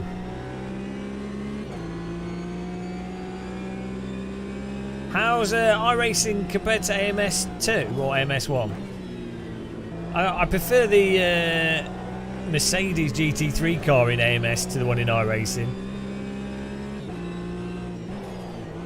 iRacing is fairly consistently, like it's fairly consistent with all its cars. Like they all drive like iRacing cars and they're weird.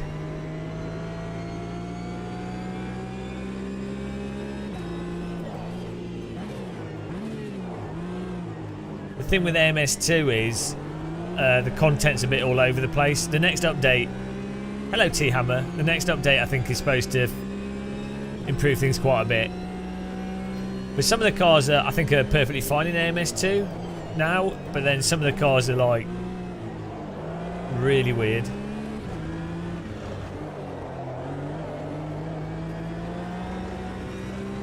Oh, here we come for Bram!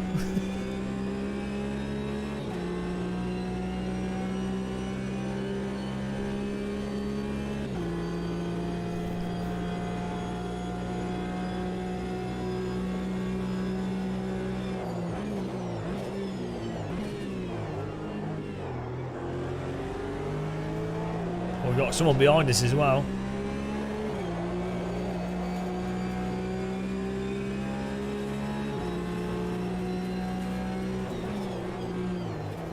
to get a nice line through this and overtake on the outside. Oh, got the inside. Change of plan.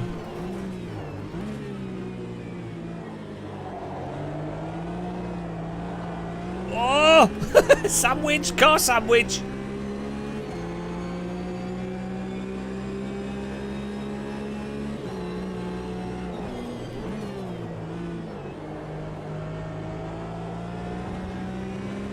Nice.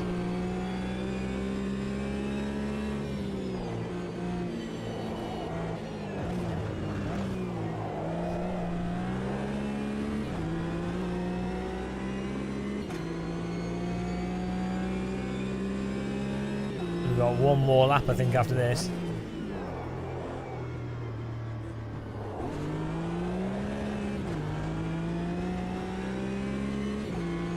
Joss is leading the way, TVDG second, Chris Kane third, XNCR N99 in fourth. Oh! Thought we were about to get a car on the bottom there, but he managed to slow it down. Oh no, I'm stuck in the gravel. That is a bad place for that. We're going to have the... Oh no. He must have got a bad exit as well.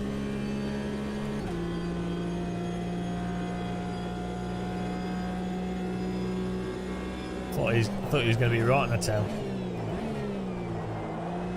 Ow! Oh, it's cars! There's cars everywhere! Oh no! Absolute wreckage behind us out. I mean, he rear-ended me. It's not my fault. Hanning huge! Is the sound quality better on YouTube stream versus Twitter? It should be, because I'm streaming at a high bit rate on YouTube. Do I deep down? I don't deep down believe anything hits Mike.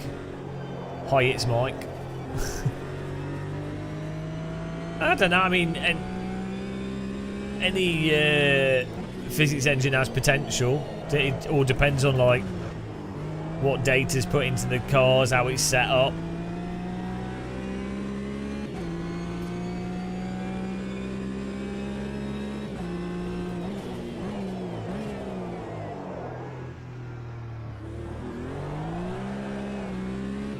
Give a bit of welly out of that. Well, I'm going to have to be content with the 5th place on this one. I think we did all right, to be honest.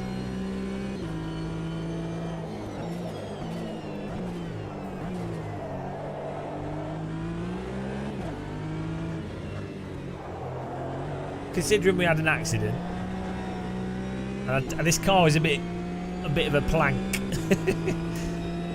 The GT3 cars are better.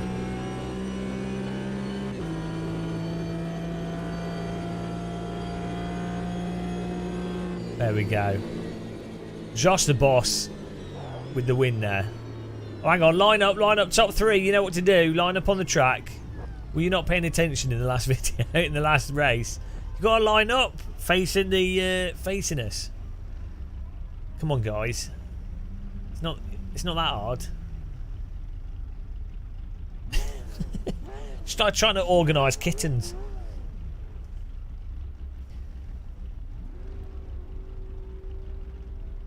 Roadrunner, yeah, you might as well give it a go.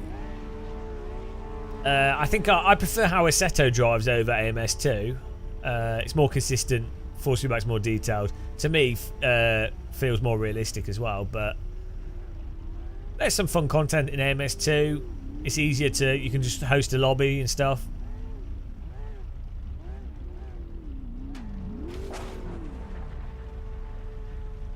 Horses for courses. You just have to make sure you pick cars in AMS2 that are good cars. But it's supposed to be a big physics update soon, so...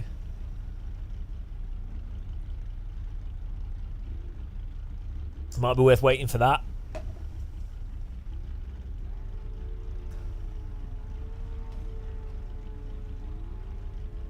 Right, how many... Well, hang on. Why does it say we finished 4th? Oh, because Josh illegally left the server. Can we get a ban on this Josh guy? You can't just leave. Are you on about the snap oversteer from braking, Joss?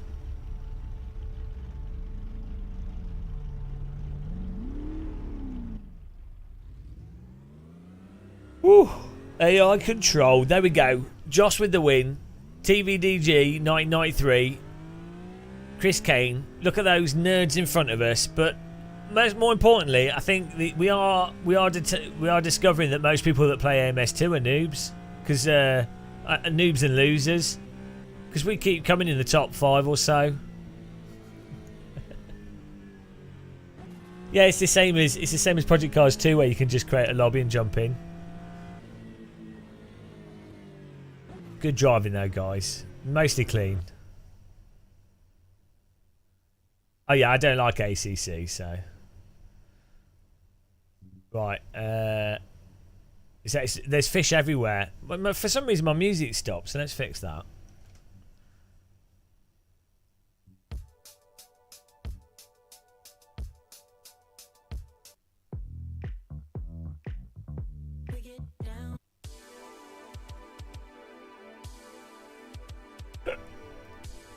Right.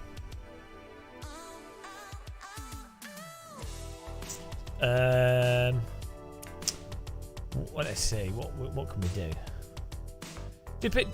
Oh yeah, all the GTE are DLC. It's a shame. They should have one GTE car that's not DLC. Then people could just join.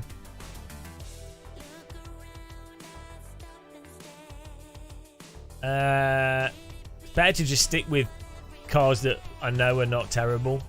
So I might just stick with GT3, to be honest.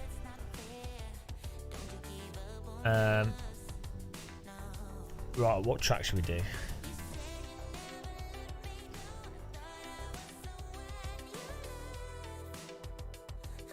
Ah, Road America could be good. They don't have Road Atlanta in this. That's a good track.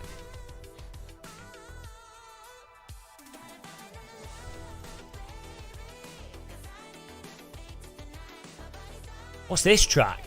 Autodrome Taruma. I think we might have to try this, guys. What is Taruma? Is this like a really narrow track? It looks tiny. Oh, let's do a Spa Classic. Here we go.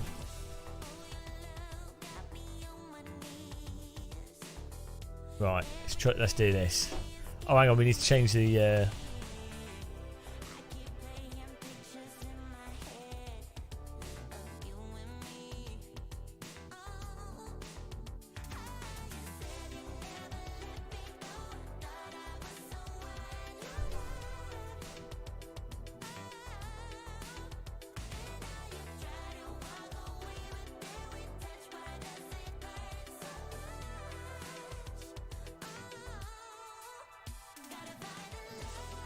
There we go. Maxwell Cameron. I'm out, it's boring! You're boring. Look, it's GT3.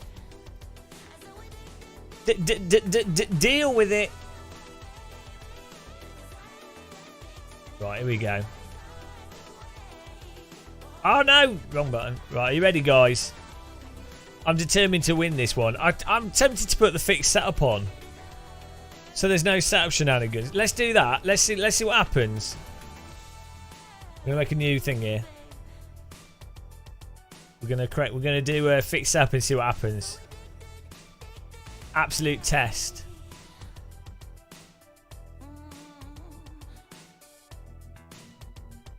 It's also refreshing to drive tracks that aren't well known to me instead. That's not sim racing. You've got to drive the same 2 tracks over and over again with the same car. Are you new to sim racing?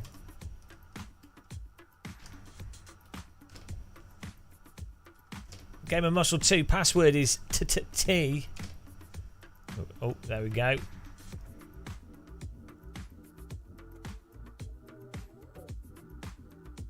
How do I...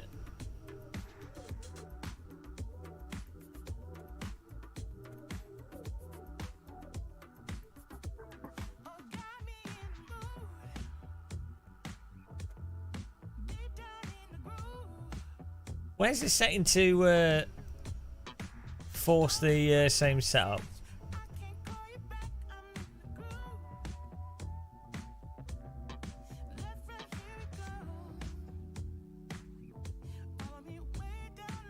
There we go, here we go.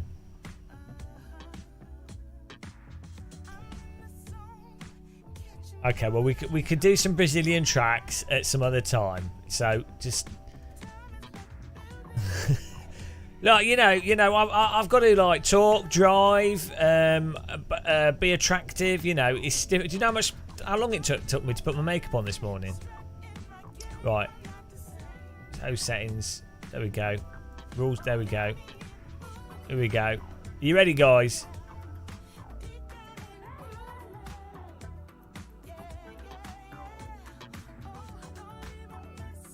Game of Muscle 2's the server name.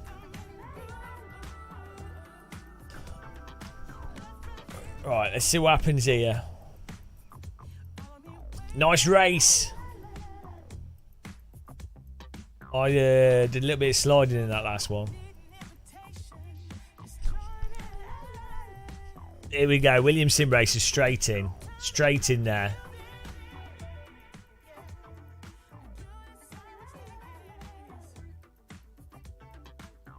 Hits Mike, yeah. Hi, it's Mike, yeah. Takes me a long time to write 8-hour scripts before every live stream, but I do it, and that's how we manage to come up with such amazing, witty content that's so compelling. Because if I was to be making this up on the fly, it would be rather dull.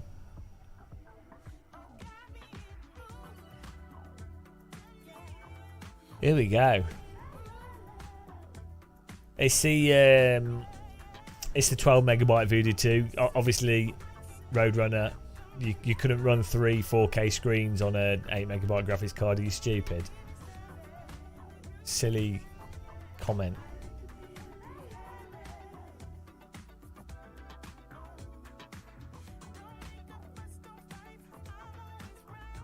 I don't have any neuroplasticity. I'll have you know. I'm neurally in plastic.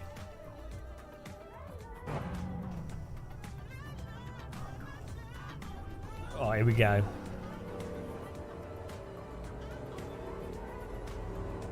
No, well, I mean, you don't need SLI.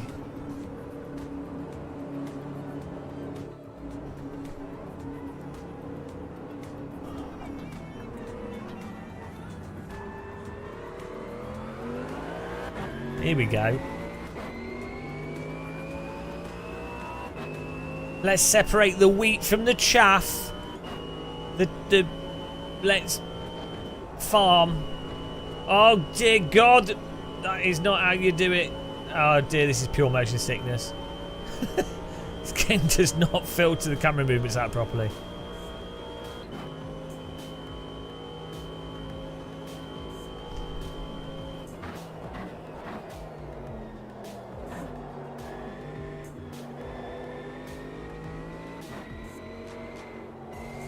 Oh, the bollards have gone.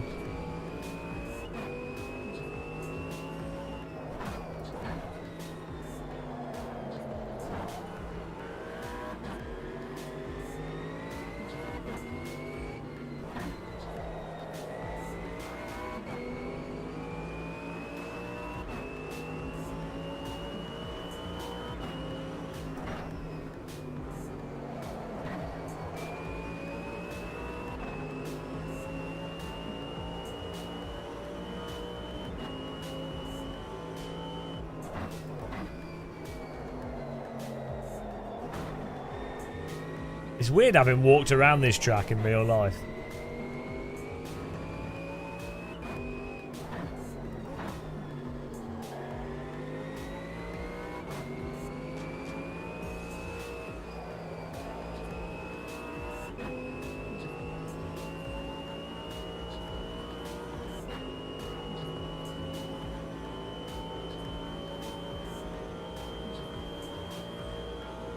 I'm just admiring the side of the track. Nice path on the left there. You get a nice Countryside walk. Oh, I've got way too much fuel. Oh well, we'll do a lap.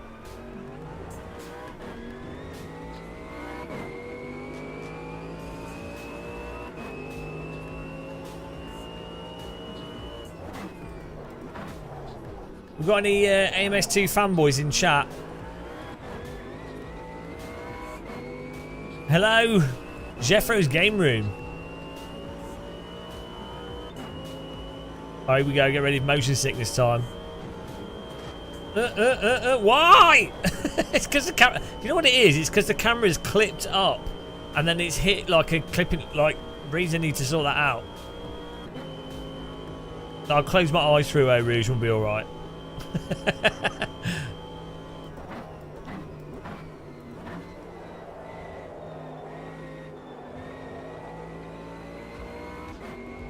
I got this set up with triple screens, not too bad. I had to lock the frame rate to a specific thing to get it to run totally smooth. Other than that, it was alright. It is using lock to horizon, but it's the problem is they have like a weird like clipping limit, and then when it hits that clipping limit, it then basically is like lock to car, and also it has like a really smooth reset. It's just really badly done. They what they need to do is do lock to track, and it needs then bumps and stuff need to be filtered out. So basically just copy iRacing.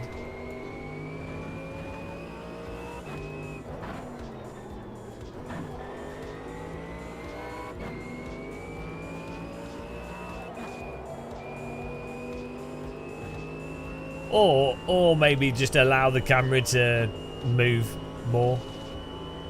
Like set the clipping limit higher.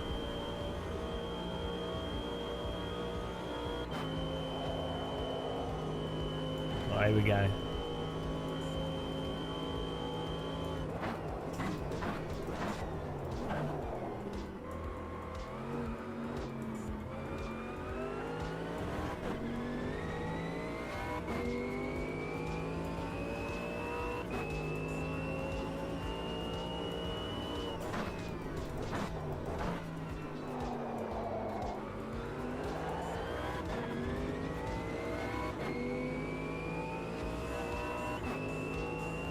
I think I don't know if I pit.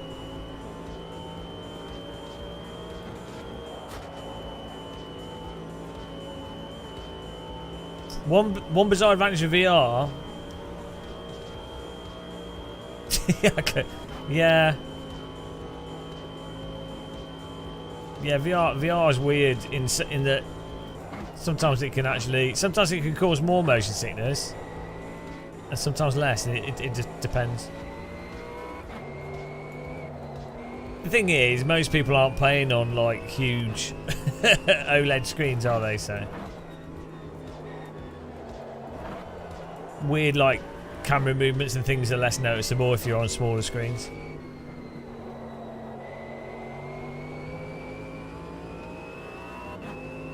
Well, we're in pole position, so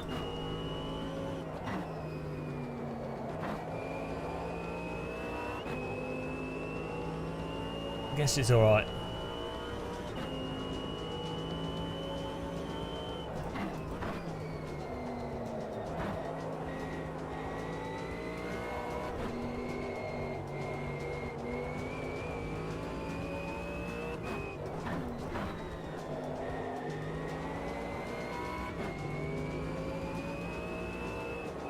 This car drives way more realistically, in my opinion, compared to the that of the Porsche. But this has more initial bite, and then but it's still got a progressive grip loss, but then the grip returns quite quickly.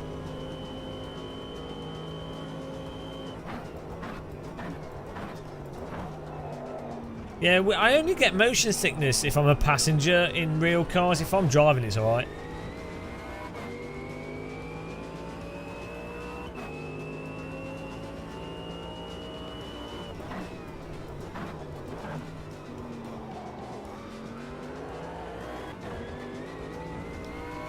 Forgot to turn the TC down here. Let's go.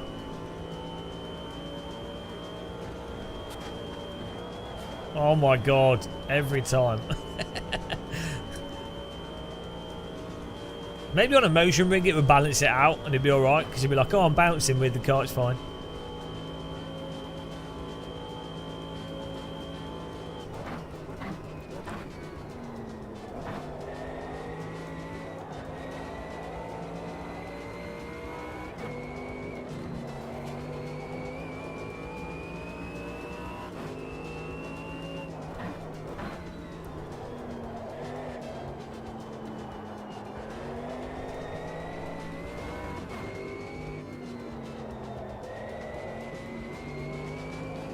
Oh, Mad's in second here. Chris Kane's just got pole position. Emotional damage. Hello, hello.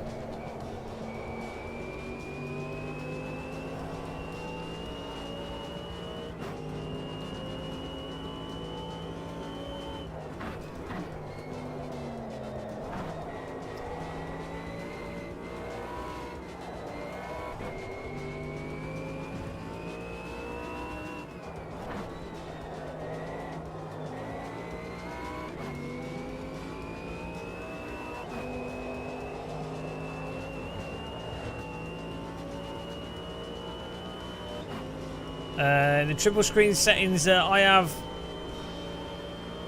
set up. I honestly don't know how I've got it set up. I just fiddle around with it until I'm happy with it. Gerard. I literally just mess around with things. It's probably set up wrong, but I just do things until I'm comfortable with them. Oh, I've got to do another lap here. We should really do a lap with lower fuel, but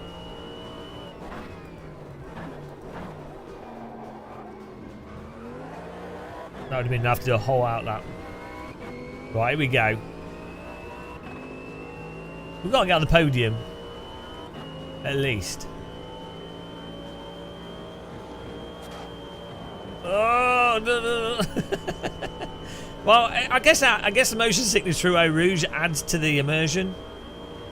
Although Eau Rouge wasn't as bad in real life as I thought it would be. Like, it's steep, but it's not as mental as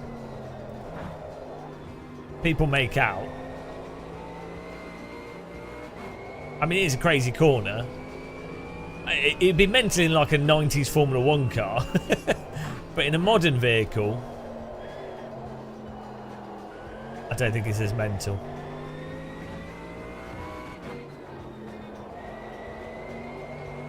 In a vintage car, yeah, it'd be terrifying.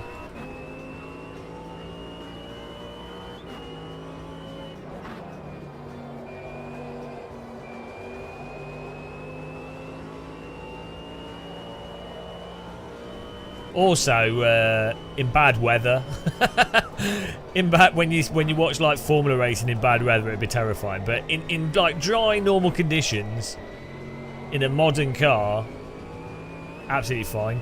You can see the GT3 cars were like no trouble over it at all, and GT4 radicals and stuff, pretty fine, I think. I mean, I'm not saying I would go flat out first time. I think it would take me like at least 10 laps. So, you know, if it was me, I think it would be at least 10 laps before I did it flat out. But well, not in a GT4 car, but in a faster car. And in a vintage car, I'd be shitting myself.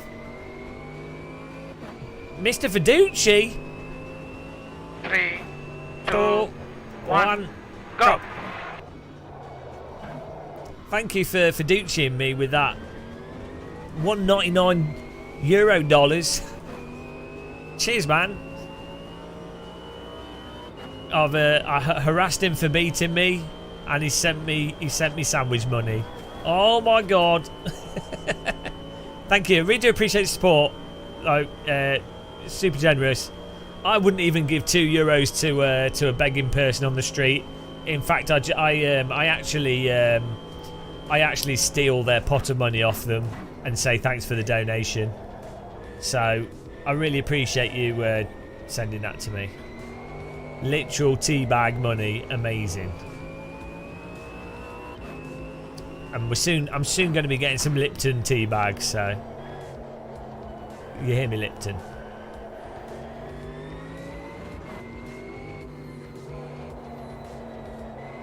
Right, we're in 5th place. T Hammer, what you wouldn't go up through Eau Rouge in a GT4 car? Yeah, you would. If someone drove you around it first. You drink cold tea. Well, I normally drink like Twinings, but they won't sponsor me, so we're moving to something else. Catalyst. So you exactly. Yeah, well, I take the train. I take a commuter train early in the morning into central London, and then I just walk around Trafalgar Square and Covent Garden, stealing money off poor people that are begging. And I say, look, yeah, sure, that was your money for food, and maybe like a nice evening, but I need to be able to run my triple screen sim racing setups, and who's more important? Shill is the name of the game. Well, yeah, I mean, they could put like a padlock around their money box, couldn't they, instead of just leaving it in front of them?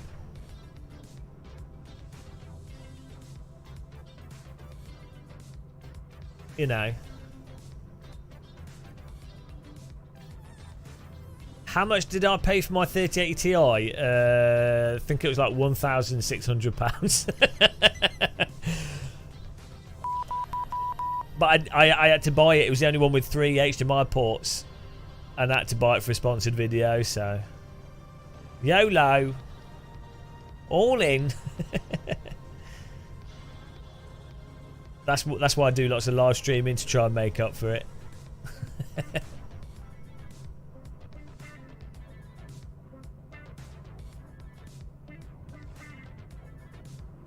All of it. All that was bought with money off. Yeah, it was just all stolen money. You can't die with the money. Exactly. Great logic there. Where are we at the moment? 5th place. Jules Homan in 1st. Chris Kane. Catalyst. Sightless. Satirless. I can't read. I would not have eaten. You're not going to do what? I'm confused. 3, 2, 1, go! Thank you, Sightless. Really appreciate that. £5. Super generous, man. His name is Sightless and he has no eyes. He cannot see. Maybe I'm reading his name wrong and it's actually something else, so the joke doesn't work. We'll never know what is his real name. Is it Sightless or Sightless? Oh, it is, it is.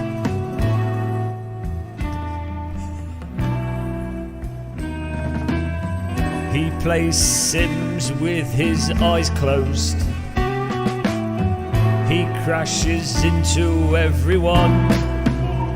It's Mr. Sightless, driving with no eyes. He is blind and he's mysteriously quick, but he cannot see his lap times. He can't tell that he's won the race. It's a sad tale. Mr. Sightless. There you go. Thanks for... That's the last time he donates. It's a short-sighted joke name. I think short-sighted jokes are some of the best.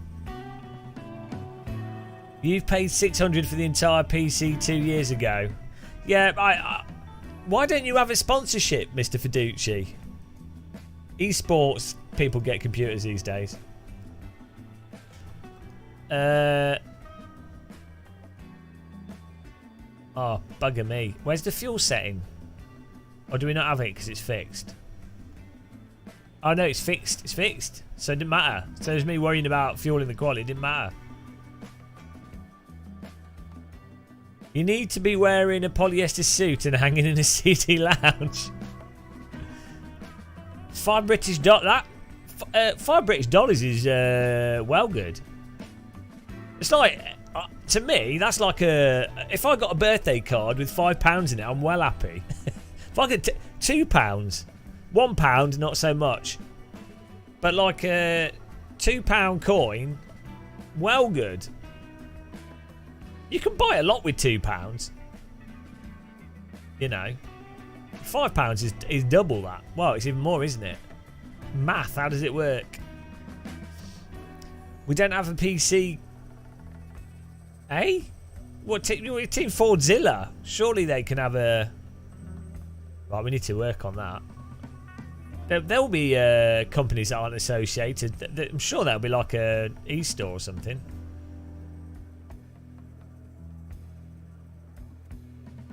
What you really need is like a monitor. Companies that sell monitors because they find it hard to market, to differentiate monitors. So they're good. They're often looking for sponsorships.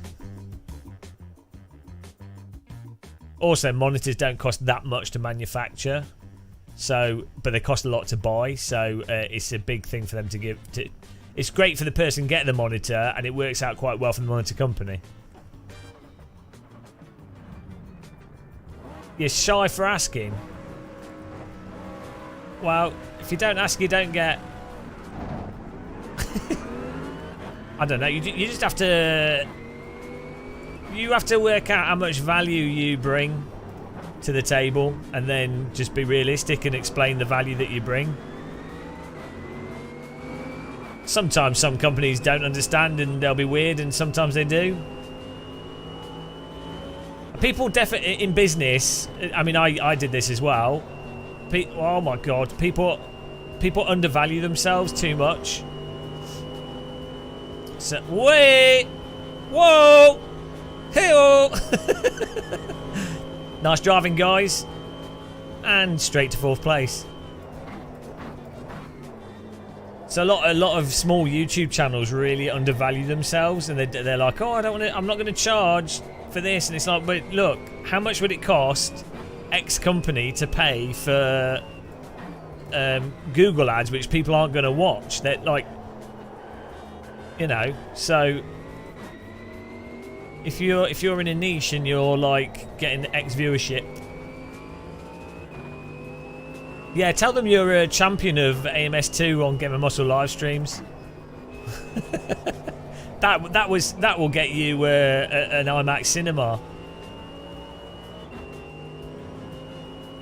Yeah, I don't know. Some esports teams don't necessarily have huge budgets, and it can depend. It's so variable.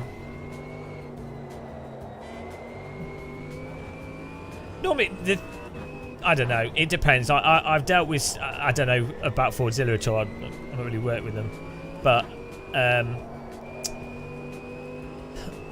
the thing is, personally, I really like companies that are straightforward. Like even outside of when I used to work doing game stuff or selling music or whatever, I really like people that are just straightforward. Where you just say, well, this is a price. Is that good or not for you? And then they go no or yes. You know. But I do have some experience with some companies where they're just bloody weird. So it's hard to know. And culturally, different companies have different attitudes. So one of the joys of business.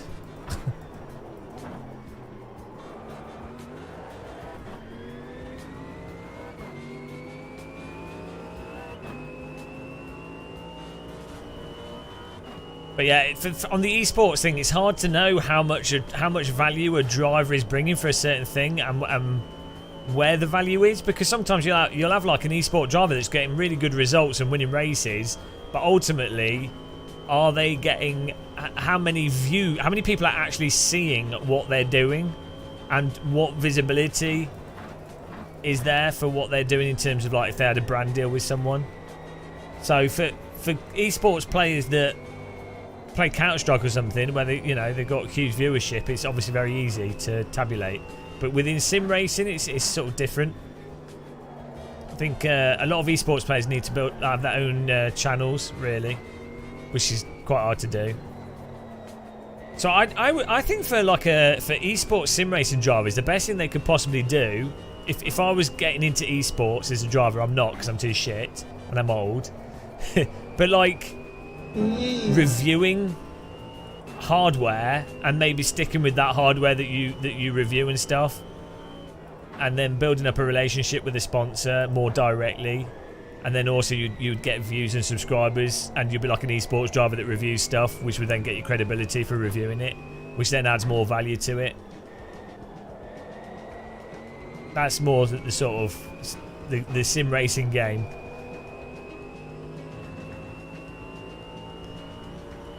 Yeah, I mean, you could shave your head. I mean, obviously not everyone can be as, shall we, like sexually attractive as I am. So I do forget that. When you've got as beautifully shiny head as me, you don't really even have to drive very well. Why has he gone in the pit lane? Goodbye. I don't know what that is.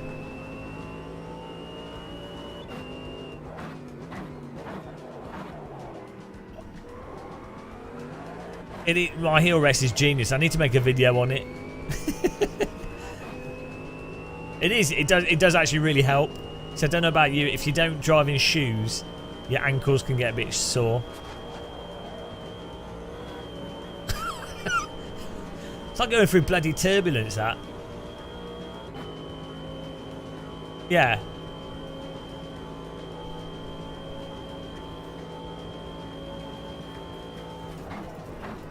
Well, that's why iRacing works out quite well. Like, the thing is with sims, and at most games, to be honest, that are somewhat competitive, if you can always win, you'll get viewers, generally speaking. It helps if you can talk as well. But especially with something like iRacing, on Twitch, you very much notice if I'm doing races and I'm in the top like 4 positions with a chance of winning, you get way more viewers than if you're like behind that, because people like watching to go, oh, will they win or not? Same with like Battleground Player Unknown. If someone's like getting towards the end of the game, people will stick around and watch because they're like, oh, maybe they'll win, maybe they won't. So you build up more and more viewers the longer you stay alive. Well, when that game was more popular.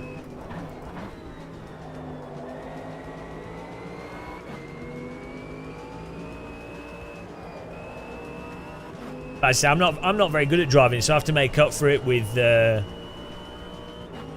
hairstyle tips. So you have to play to your strengths, don't you? That's it.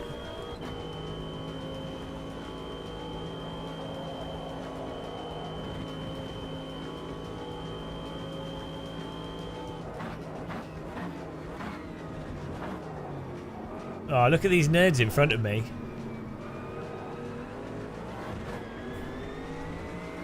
This car drives perfectly fine,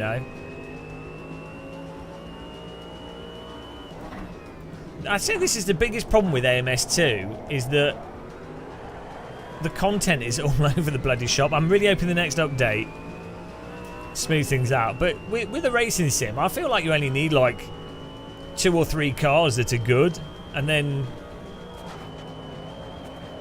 bugger me. Stuff like an onboard camera not making you want to vomit every time you go up Eau Rouge is nice. Oh, well, yeah, that's true, Jeff Rose. I mean, you have people like John Lennon, Freddie Mercury, Michael Jackson, Gamer Muscle. The great thing, the thing is, my singing is such that most people have an aneurysm the first time they hear me sing. So by the time the second time they hear me sing, they think it sounds all right. The brain damage has done its job. Yeah, I'm just hoping for the new update. It's more polished cars, and maybe like the Caterham 7 actually having wheels that work like wheels would be nice, because it's a good car. It just needs to be more grip all round, I think. Like, this car's fine, but even this feels like it's... I mean, this is fine. This is totally fine how it is. But this, to me, feels like cut slicks rather than slick tyres in terms of how slidey it is. And this is with, like, a fully optimal conditions, fully rubbered-in track. And this is driving like cut slicks. But it's fine. It's good enough that it's totally fine. There's no problem. So we'll just have to see. Wait and see.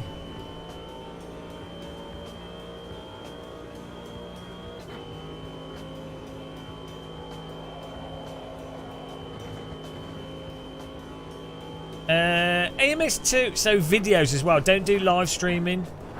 Do videos. Build up an audience with videos if you're trying to grow a platform. The problem, live streaming's only really good as a way to like build an audience. No, not build an audience. Not to build an audience. It's good as a way to directly interact with an audience you've already got. Unless you get onto like the wave of a new game that's coming out. So like Jardier, for example, got onto the wave of... he's also bloody talented. So you also have to be talented and good and do a good job. That's just a given. But Jardier, for example, got onto the wave of Assetto Corsa Competizione. And so he's basically like the ACC guy. And he does a bloody good job. And he's very talented. Jimmy Broadbent, for example, got onto the wave of Gran Turismo Sport.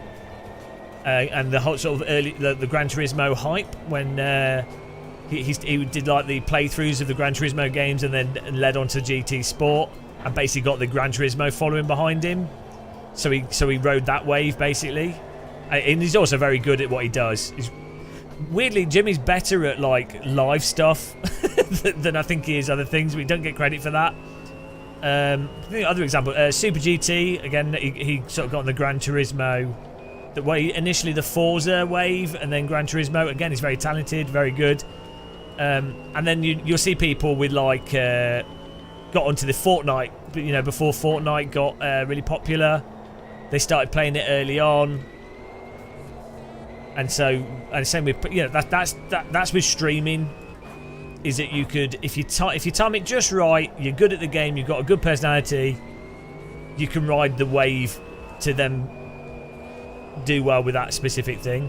But if outside of catching a wave and being very lucky, doing YouTube videos on informative YouTube videos is probably the most surefire way that anybody could potentially be successful, like at least make it into a job.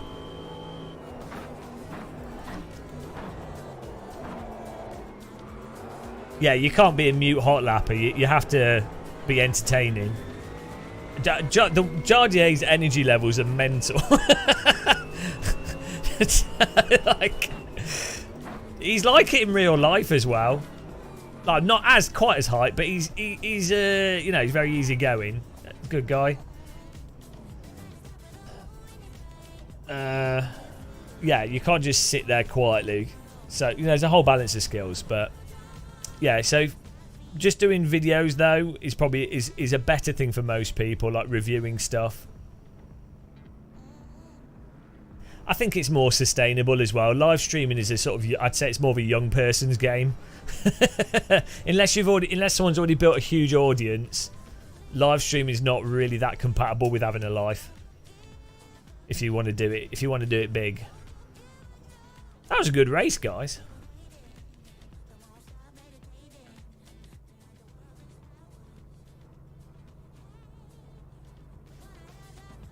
It says we're second, but I don't think I was. I think I was third. Just unfortunately, it gets rid of the result. I don't know if it'll show the actual results at the end, or if it gets rid of them when someone leaves.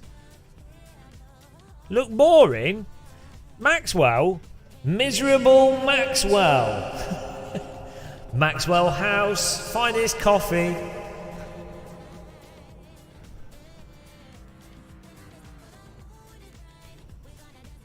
Simmer, yeah, they did a really good job, didn't they? Like, they sort of did that cable TV type approach of it.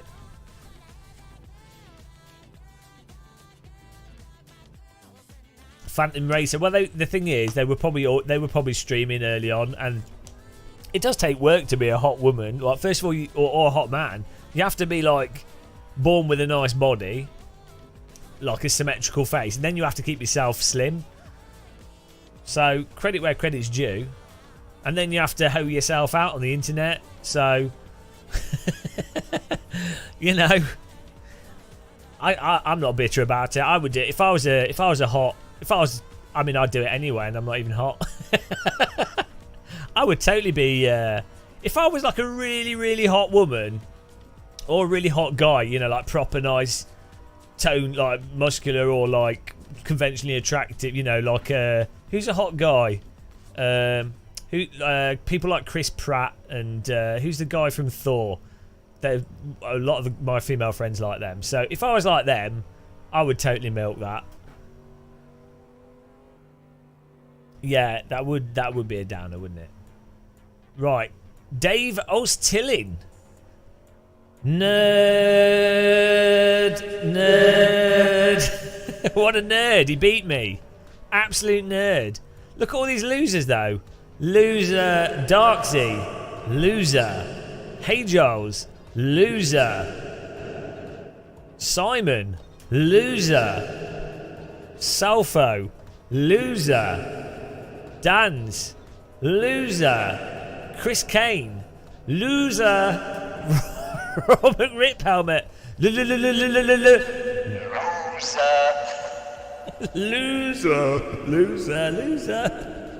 Who else is a loser? Zav. You know what you are? Loser. Jules Homan. Loser. Eddie Stobbart. Loser. Matt Webb. Loser. Stitch face. Loser with stitches in your face. Mad. Loser. Nerd. There you go. A lot of losers in that. Let's do another one. Yeah, I think it's fair to say that most AMS2 players are noobs. I mean, you guys are getting beaten by a bold man talking rubbish. You're embarrassing.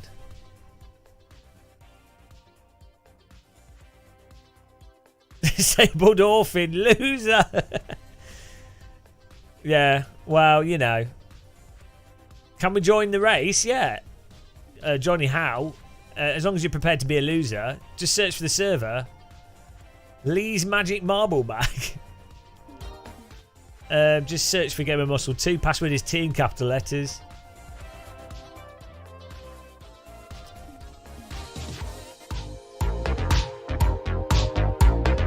I want a donut. I want to eat a donut.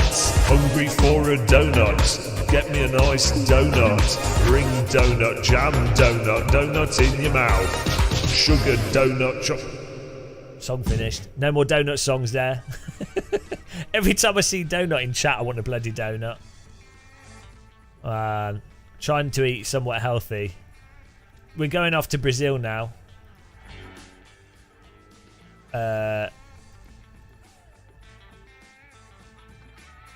Oh, thanks. I can't. I'm not eating any. Or 3. Well, they come in packs of 4, don't they? So then they have 4 donuts. Hang on. Do we have what's it called? What's the Japanese track called? Here. Hang on a minute. Is this actually any good, this version? This could be really fun to do.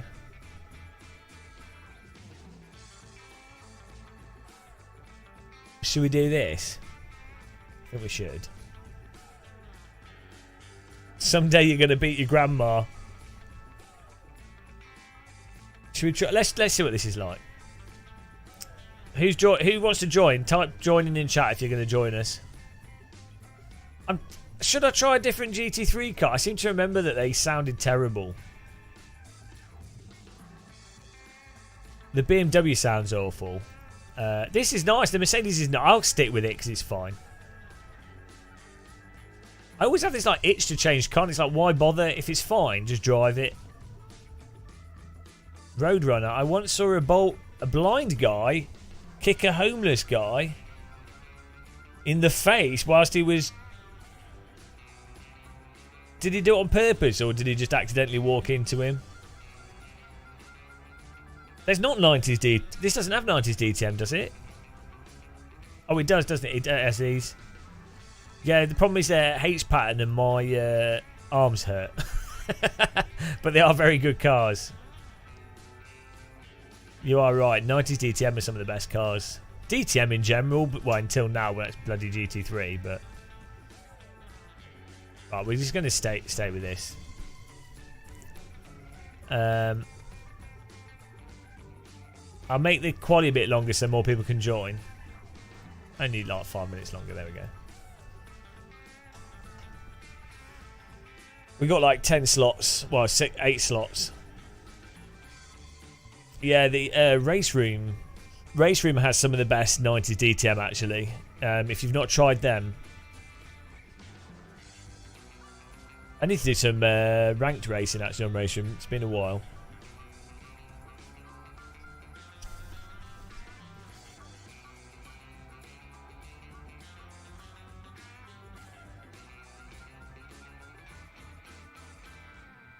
The race room one's understeer a lot. Yeah, well, race room has that physics thing where you have to wait until you get on the throttle. Quite like you can't get on the throttle early, so it's like the complete opposite of AMS2 and Project Cars 2. Project Cars 2 and AMS2, you have to get on the throttle early because it turns the car in generally. Assetto Corsa is like a real car. It's like balanced. The first AC. Don't know about ACC. It's just weird. Race room, you kind of have to wait quite late on the apex before you get on the throttle. But you could throw them in quite a bit in race room with the 90 DTM.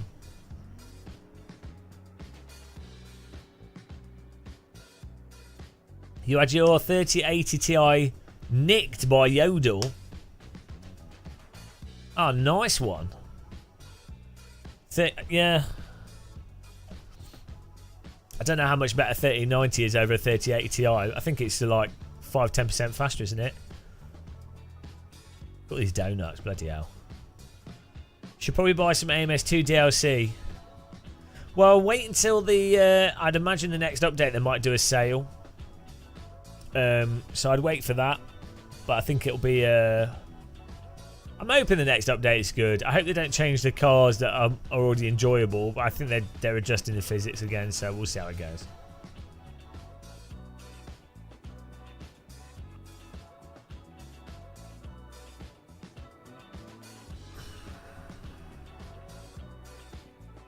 Yeah, the DLC thing's awkward with AMS2, but at least if you host a track, then only the host needs to have the DLC track. But it's a shame that they've got some of the DLC cars,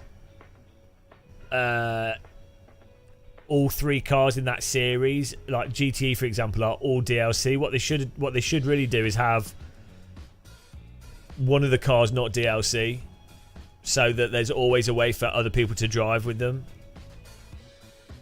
Even though, like, I think AMS2 is good value for money, whichever way you look at it. But in terms of just making player numbers, making it easier for people to join, that's the whole thing. Yeah, well, that's why it's only it's only if it's a car.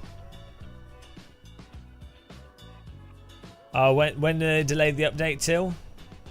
Was it meant to come out this weekend? I don't really mind. I've got other stuff to do as well.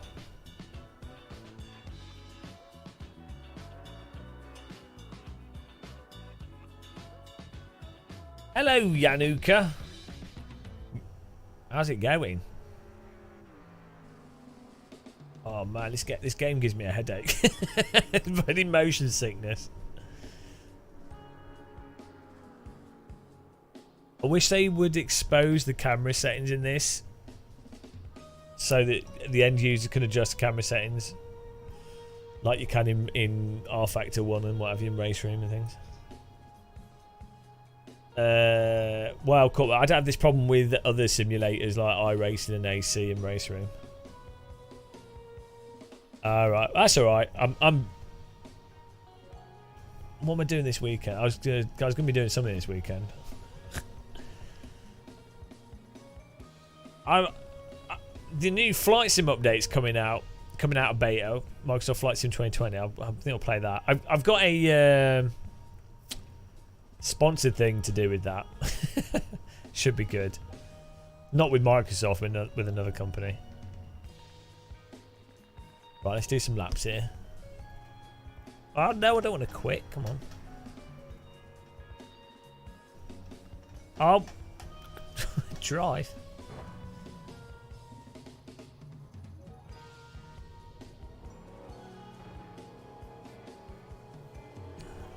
Do a lap of Spa with the Brunner.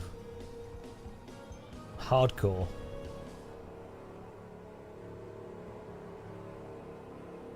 Woo!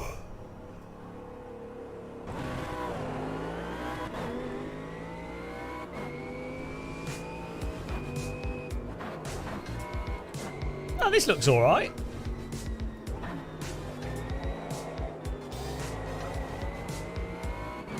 What's the Brun? It's the force feedback joystick that I've got. The grass looks nice on this track. You could program it in theory. Oh no, you could. Yeah, you could. There's ways to make it work, but it's not easy. So the way that it oh god, the bumps. The way it normally works is that it uses it picks up the flight sim telemetry and then it turns that into forces.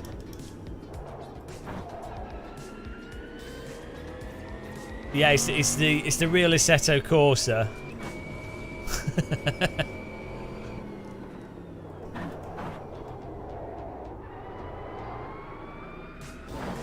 Woo!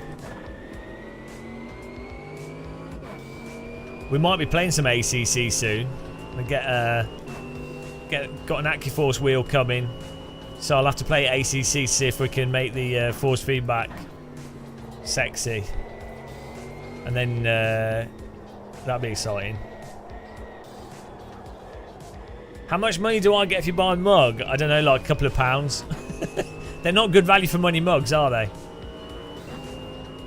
I think they're like, £8. How much are they selling for? I can't remember how much they're selling for.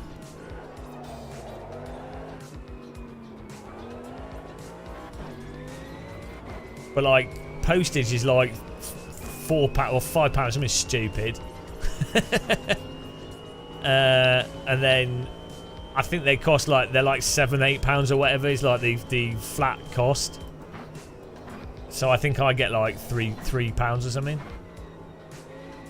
Oh right, if it's £25, oh well, then I'll probably get like £8. Except maybe £5, £6.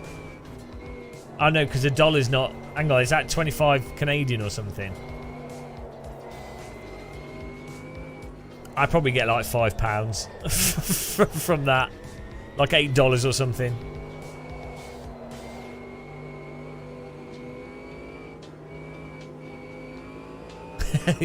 Well, you know, I'm a sim racing hoe. I play everything.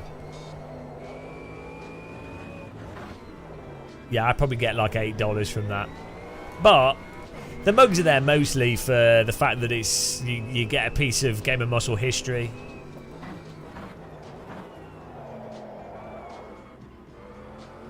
Hello, Izzy. When are you going to host an epic Assetto stream, Izzy? The server god of... Blessed be. by the power of force feedback. Blessed be. You are blessed. Feel the force of the feedback. 56 months of pure force feedback injected into your veins, flowing through your wrists. Thanks, Izzy. Really appreciate you being a member for 4 million years. 56 months! I've been live streaming for far too long. 56 months! 56! 56 months! Oh dear, that's terrible. That's awful.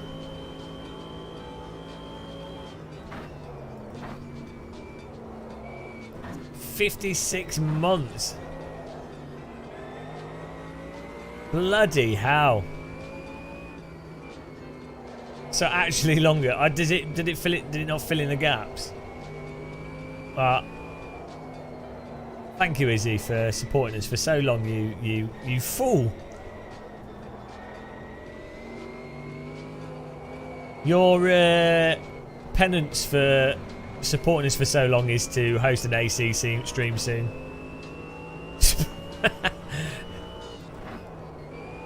Yeah.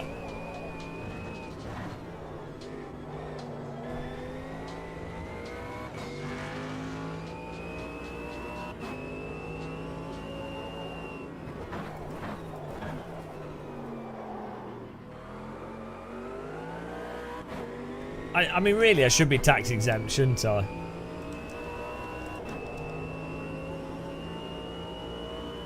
Well, Izzy, I was just saying earlier, I've got an AccuForce wheel coming, a second-hand one. So we're going to be menu streaming, setting that up to see if I can.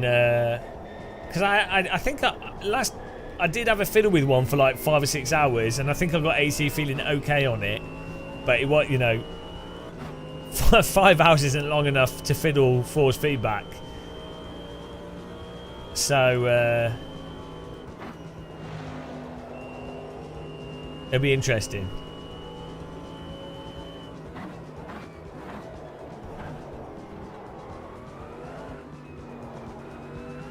Why am I using chicken view?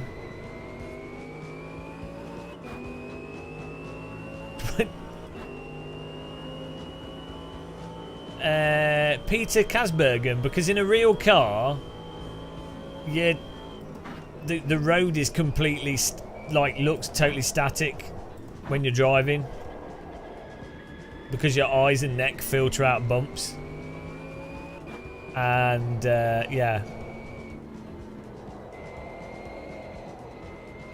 so it's much more comfortable in a sim to replicate that.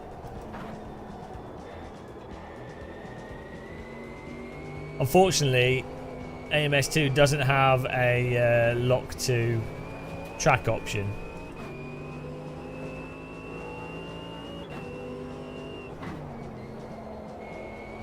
Race to play, eh?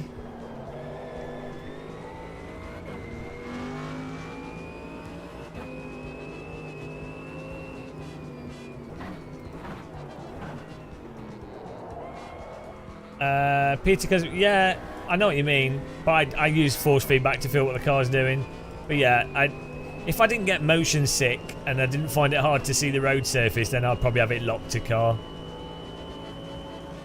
I'm using legacy head movement, but with 100% locked to horizon.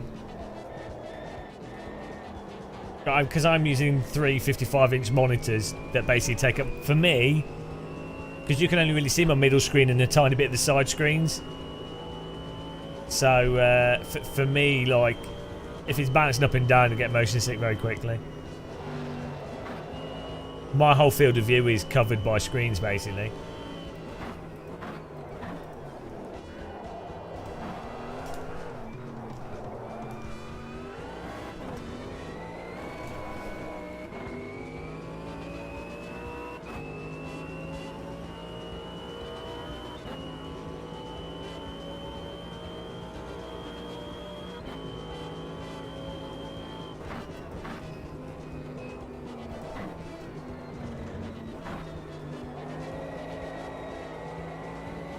Well, the problem with the cut with your head bouncing up and down all over the place is that the road is then moving up and down all over the place on the screen, so you can't.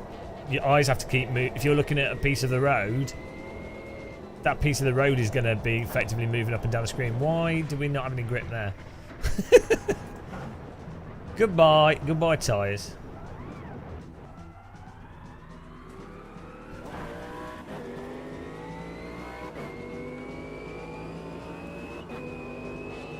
No, only chickens, is he?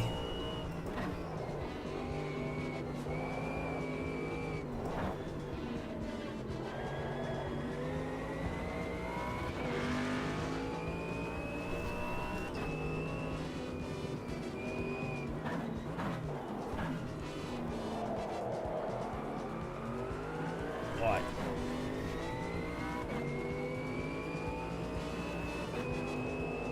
Oh, I mean, you definitely would. Yorkshire Jim. Come to Dixie Chicken. Well, pick up all my birds.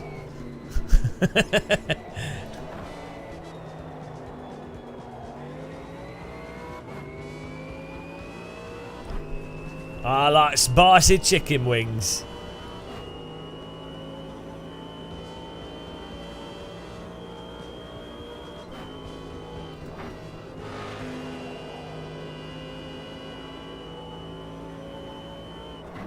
It does it. It winds him up, I think. Oh well. There we go.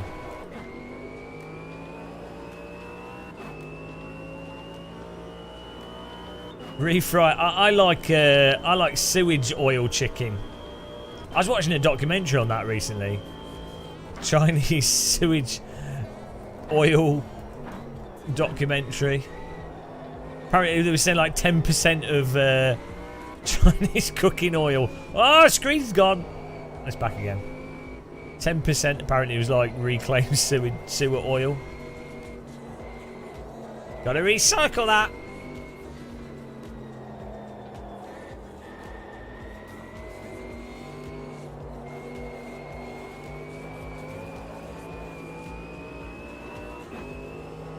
Alright, here we go.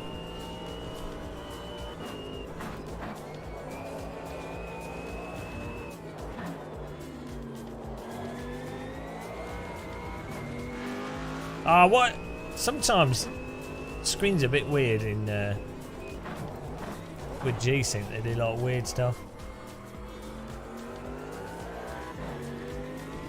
No, it's a weird G-Sync thing with the screens where most of the time they're fine, and then occasionally you have to turn them on and off again, and then they work again. It's to do with G-Sync though. It's not the screen itself. It's I hit the game of light muscle twice. Oh no! You go to your racing stream, enjoy your streams. Hope to see you get. Okay. Thank you very much for watching and clicking the like button, and cheers. Have a nice one. No, I'm not. You can't use adapters with G-Sync. They're literally cables plugged into the graphics card.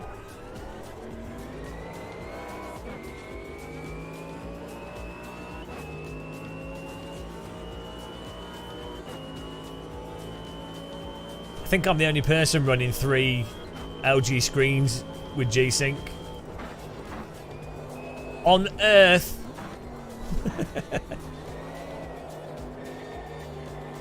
Right, here we go. Come on, faster time. I do like this track. Really flows really nicely.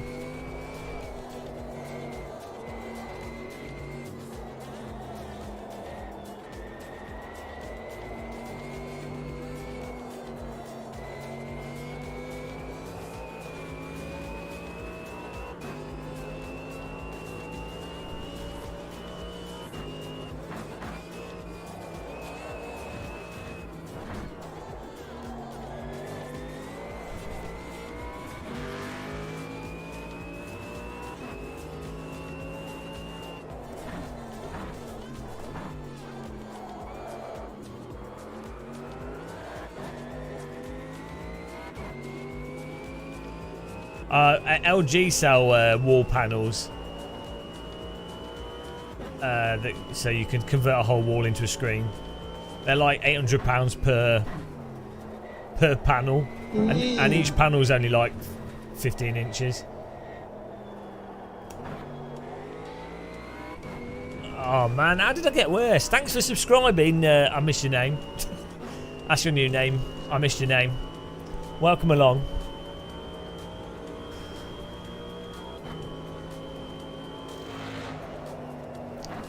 Alright, we need more downforce, but this is fixed out, so everyone's on the same set here.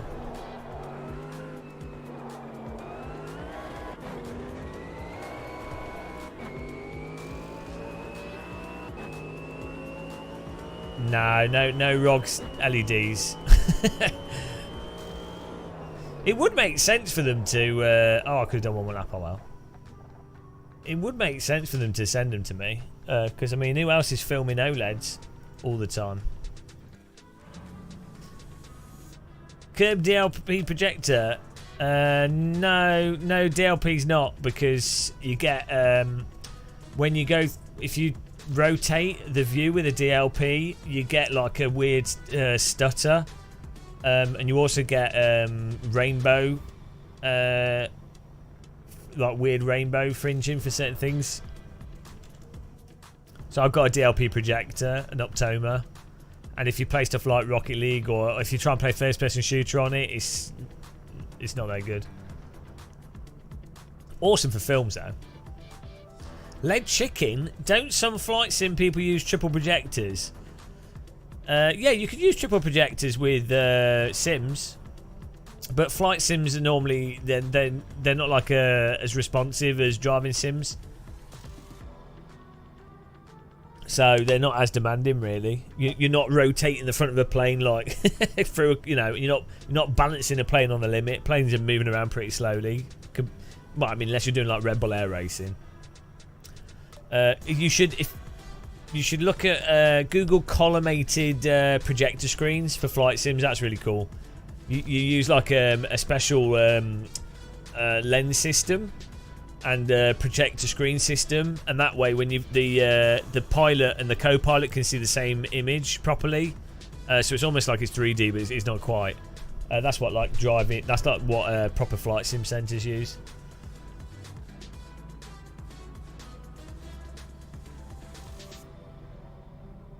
I just said that, Izzy, if you're a Red Bull pilot. But even that's, relatively speaking, the movement of the front of the aircraft is slower. Also, relative to other objects, like the sky's going to be moving, the ground will be moving, but they're all really far away. So relative to like a bit of racetrack that's like right next to you, it's going to be very slow.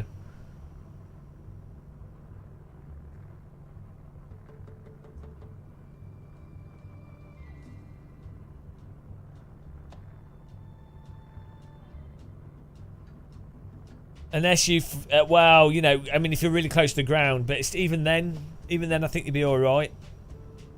Oh no, look at these guys. We've got some real nerds in here. we've got some absolute nerds in this one. XNCRNN. Nerd. There's still more losers than nerds, though. If we take a look here.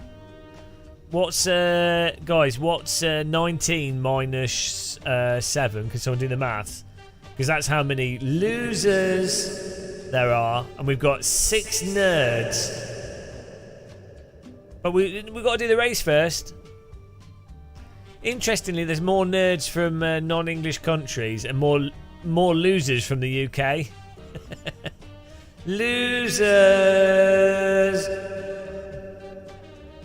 Dave Ostilin, Matt Webb, Gilles Homan, Raw McRip. Hang on, how are you guys so fast on this? Right, I'm having none of that. Gonna beat you. You guys are better with the fixed setup than the open setup. My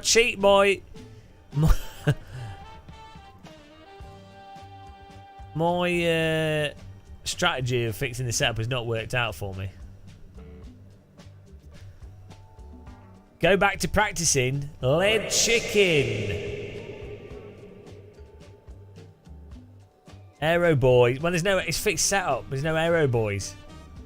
Hang on. Oh no, they're even in the same car as me. I can't use that as an excuse. Bloody hell. Can't even use the car excuse. You're probably right, Izzy. That does get you a good performance boost.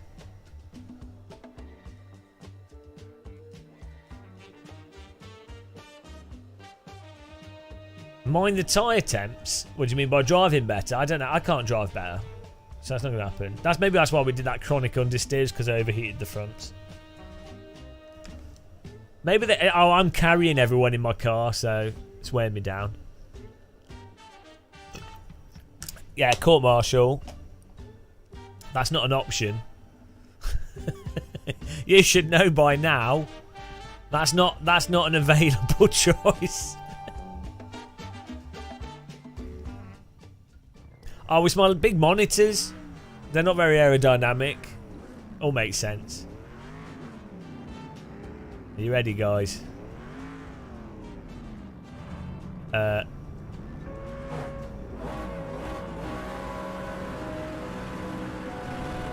Someone jumped the start. Oh, it's too slow to block that off. Here we go. Whoa, everyone's braking very early. We got tyre blankets, guys. You don't have to brake that early. We're warm wheels. Go, go, go. I have my brake quite sensitive because my knee's terrible. It's very stiff, but it's very sensitive, so.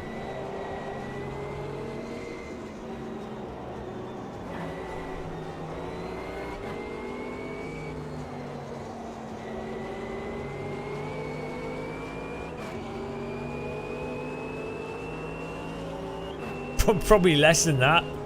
I'm barely pushing it at all.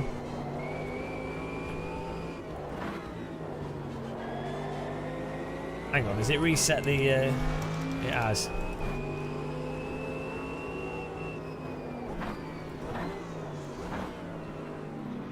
No. No. Oh. Okay. Go.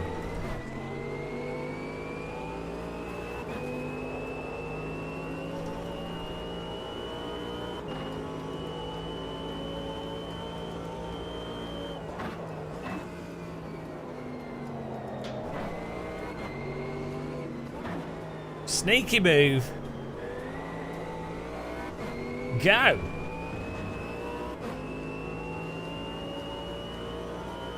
Yeah, no. Angle of pedals and feet definitely are a big thing.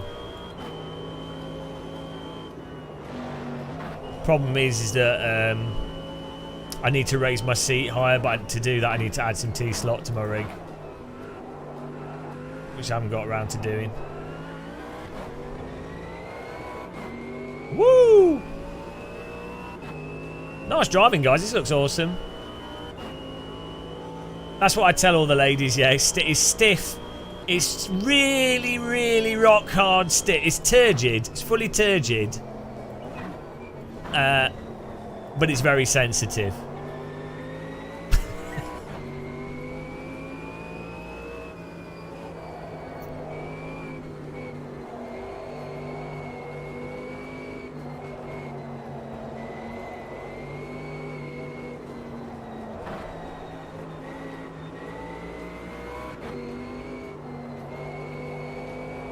Oh, cone wars! Oh no! Coming through! Absolute cone firework display there. Oh man, you can brake on the AstroTurf on this. Try doing that on iRacing. Hello, Julio Sanchez. How's it going, man? Well, he's not making that. Where is he? Oh, he's still there! No! I'm coming through! I did squeeze him, but you know, I had to show dominance by running him off the track like a lunatic. Oh, mate. Oh, God. That, see, in iRacing that would have been death, but in this it's alright. Didn't even hit us. You don't want to hear it. Ridge Wallet. Oh, is Julio a big fan of Ridge Wallet? Does seem like that type of guy.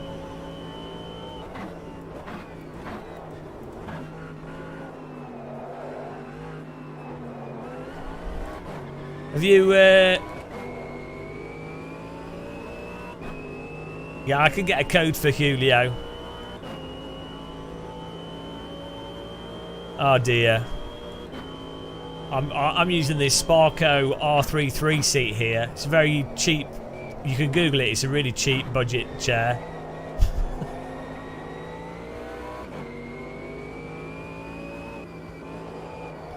Julio, I was thinking of getting a Ridge Wallet sponsor just so I could get you a sponsor code. Just for you. Would you like that?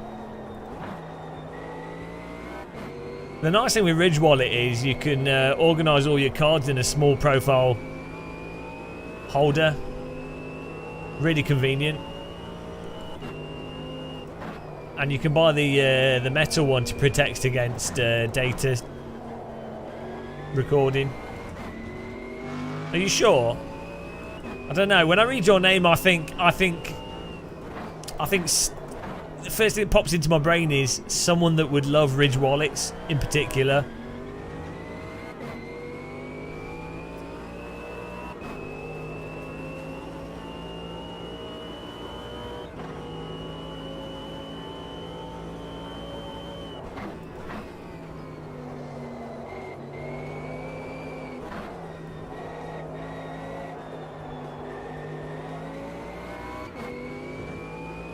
It can slim down the look of your pocket. Maybe we want the opposite of that though. Ribbed wallet.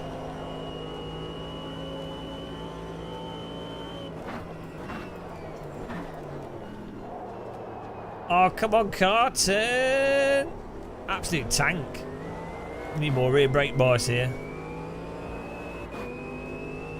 TC on 1, rear brake bar, send it to the back. We can get a podium, we're in 4th place.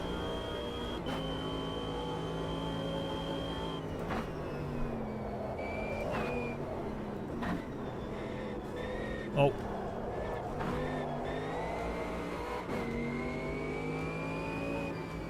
There's a little bit too much sliding here.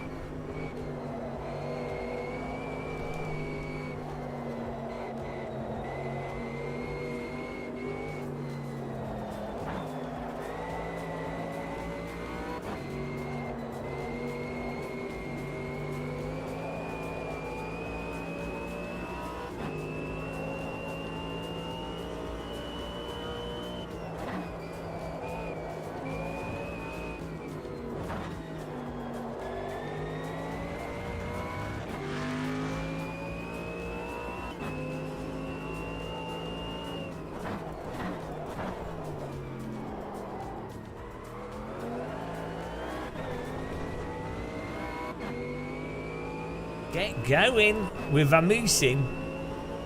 Matt Webb, we are catching him slowly, but there's only a few laps left in this.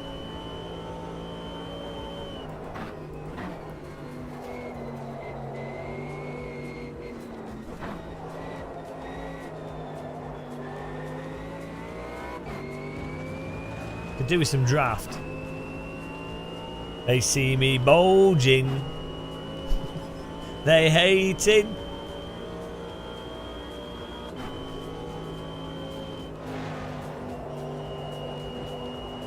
Oh my god.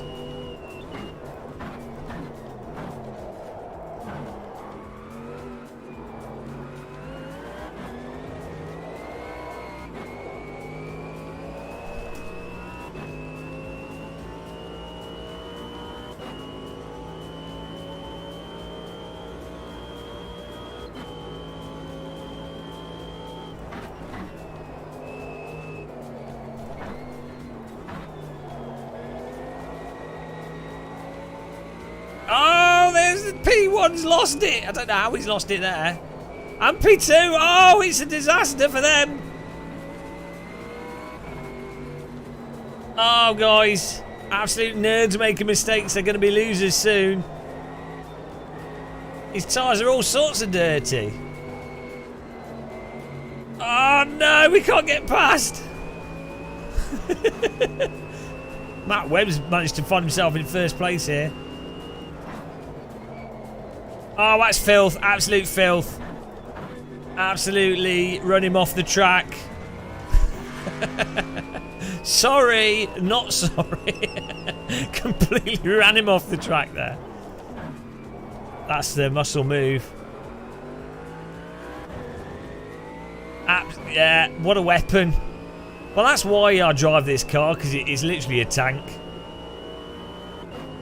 I just showed him the tank track.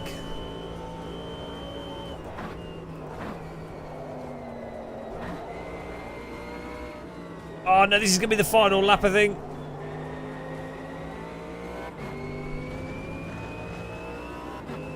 Still.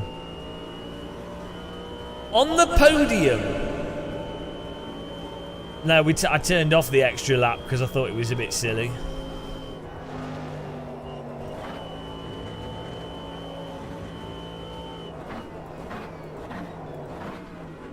Whoa! Car at the bum.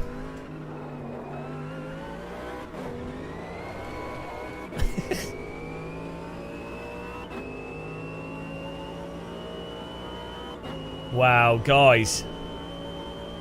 Unbelievable. Third place there. We are destroying the AMS2 fanboys this evening. Every race has either been all above fifth place, really. Absolute talent. What can I say? AMS2 players. All the AMS2 fanboys giving us stick, and yet we're beating them at their own game. We're absolutely beating them at their own game. Oh, by the way, guys, when we finish the race, we should do like a little podium with the cars. We keep forgetting. Destroyed. Let's have a look at the results in the 46 seconds. Get wrecked, yeah. There was only two nerds in this one. M Webb and G Homan. Absolute nerds. Everyone else was a loser. I mean, I'm not even finishing in 7th, guys. iRacing, by being like so unforgiving and ridiculous at the limit, has turned me into an AMA. Like we used to always finish 7th. 7th was it, and we've now gained at least 3 places. That's what 8 months of iRacing will do to you. 8 months of don't touch the grass, car explodes if you touch another car, lock up the brake, instant death, go slightly too fast into a corner, chronic understeer driving. 8 months of that, and you gain 3 places in games like AMS2. Is it worth it? Some would say it isn't. Matt Webb with the win there. Good job. Nerd. Gilles Homan with the 2nd place. Good job. Nerd. Myself in 3rd place. Legend. Yeah, well, you need to, for iRacing, you need to budget about, let's say, £300 a year. £270 a year, and then that works out. You do get, in iRacing, you get a voice chat, and it's cheaper than using a mobile phone, so it would cost way more to phone up like Italy and have an Italian shout abuse at you than it does to play at iRacing. So if you think of it that way, it's good value for money, so people can't complain about the cost of iRacing. Ramagid is back. Here he is, Ramagid 1010. His name is computer name, he's a binary man. Ramagid, stealing electricity from the grid. Here he comes with his computer and his car. Ramagid.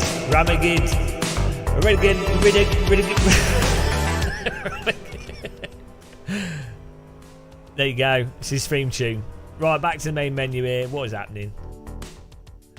I'm a broke teen without time for a job.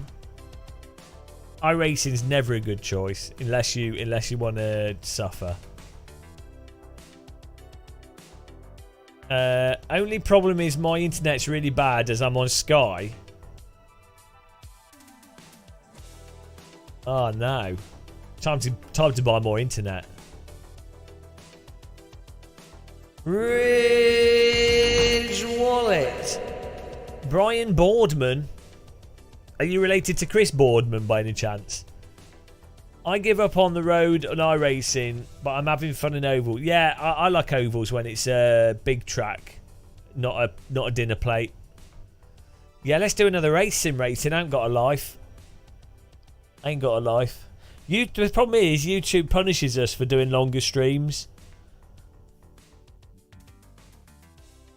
Yeah, we've been consistently coming in like 5th to 3rd place, Thomas. Given how bad I am at sim racing, you should join, Thomas, if you uninstalled MS2. The GT3 car is not too bad actually. I mean, it's more fun to drive than iRace's GT3 car in my opinion, and the Force Back's better than ACC. So, all noobs. Right, should we do let's do a Brazilian track. That's what we're here for. Hockenheim. Oh, we should do Hockenheim Ring. Do you remember Bungaro Ring? Bungaro Ring. Oh man, that Project Cars 2 stream. We played Project Cars 2 for like 9 hours. And then by about 3 in the morning, we just completely lost the plot. Everything was funny. I don't know why. And then it started saying, why was it Bungaro Ring? I don't know. I'm so stupid. Oh, Bungaro Ring. I don't know why that's funny because it's just not even funny. Just changing the letter. Start with a B. Bungaro Ring. Oh yeah. Right, let's do Bockenheim. Oh jeez, that was so stupid. Right, I'm sticking with GT3, guys. Oh, are they? They were a bit messed up last time I drove them.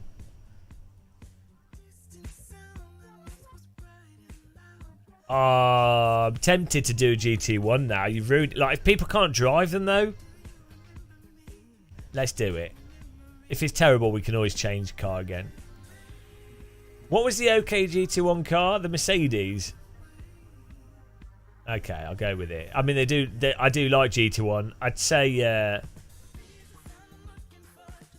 Why don't they have the MC12 here? What's wrong? What's wrong, Reza? Why is the MC12 not here? That was GT1, right? So, and that's like the best car in the world. So what are they doing? Where's the Maserati? Yeah, but apparently James Lee GT apparently delayed it. Oh, was it a few years? Yeah, but I mean, if you put the Maserati, you could just have a whole sim based around Maserati MC12. That could just be the sim. You could have the Maserati GT4 car, the MC12. So you wouldn't need anything else. Oh, it is. So it's happening this week, the weekend. Just not IndyCar. So they're not delaying the update then. Someone said they're delaying the update. No one can make their minds up. Right, here we go. Who's in? Who's joining? It's all speculation.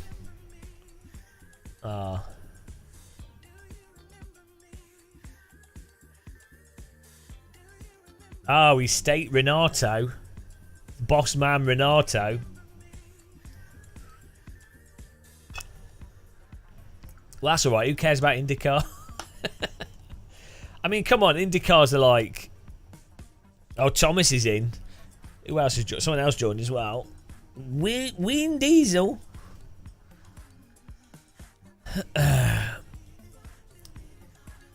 Do I think Rensport would be a flop? No. Why? I'm wearing a Rensport shirt, which I've spilt coffee on again for the 4th time. Why would I think it's a flop? I don't know. It was all right from when I've played it. It's all right. I think they could still make the force feedback better. It drives very much like a mixture between R Factor, Race Room, and ACC. It's like a weird mixture. I played it more recently as well at Goodwood, where they'd updated it a bit. Yeah, no, I think it's gonna depend on. I think it's gonna be free to play, and then they're gonna sell content like Light Race Room or something. So I don't know. It could go either way.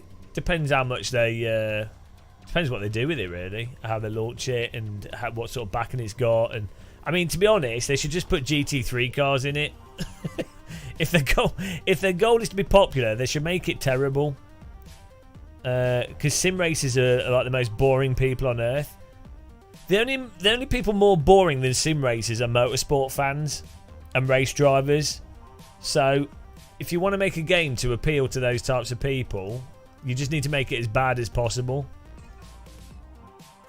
Sim developers don't realise. Well, Kunos worked out with ACC. They were like, how can we make something as bland and boring as possible? We'll remove detailed force feedback and we'll make it only GT3 cars. And that's it. And look at it. Success. iRacing will make it so the tyres stay over the limit when you go slightly over the limit. Success.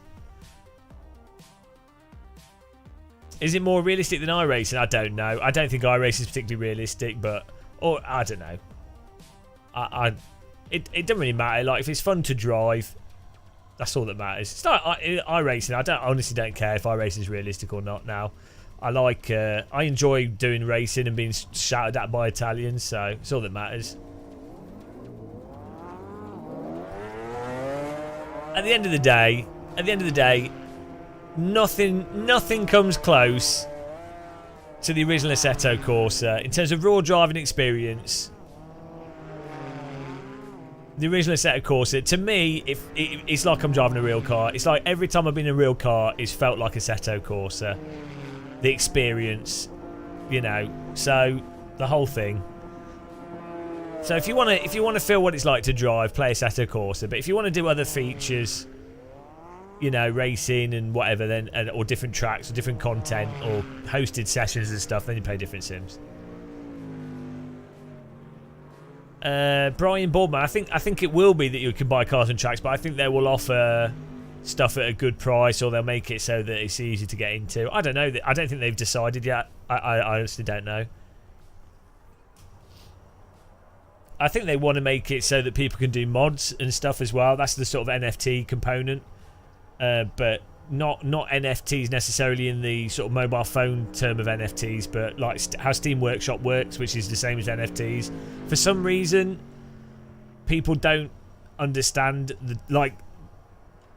the concept of NFTs has been messed up because of the whole monkey picture thing and the whole profiteering component of it. Like, people don't realise that Steam Workshop is literally NFTs. You know.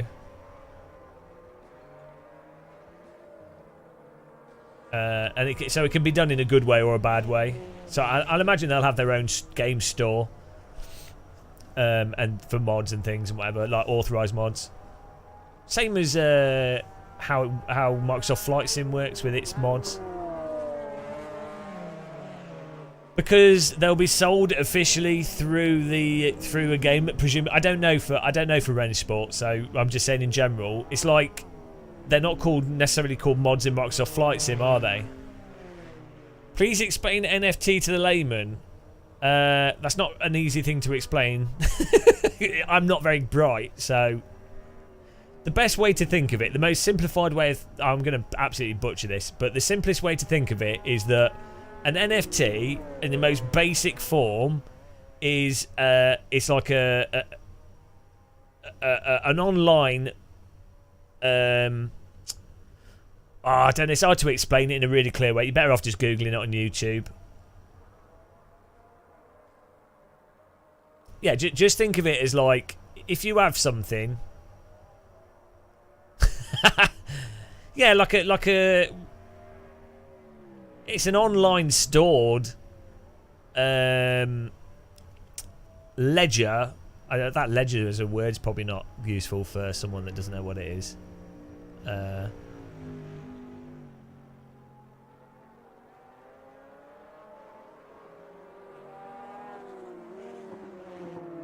Yeah, the problem is if someone doesn't understand what an NFT is, they're not going to understand what a blockchain is. They're not going to understand what a ledger is. This is not a thing to explain in like a sentence in a way that's coherent. That's the problem. If you just think of it as like Steam Workshop is probably the easiest way to understand it.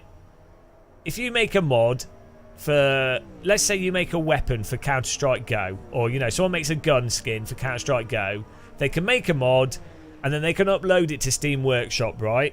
So from their perspective, they've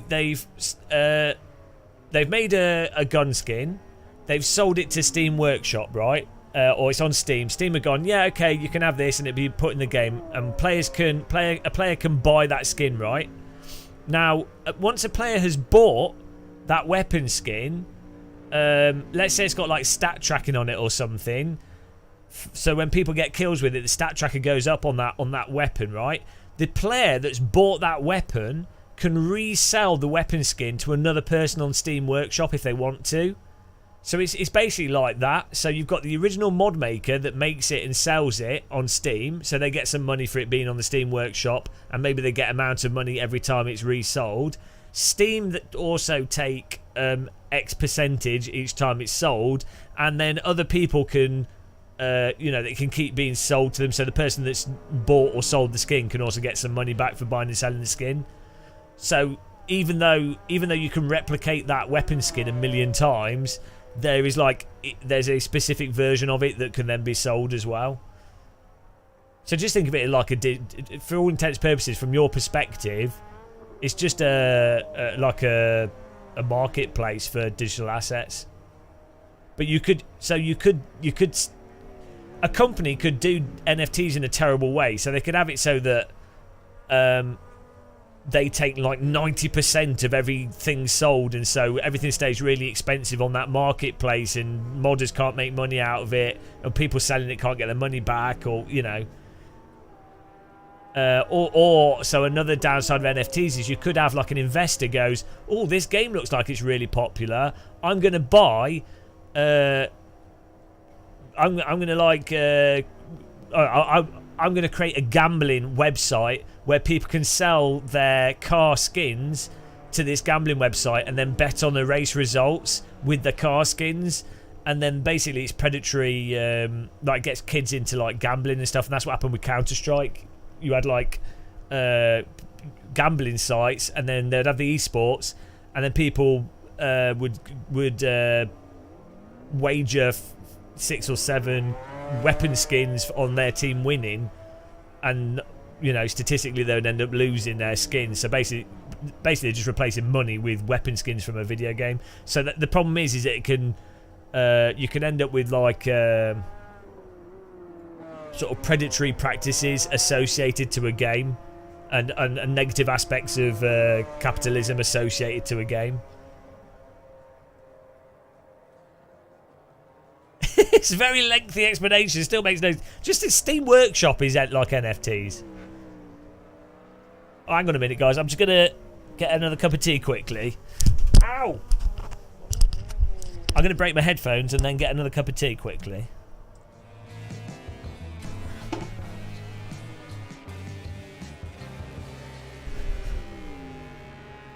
Back in a second.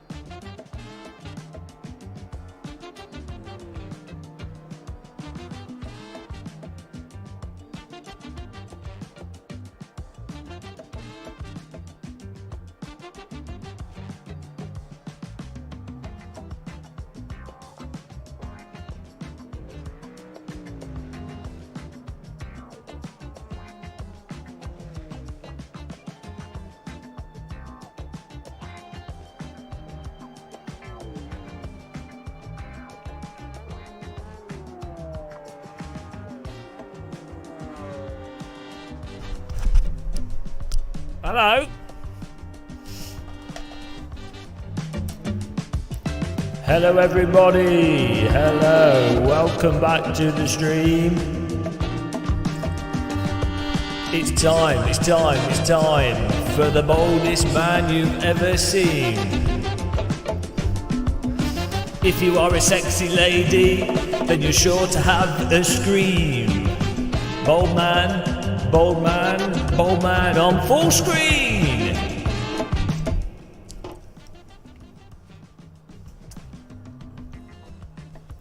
Here we go.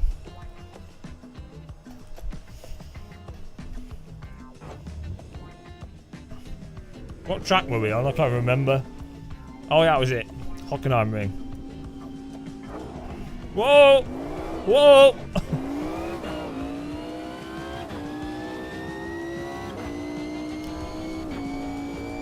Oh, this is a real car.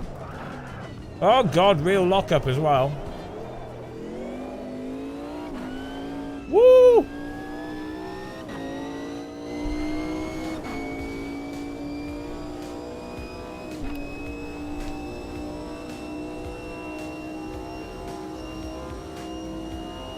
Did Fanatec QR2 get cancelled? I don't know. Bloody hell. I've got to do a lap here, but we also need to... Oh, the tyres are cold as well.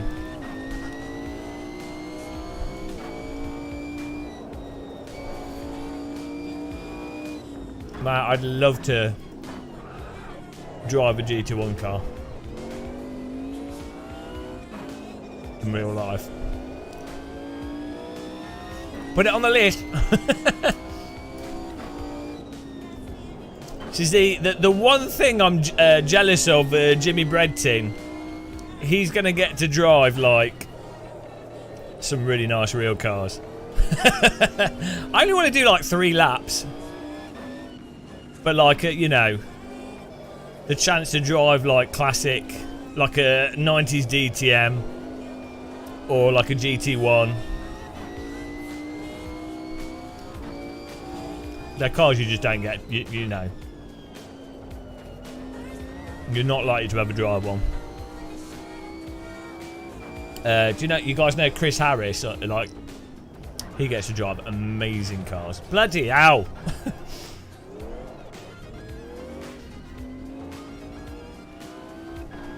Oh, you need to get a race license to do that.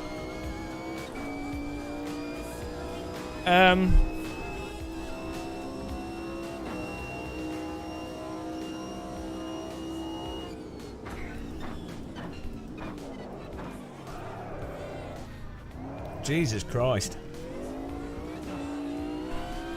Well, we're not getting a lap in. We just shot out the brakes. Oh, can't. Oh, guys. Huge error. Oh well. Make the most of it.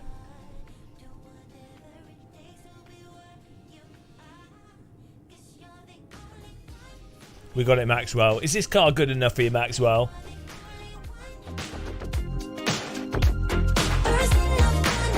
Look at the bass line on this track slaps.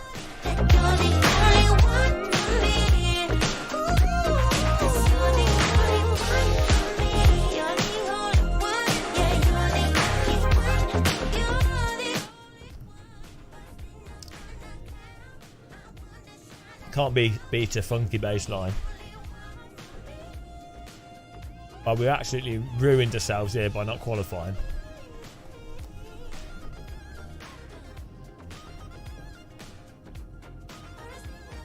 It's all good though. It's all good. We'll bring it.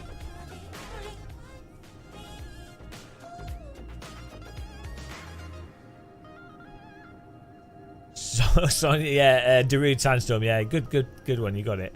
Good job, mate. Yeah, good job, mate. Stitchface join. Do any of you guys, by any chance, are you guys any of you experts in fences? I need to replace some my garden fence. I've hodgepodge fixed it after. I don't know if you guys remember those storms a few months back, or a month or so ago. I hodgepodge fix my fence. But it's so bad. It's like barely standing. I've got like 5 meters of fence that needs replacing. Wheel diesel? I think is I don't know. It's only half a fence because it's half wall then half fence, so it's not. It'll be like 4 foot of fence. So I guess it's probably going to cost what, like £700? 5 meters of half fence in whatever's the cheapest fence. 700 quid. Maybe less than that. Oh, it doesn't need all the fence posts. Like maybe 3 fence posts. It's just the middle bits all need. And then reseating the fence posts, so maybe you do have to have them fully setting. Just do it myself. I guess I could just do it myself. I could live stream it. Selco. I don't need that much. My garden is really small. I guess I probably could do it myself. Is it that hard to put a fence? I'll probably do a bad job of it. I mean, you know how long it took me to make a sim rig? Oh, it can't be that hard. Oh, I've accidentally built a shed. It's supposed to be building a fence. Oh, well. How hard can it be? Yeah, I mean, I'm sure it just builds it. It's sure it's like Lego. 73,000. Talk about too many chefs. Can you imagine 73,000 people in a 4x3 meter garden? All to build a fence. Guys, you can't get the fence up. To me, to you, to me, to you, to me, to you.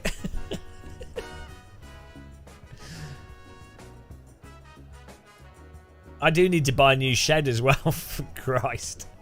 Oh, I need to do so much stuff. Well, we can do that, yeah. Yeah, the fence last year would be pretty funny. Problem is I've got an apple tree that blocks half the garden as well. It's not easy to get to. Right. Well, that's the problem in this. In the storms, it like wrenched it out of the thing, so I've reseated it back in, but it's all like broken in different areas. Right, let's go, guys. Oh, can you imagine having Fred Dibner as your next door neighbour? You'd like get up in the morning and he'd be there on top of his chimney. Oh man, Fred Dibner would be like the best next door neighbour you could ever have. I should get Paul Smith to move in next door. He's basically Fred Dibner. Right, here we go. It's time to go racing. This is going to be the real test.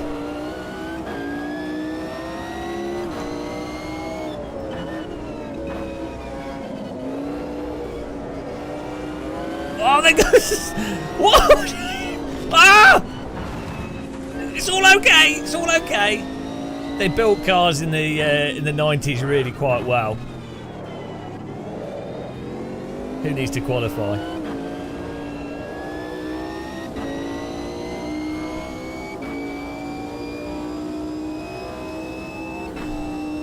Great start there.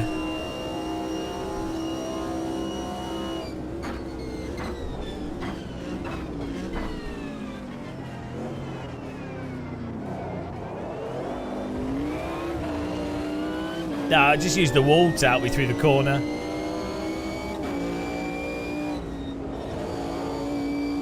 Oh my god, there goes another brake board exploding.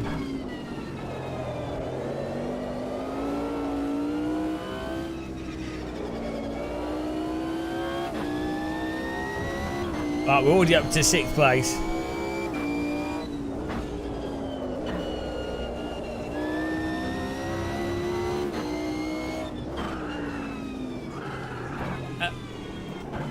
Man, the wheels lock very easy on this car.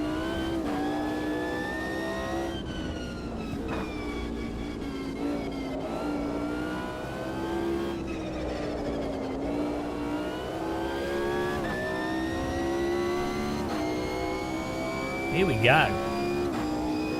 This car sounds like a like a washing machine on full spin cycle.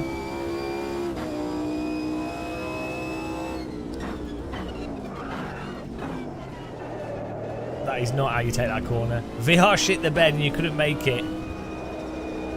Enjoy trying to survive. Oh, here we go. Oh my god. Jesus. It's a GT1 sandwich. They're nice looking cars, aren't they? Nice hit. Thomas with the punt to pass.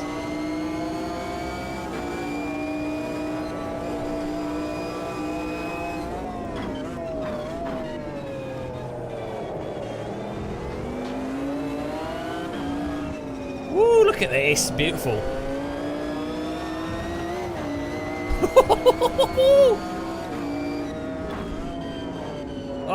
Oh, don't drive into me, you bugger. Praise the grippy gravel.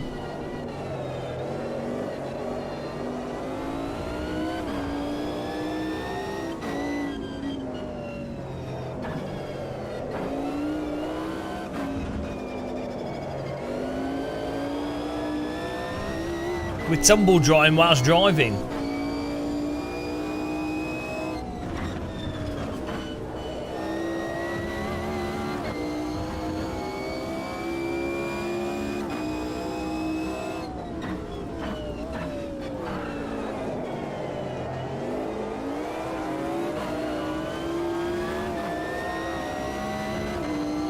Do the laundry.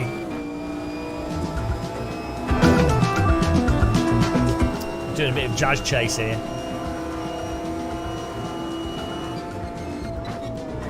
What's funny is these GT1 cars are mental quick. They have shockingly bad brakes on them. Oh my god. Fishtailing out of that.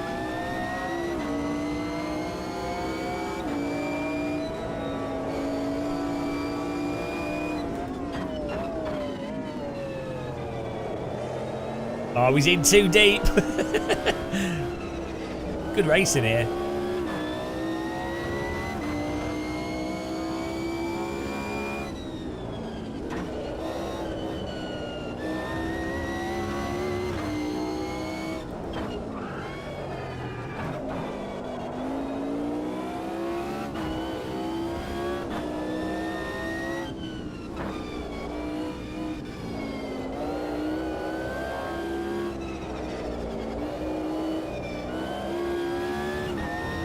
It's slidey, this car.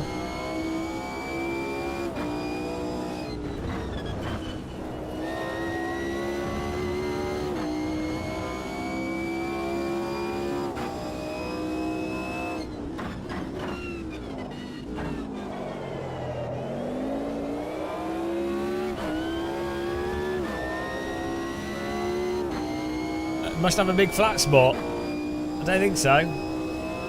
Maybe on the rear left. Doesn't feel like it.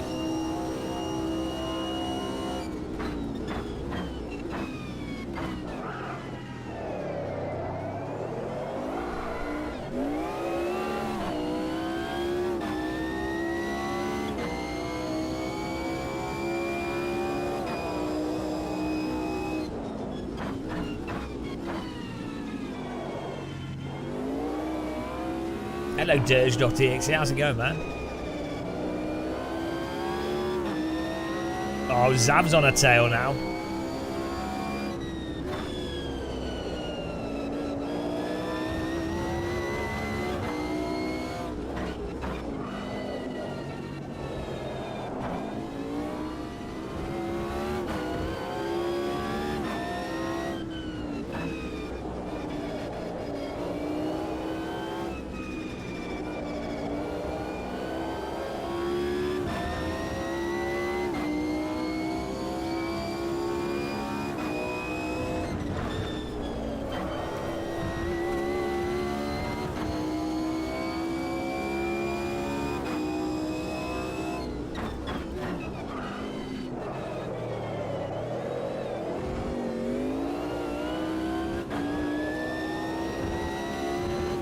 I think this the car should have more downforce, I think.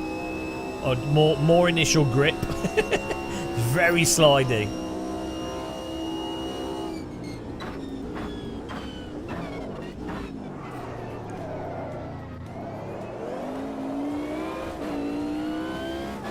It's like driving a bus. Woo!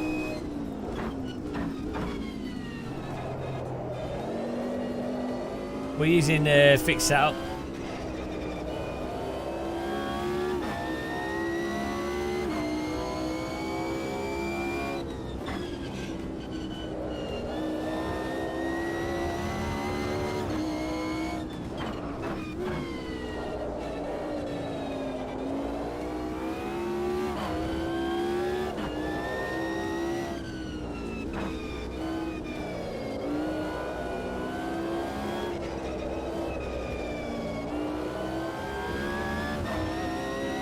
Oh, Zab's chasing us.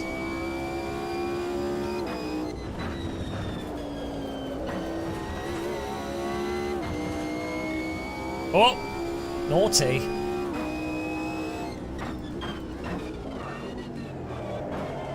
So once you start sliding, it goes forever laterally. It's a pure hovercraft car.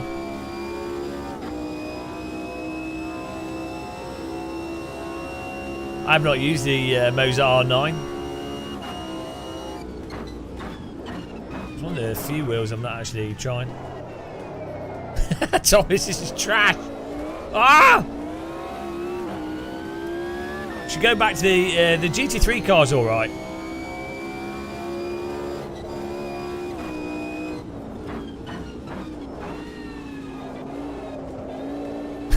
It's like it's not mincing his words.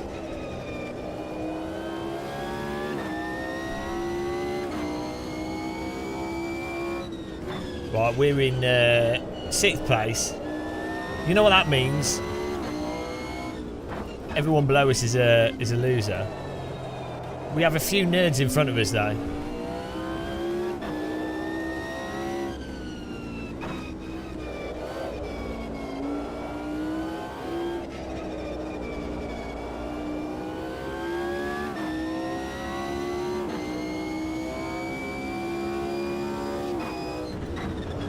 This car's just very slidey in AMS2. That's all.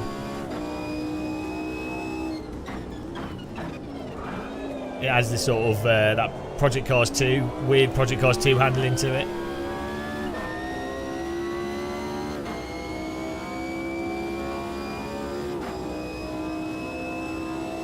How fat?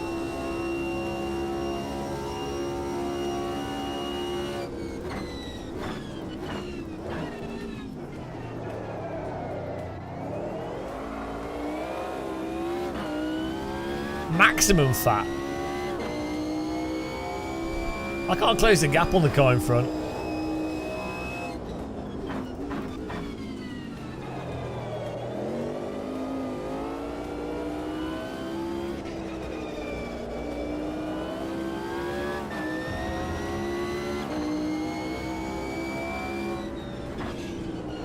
Whoa, he's going for the end of the inside. No! I'm back up the inside. Merry Christmas.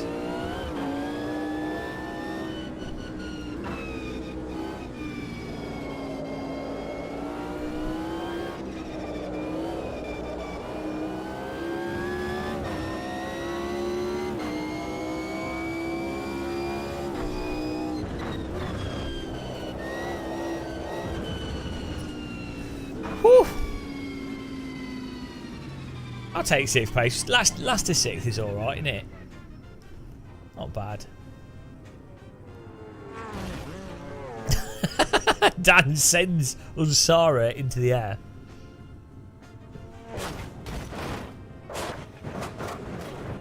I need to send some tyres to that driver.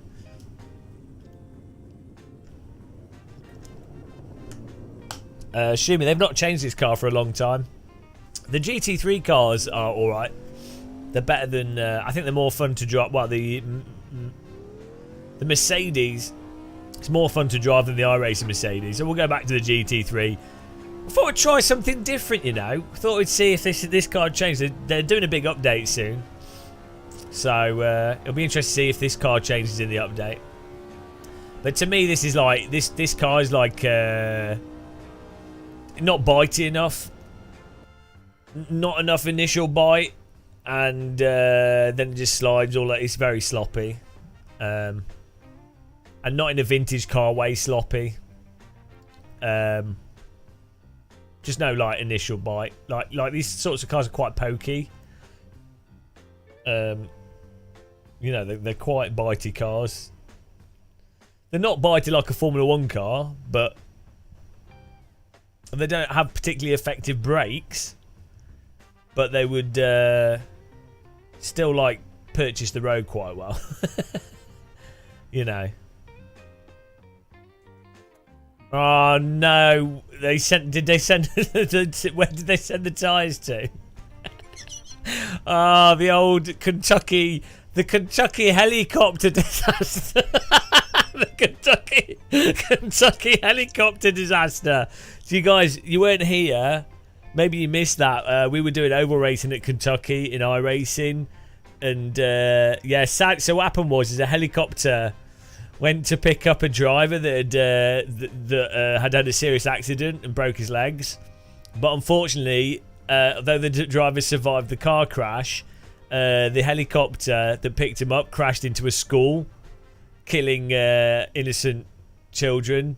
And then they had to send helicopters to the school to rescue, to take the injured children to the hospital. But unfortunately, when those helicopters were en route to the school, a few of them crashed into a nuclear power plant, which then caused nuclear fallout, which then caused the other helicopters to crash. But basically, there's no helicopters left in Kentucky, and that it was the Great Kentucky Helicopter Disaster. Some of you might not know that story, but now you do. Right, there we go. Thomas, get back in here. He's there. Right, GT, stick to this. Get the AMG GT3. It was. I'm still crying. My tears evaporate. It's so warm, my tears are evaporating. Who's joining, guys? We need to find another. We need to just stick to this GT3 car on. This is the lesson I've learned after 10 years of YouTube and 5 years of live streaming. The lesson is, even if chat says, drive this car, try this out, try that out, ignore the chat. Ignore everyone. Ignore Alan Boston from Team VVV. Ignore it. Ignore chat. Ignore everyone. Trust your instincts and just drive what you know is good to drive. That's it. And then you'll have a good live stream. If you listen to the chat room, like it's like Formula 1. If they listen to the fans.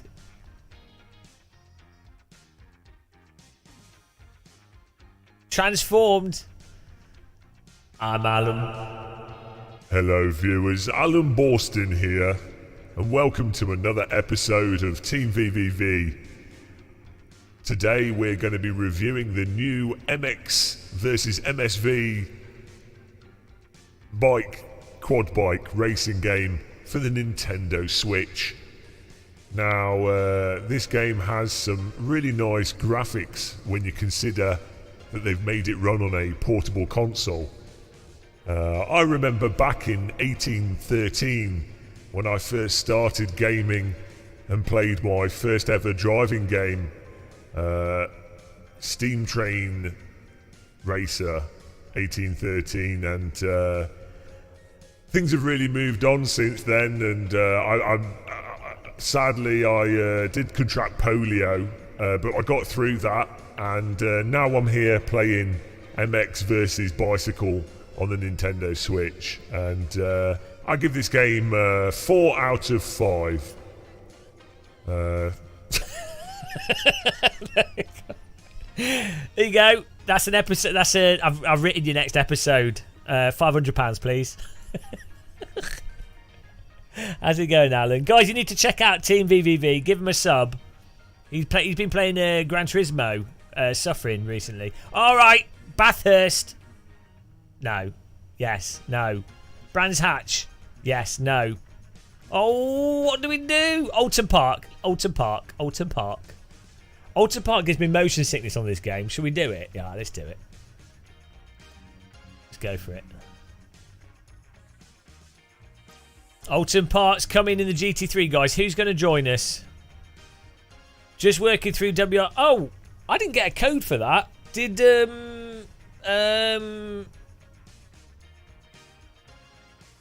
is it still the same publisher, Alan? What can I ask you that's not private information? It's still the same publisher, isn't it? I mean, the developer. Are the promoters of the game the same people that normally promote the game? If that makes sense. Oh, the codes haven't gone out. Where they go? I need to. I really want to play that. The last one was really good, and this one's coming out on Steam. It's not Epic exclusive, which is good at launch. So the last one was really fun. Like, people totally ignored it because it doesn't have any marketing behind those games. But the last one was WRC 10 was a really. It's probably actually one of the best realistic racing games to come out for bloody ages. In that you get a single player that's actually fun. Like, this is simple, but there's stuff to do. You progress through it. There's objective challenges, and you actually feel like you're progressing through it. It has enough content in it. Granted, some of it's recycled from previous WRC games, but there's enough stages in it that it feels like an actual rally game. You know, but I guess they just don't market it in this rally driving. Yeah, Alan likes it. Alan's like me in that it's that whole feeling like you're in the countryside, travelling around different locations. Like, separate to the driving and stuff, it's like, oh, this is nice. I'm somewhere else. And the locations are really nicely modelled in it. No VR, no, but I know. I wonder if you could rig it into it, though. What am I doing? Race settings. Where's qualifying settings, guys? I've gone mental here. Session. Oh, there we go. That's why. Oh, that's all right. Let's go. Let's just go. Get in there, guys. Search for Gamer Muscle 2. Password is T in capital letters if you want to join. Yeah, I look forward to that. Do you know the release date, Alan? Hello, viewers. Gary Gavlar. I'm yet to be able to play it. Bought it. I didn't have any problem with the previous ones. Alan only likes it because he beat me at Monaco. How mental was that weekend? That was so weird. Oh, let's go to Monaco to play WRC. And watch the start the World Rally Championship. Yeah, totally normal weekend, guys. Oh yeah, there's Sebastian Loeb. Oh, there's all the current WRC drivers. Oh, okay. Oh, there's the guy that runs the Swedish stages.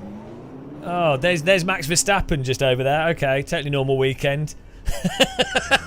Oh, let's get a hamburger quickly. Go. Oh, £20 for a hamburger. It's weird. That's what you get for sim racing. Monaco rally championship at Monaco for that's. Oh no! Game's crashed.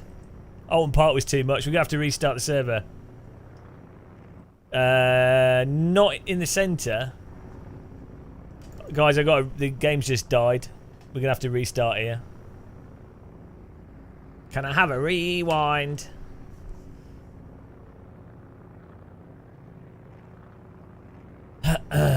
Not responding. That's me.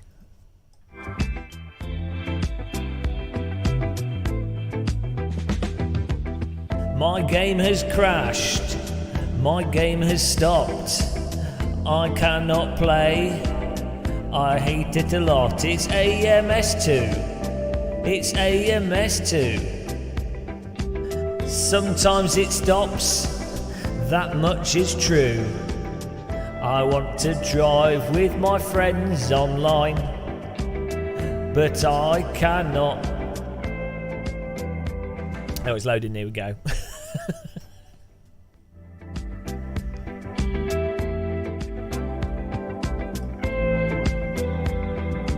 Alan Boston, take your top off.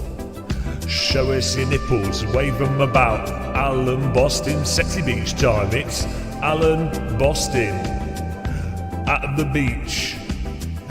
Alan Boston showing his pecs. What are you doing, Alan? Alan Boston at the nudist beach, waving his breasts left and right. Alan Boston at the nudist beach. What are you doing? What are you doing?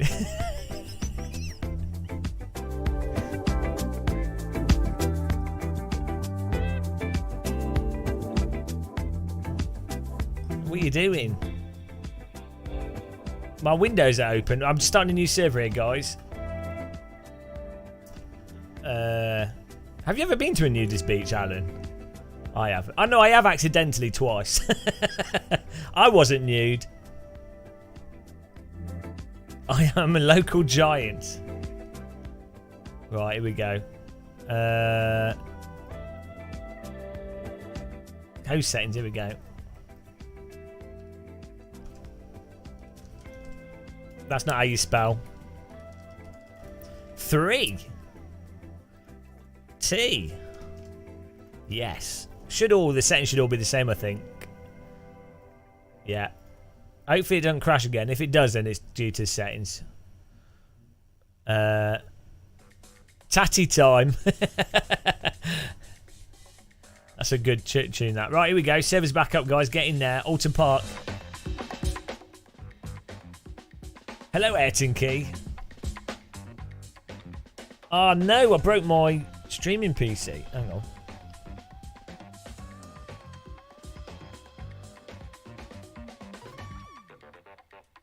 What is going on here?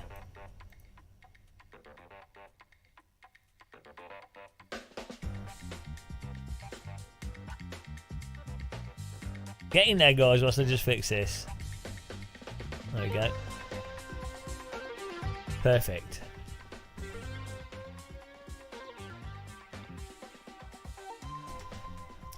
This is why I come here, the only free soloing sim channel.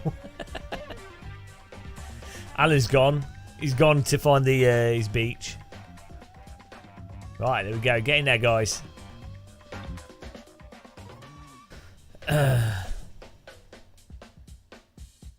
We're good. It's all working. It's all back up. We're back and running. I need the advert for the. I don't have it on here. Don't have the advert for the Voodoo 2.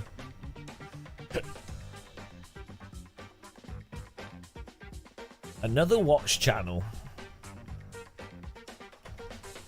What do you review watches? Oh, we just had an ad. Well, thanks for watching it. Appreciate that. Hopefully it was an informative ad. Was it find local nudist beaches in your area advert by any chance? No. Well, you could leave and rejoin, Thomas, because it's quite. You can rejoin during quali. I think.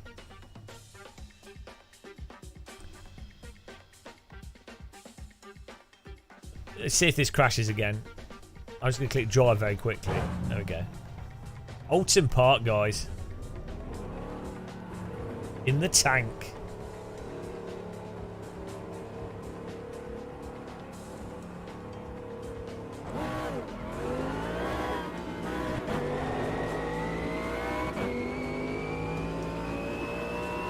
Only nudist. Fair enough. You mind reader. Oh, birds coming out the tree. They're flapping the wings a bit slowly. Oh, where's my TV? This TV's having a bit of a fanny today. Yeah, at the moment, I think this GT3 car is like the best car in AMS2. Oh, God, this corner. What is it with this? It's hitting a... There's something with the camera where it hits like a limit and then it's effectively like some arbitrary clipping amount. Like the locked horizon brakes.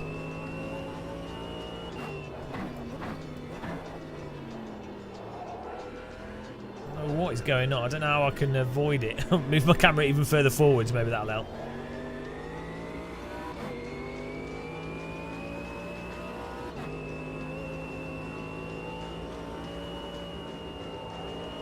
What are the kart cars? Oh yeah, they were alright, but they're too quick for most people to drive, I think.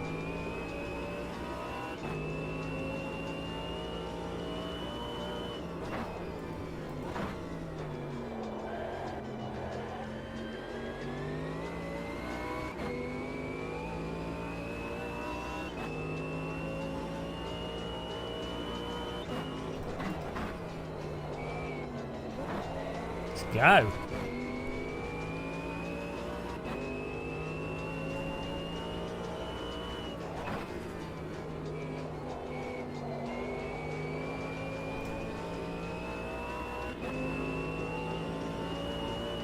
The need for motion. Why do you want motion blur? Nobody wants motion blur. Motion blur's a crime. I don't feel the need to turn the too busy to turn the traction control off there.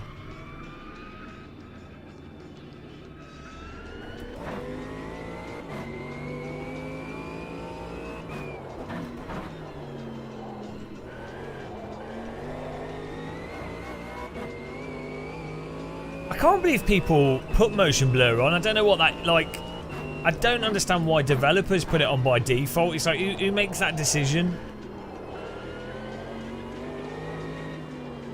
You really have to be like a bit mental. Ah. Yeah, like max motion blur and then maximum FOV changing as well.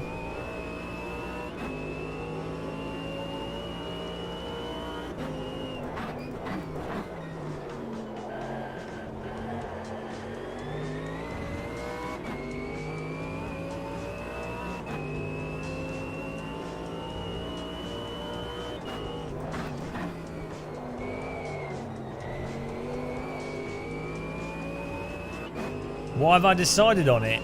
I don't know. I've been... Oh, it's just something I can host, isn't it? I've been playing a lot of iRacing. I wanted to do a stream for my YouTube crew. Been a while, hasn't it? Also, I thought I wanted to... Oh, yeah, I was... Oh my God, that corner. I was messing around with ACC and AMS2 last night. I was reconfirming in my head that ACC has the worst force feedback known to man. And I was driving this car and I thought, oh, it's actually quite fun to drive. So I thought, because I like how easy AMS2 is to just set up and stream. And it does have content in it that's not in anything else, so... There's a big update coming this weekend, supposedly. Hopefully it makes the tyres on a lot of the cars at least more like this car. As I say, this car drives like the grip profile of this vehicle. I mean, it's still like AMS2 dynamics, but the general grip profile of the tyres is reasonably close to my experience of real-world cut slicks, in that it's not like a slick tyre, but you know, it's the grip comes back quickly, it's quite pliable, it's pretty forgiving. You know, a little bit of slip and then it returns.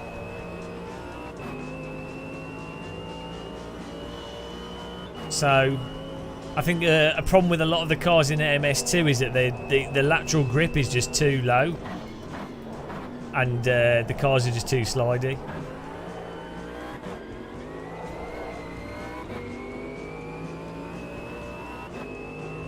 And that might be due to downforce as much as it is tires. I mean, it could be anything. God knows. There's so many things that go into a sim to make it handle how it does, but so I don't really care. It's not even realism. It's like the GTE cars in Project Cars 2. It might not necessarily be the most realistic, but the grip of them made them fun to drive. Because if you ever go in a real car, a real race car, the first thing that you will notice is they feel, partly because of G-forces, but also they do just grip the road. Like, it just feels like absolute insanity monster grip. If you drive a road car on a racetrack, if you drive a front-wheel drive car on a racetrack, if you're in a car with downforce, if you're whatever, it feels like absolute monster grip. So it's kind of weird how a lot of sims tend to be like driving on snow or something. But this car's fine though. This feels quite grippy, so, and the car's relatively balanced, and you can use the brake to turn it.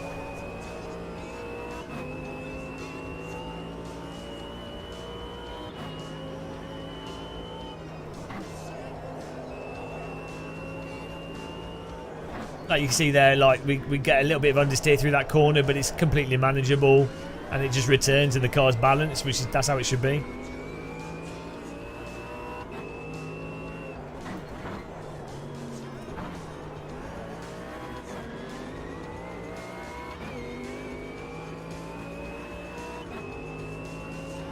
Yeah, the Clio. Ironically, the Clio Cup was fun not because it was grippy, but because it had insane lift-off oversteer. But it made it really fun. Yeah, that lift-off oversteer with the Clio Cup in Project Cars 2 was probably like the best, worst handling car. Bloody hell.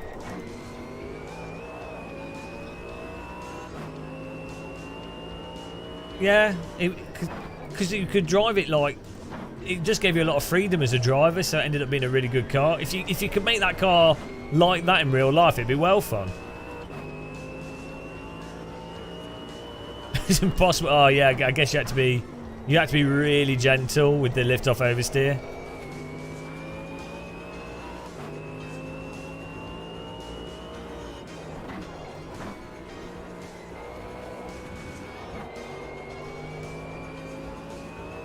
Well, the only sim to me that does front-wheel drive cars well is AC, the original Assetto, because you can feel the front tyre grip, which is like vital to drive a front-wheel drive car properly. It's all about balancing the front grip in terms of corner entry speed, how much you get on the throttle, when you get on the throttle. It's all done through feeling what the front tyres have got. And the problem is most sims, for whatever reason, you can't feel the front tyres. So it's like you're just driving off visuals and so you then have to memorise inputs, or you're just driving off like visuals, at which point it's kind of too late to, if a car's visually moving all over the place, you've already messed up. You've already totally messed up the corner.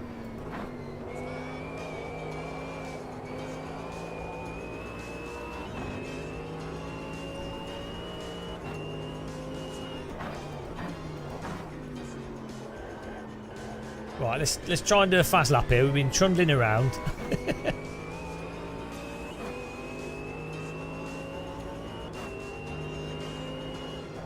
Yeah, so if you're doing what I would describe as preemptive driving, the two ways to preemptively drive, one is to do tons of laps, and you're basically doing Guitar Hero. You know, you've memorised everything that's going to happen in the inputs, and because this sim doesn't change, you can just repeat that pre-recording of inputs and steering things, and that's how most people play. That's the bulk of like fast driving in most sims. That works regardless, and it's probably always going to be the ultimately fastest way of driving. But I don't think it's very fun. So there's either that, you basically memorise stuff for the most part, or you have force feedback that allows you to know before stuff happens. Why does your force feedback feel grainy? Normally that's to, if it feels grainy, that's normally to do with interpolation settings.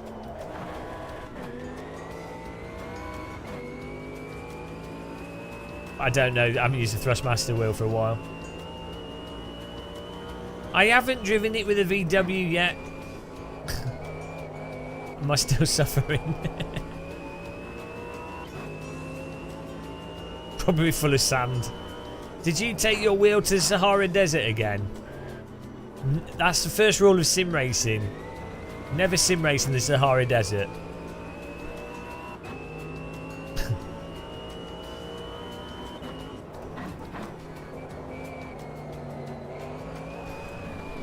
Bloody hell.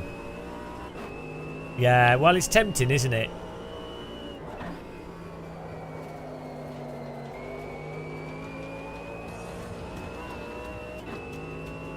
How am I 7th? This is fixed setup. I'm getting absolutely whipple snapped here.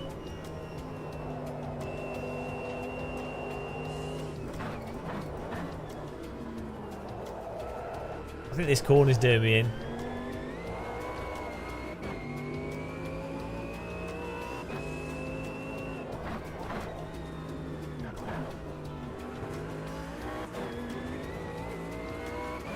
Alton Park's like my second Donington.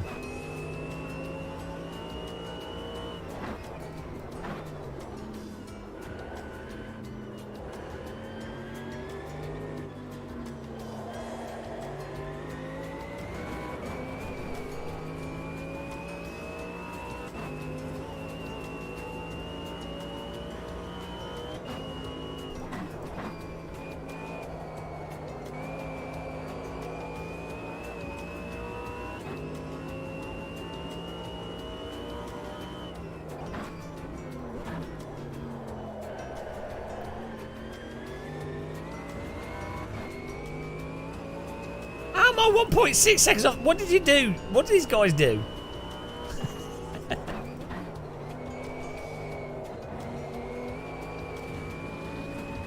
I don't know. I don't know how to get 1.6 seconds in this car.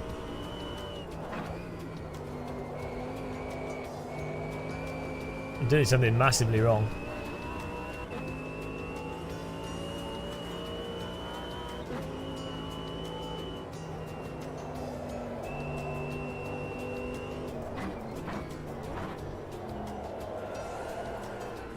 Maybe drifting this corner is not helping. I can't get it to stay on the inside groove.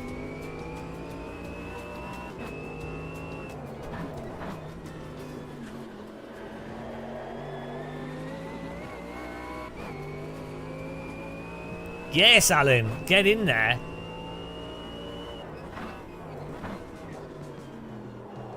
We'll find out if you're a nerd or a loser.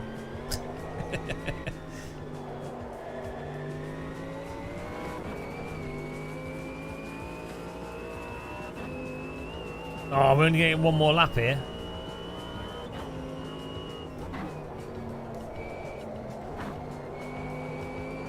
Oh, come on.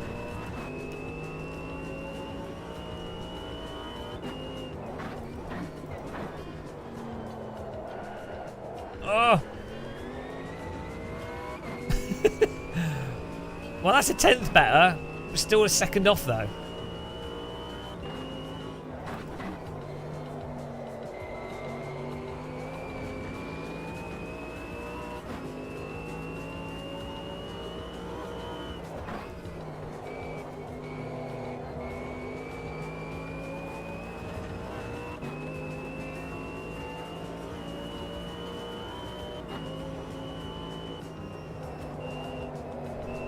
I just have to, let's brake early for this. Oh, come on! Oh, it's a little bit better.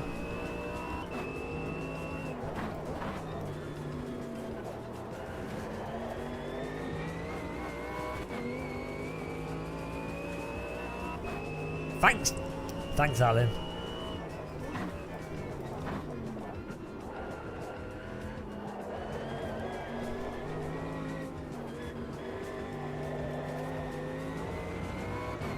Oh my god. I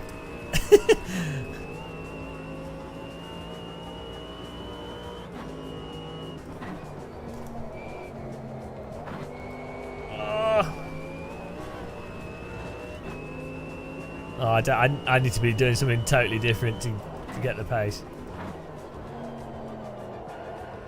Can't get the front to bite.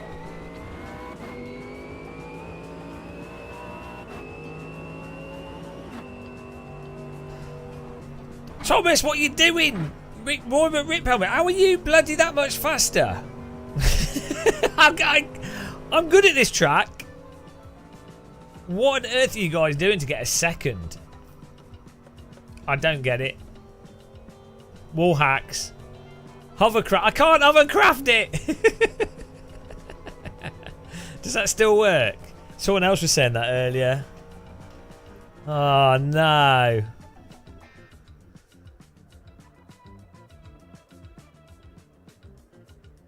I'm trying to drive it too properly. Well, we're still in 6th place though. Right, are you ready? This is going to be the power drive.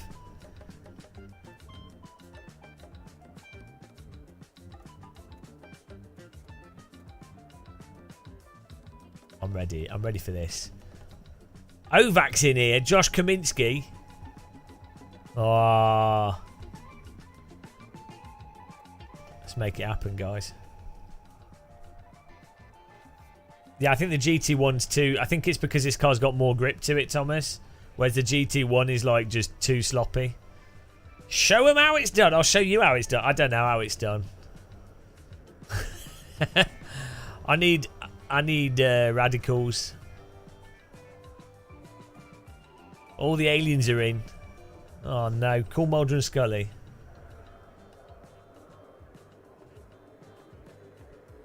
It's only a 10-minute race, so it's a nice quick one.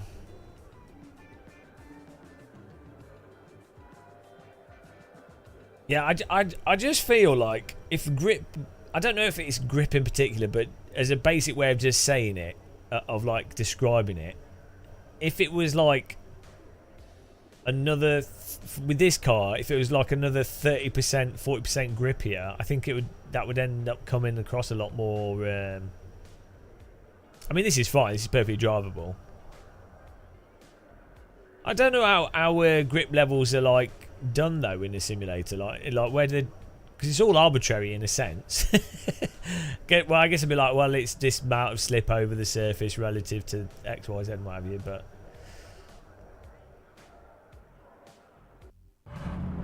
there should be. You should be able to set the track grip level to 150% sorted.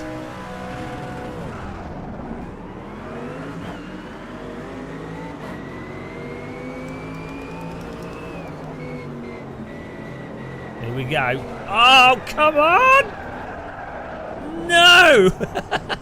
Right, we've got some work to do, guys. It's just like iRacing. I'm so glad we qualified. Oh dear, I probably turned in a little bit. Let's go! Oh, that's just the white balance. Vampire legs.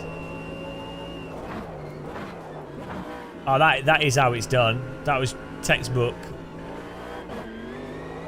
Now we've got 10 cars to overtake. Don't worry, it's Alton Park.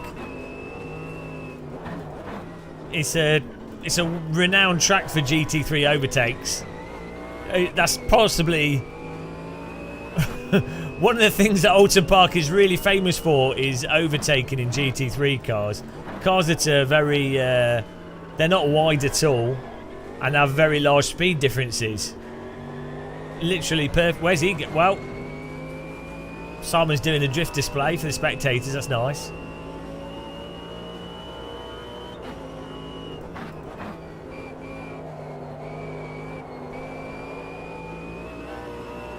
Right, here we go. Tom Sack in front of us.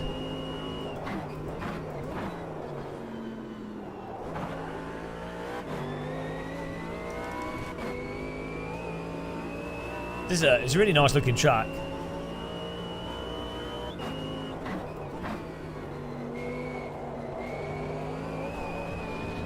Oh, that's not a track cut there. Okay. There was me driving the iRacing. So in iRacing, if you touch the grid, it's classed as a track cut. Coming through. But in this, you can run wide, which is better actually. Like in real life, they run wide onto it all the time.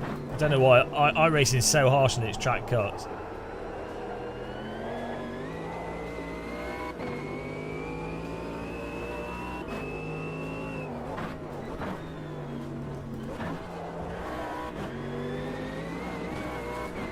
Oh, Raw McRip helmet's being spun around.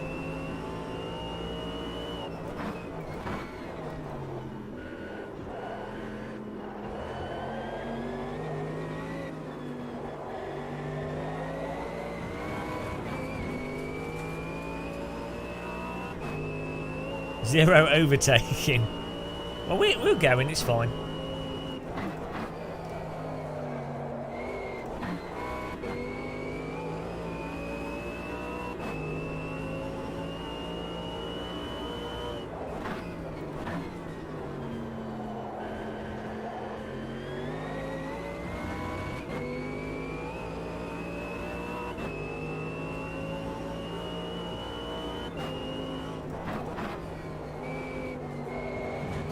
Well, now I know I can use this full exit. that's normally like a tenth or two.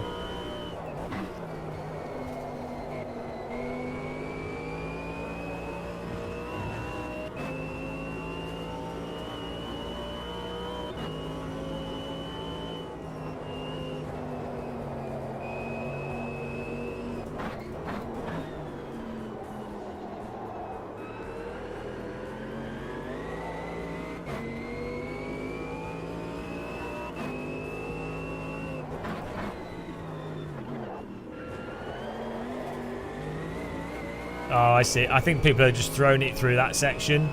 And I don't know where the track cut is there.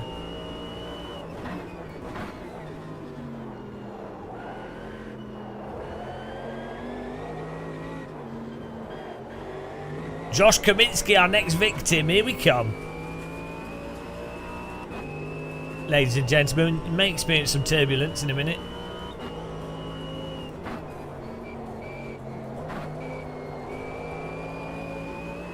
Please fasten your seatbelts.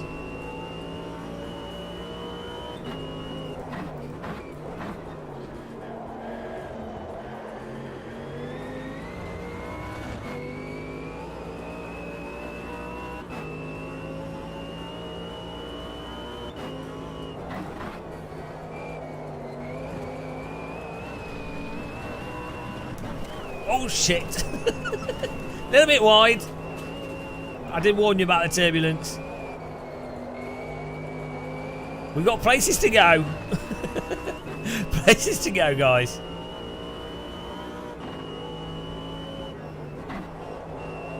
Ayrton kickers, that'd be a good idea, and you're not allowed those in sim racing. Come on.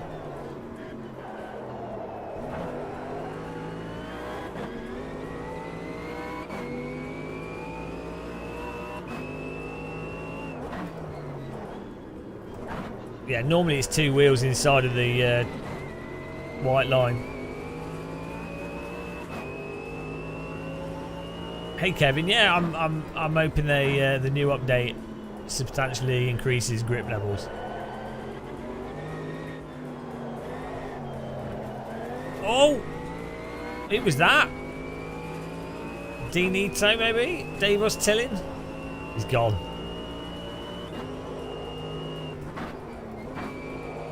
Alton Park claims another victim. Oh, we've got to get Josh by the end of this. We've got to Kaminsky him. We are slowly closing. We should be getting draft now. I'm like one of those skinny female rock climbers. That's how fast I'm climbing. We do have Mr. Raw McRip helmet on a tail though.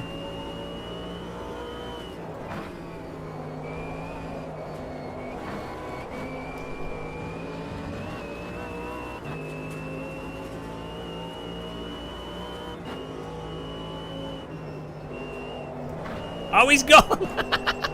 Ain't no way out of that, matey. Into the wall he goes. Goodbye. Oh, man, the amount of times that I do that. You just run slightly wide that corner and you're off into the wall. There's nothing you can do.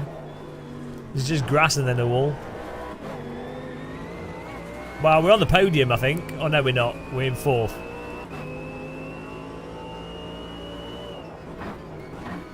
That's another Alton Park victim. That corner would worry me if I was driving it in real life. Because there's nothing you can do. There are some gaps in real life, but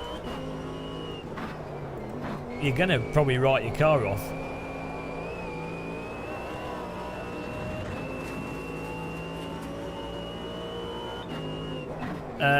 It's not a foot pad, it's a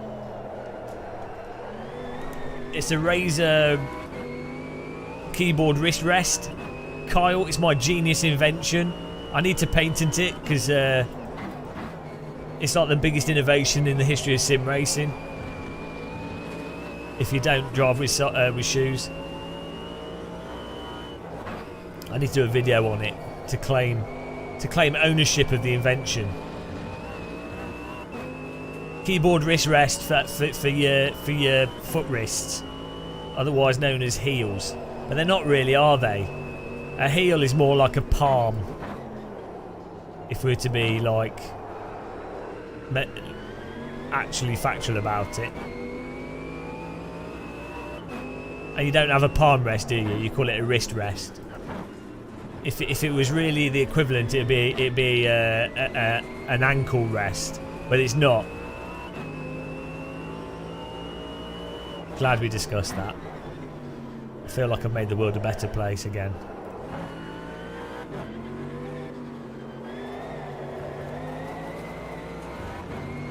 Josh, Rick Helmet. Trying to catch us, but he can't. Just before you head to bed. Whoa! Work our funds. Oh, car in the bum, car in the bum. Some of us have to work to earn our funds for rig upgrades. Racing Rash, I told you, just go into London and steal money from the homeless people pots. That's what I do. Be amazing how many pound coins you can get. Or even better, if you don't want to be that bad, just go to water fountains and take the money out of the water fountains. I mean, if people are going to throw money in a water fountain, then you might as well take it yourself. Just bring a snorkel.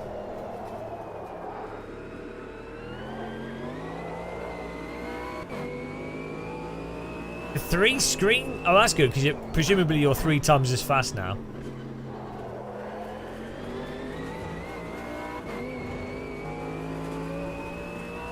Oh dear.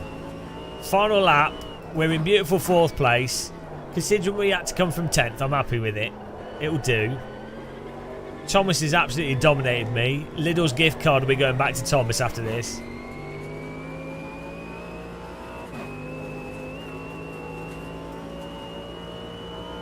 I really want a biscuit. Oh, we're drifting. Here we go. I'm running 2560 by 1440 with on 3 screens, so that's 7680 by 1440, and then I'm using a 3080 Ti, and I turn the graphics on kind of like medium, 2xAA I think, and then I cap the frame rate at 110 FPS in this sim with G-Sync on as well. There we go, nice. That was alright. I feel like that was a pretty good drive. I wouldn't call it a hard drive. But it was alright. It was an okay performance. Let's run this guy over. Oh, God, he's got legs of steel.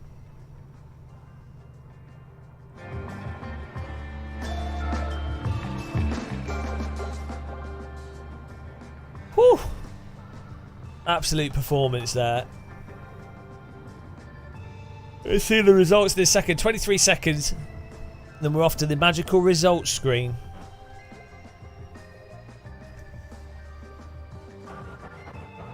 Where dreams happen.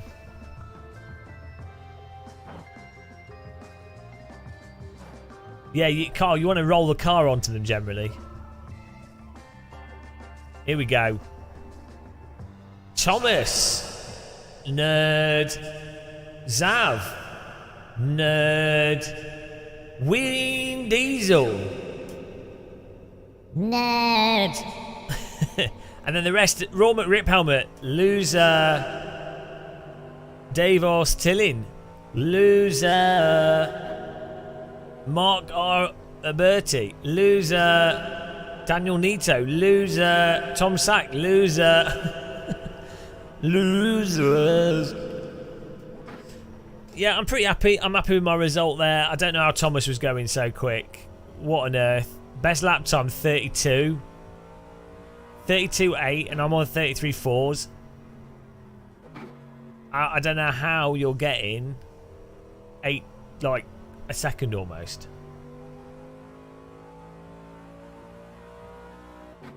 Oh, we have a lot better lap time than Zav and Wheel Diesel. So if we qualified up front, it would have been all right. How are you getting a sec? What are you doing? How are you cheating? Were you cutting the track in a special way? Ah, Rip Helmet was faster than me. Were you? I don't know. Were you chucking it into a slide or something? And I don't know. He's not balancing it with the brake. In AMS2, it's like a weird way of throttle driving. You drive the car out the corner on the throttle super aggressively. It's really weird. That's the esports meta. Because basically, you get on the throttle, the car hooks up really well in AMS2. Whereas in most sims, if you got on the throttle as early as you do in AMS2, it would just induce understeer. I've had to call it a night, I think, because I'm knackered. I've been going for like 6 hours, so. And it's 10 o'clock. So, you know. Absolute Chad drive. Well, obviously he's better at AMS2, but it's not a realistic way of driving. It's not. You can't just jam your foot on the accelerator really early in the corner for the car to hook up. Like most cars would understeer. I mean, Thomas has got the little discount card, but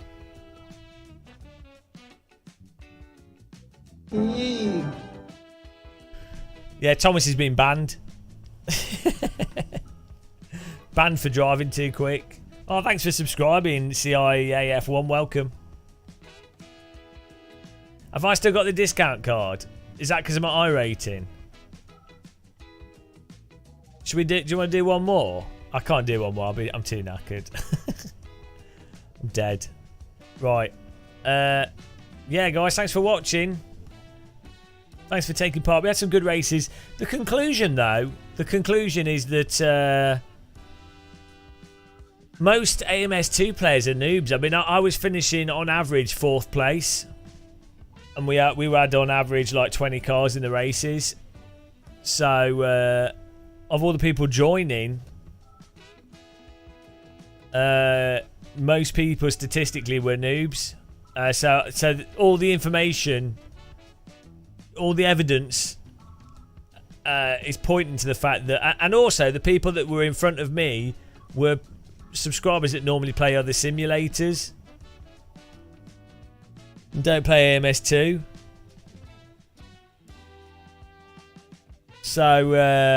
So yeah, the conclusion is that AMS2 drivers are noobs. So when they fanboy, you have to remember that it's noobs fanboying.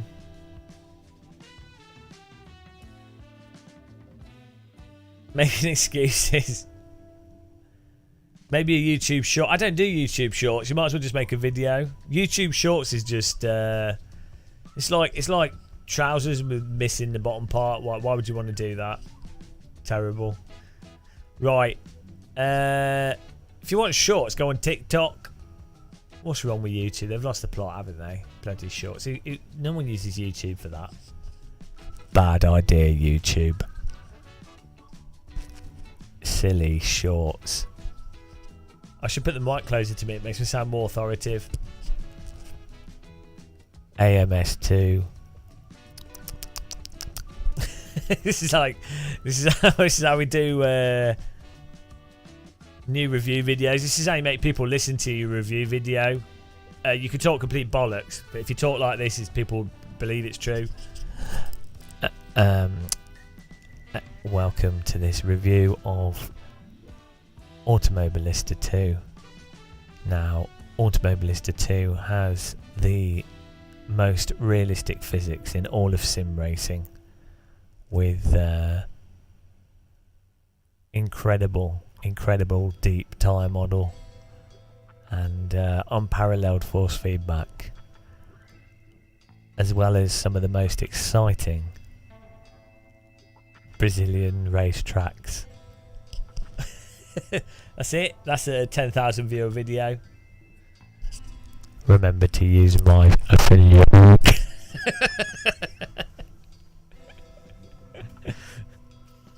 Thank you for watching the video, everybody. Remember to click the like and subscribe button. There you go. It's nice and subtle, wasn't it?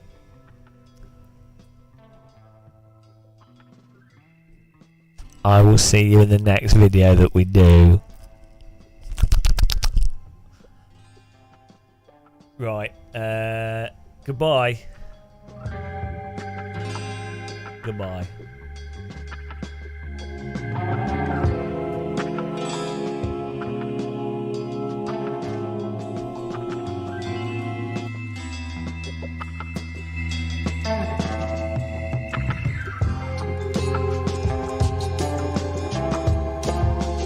Thank you. Thank you to all the channel members and all the people that donated, and thank you for watching the channel and everything else.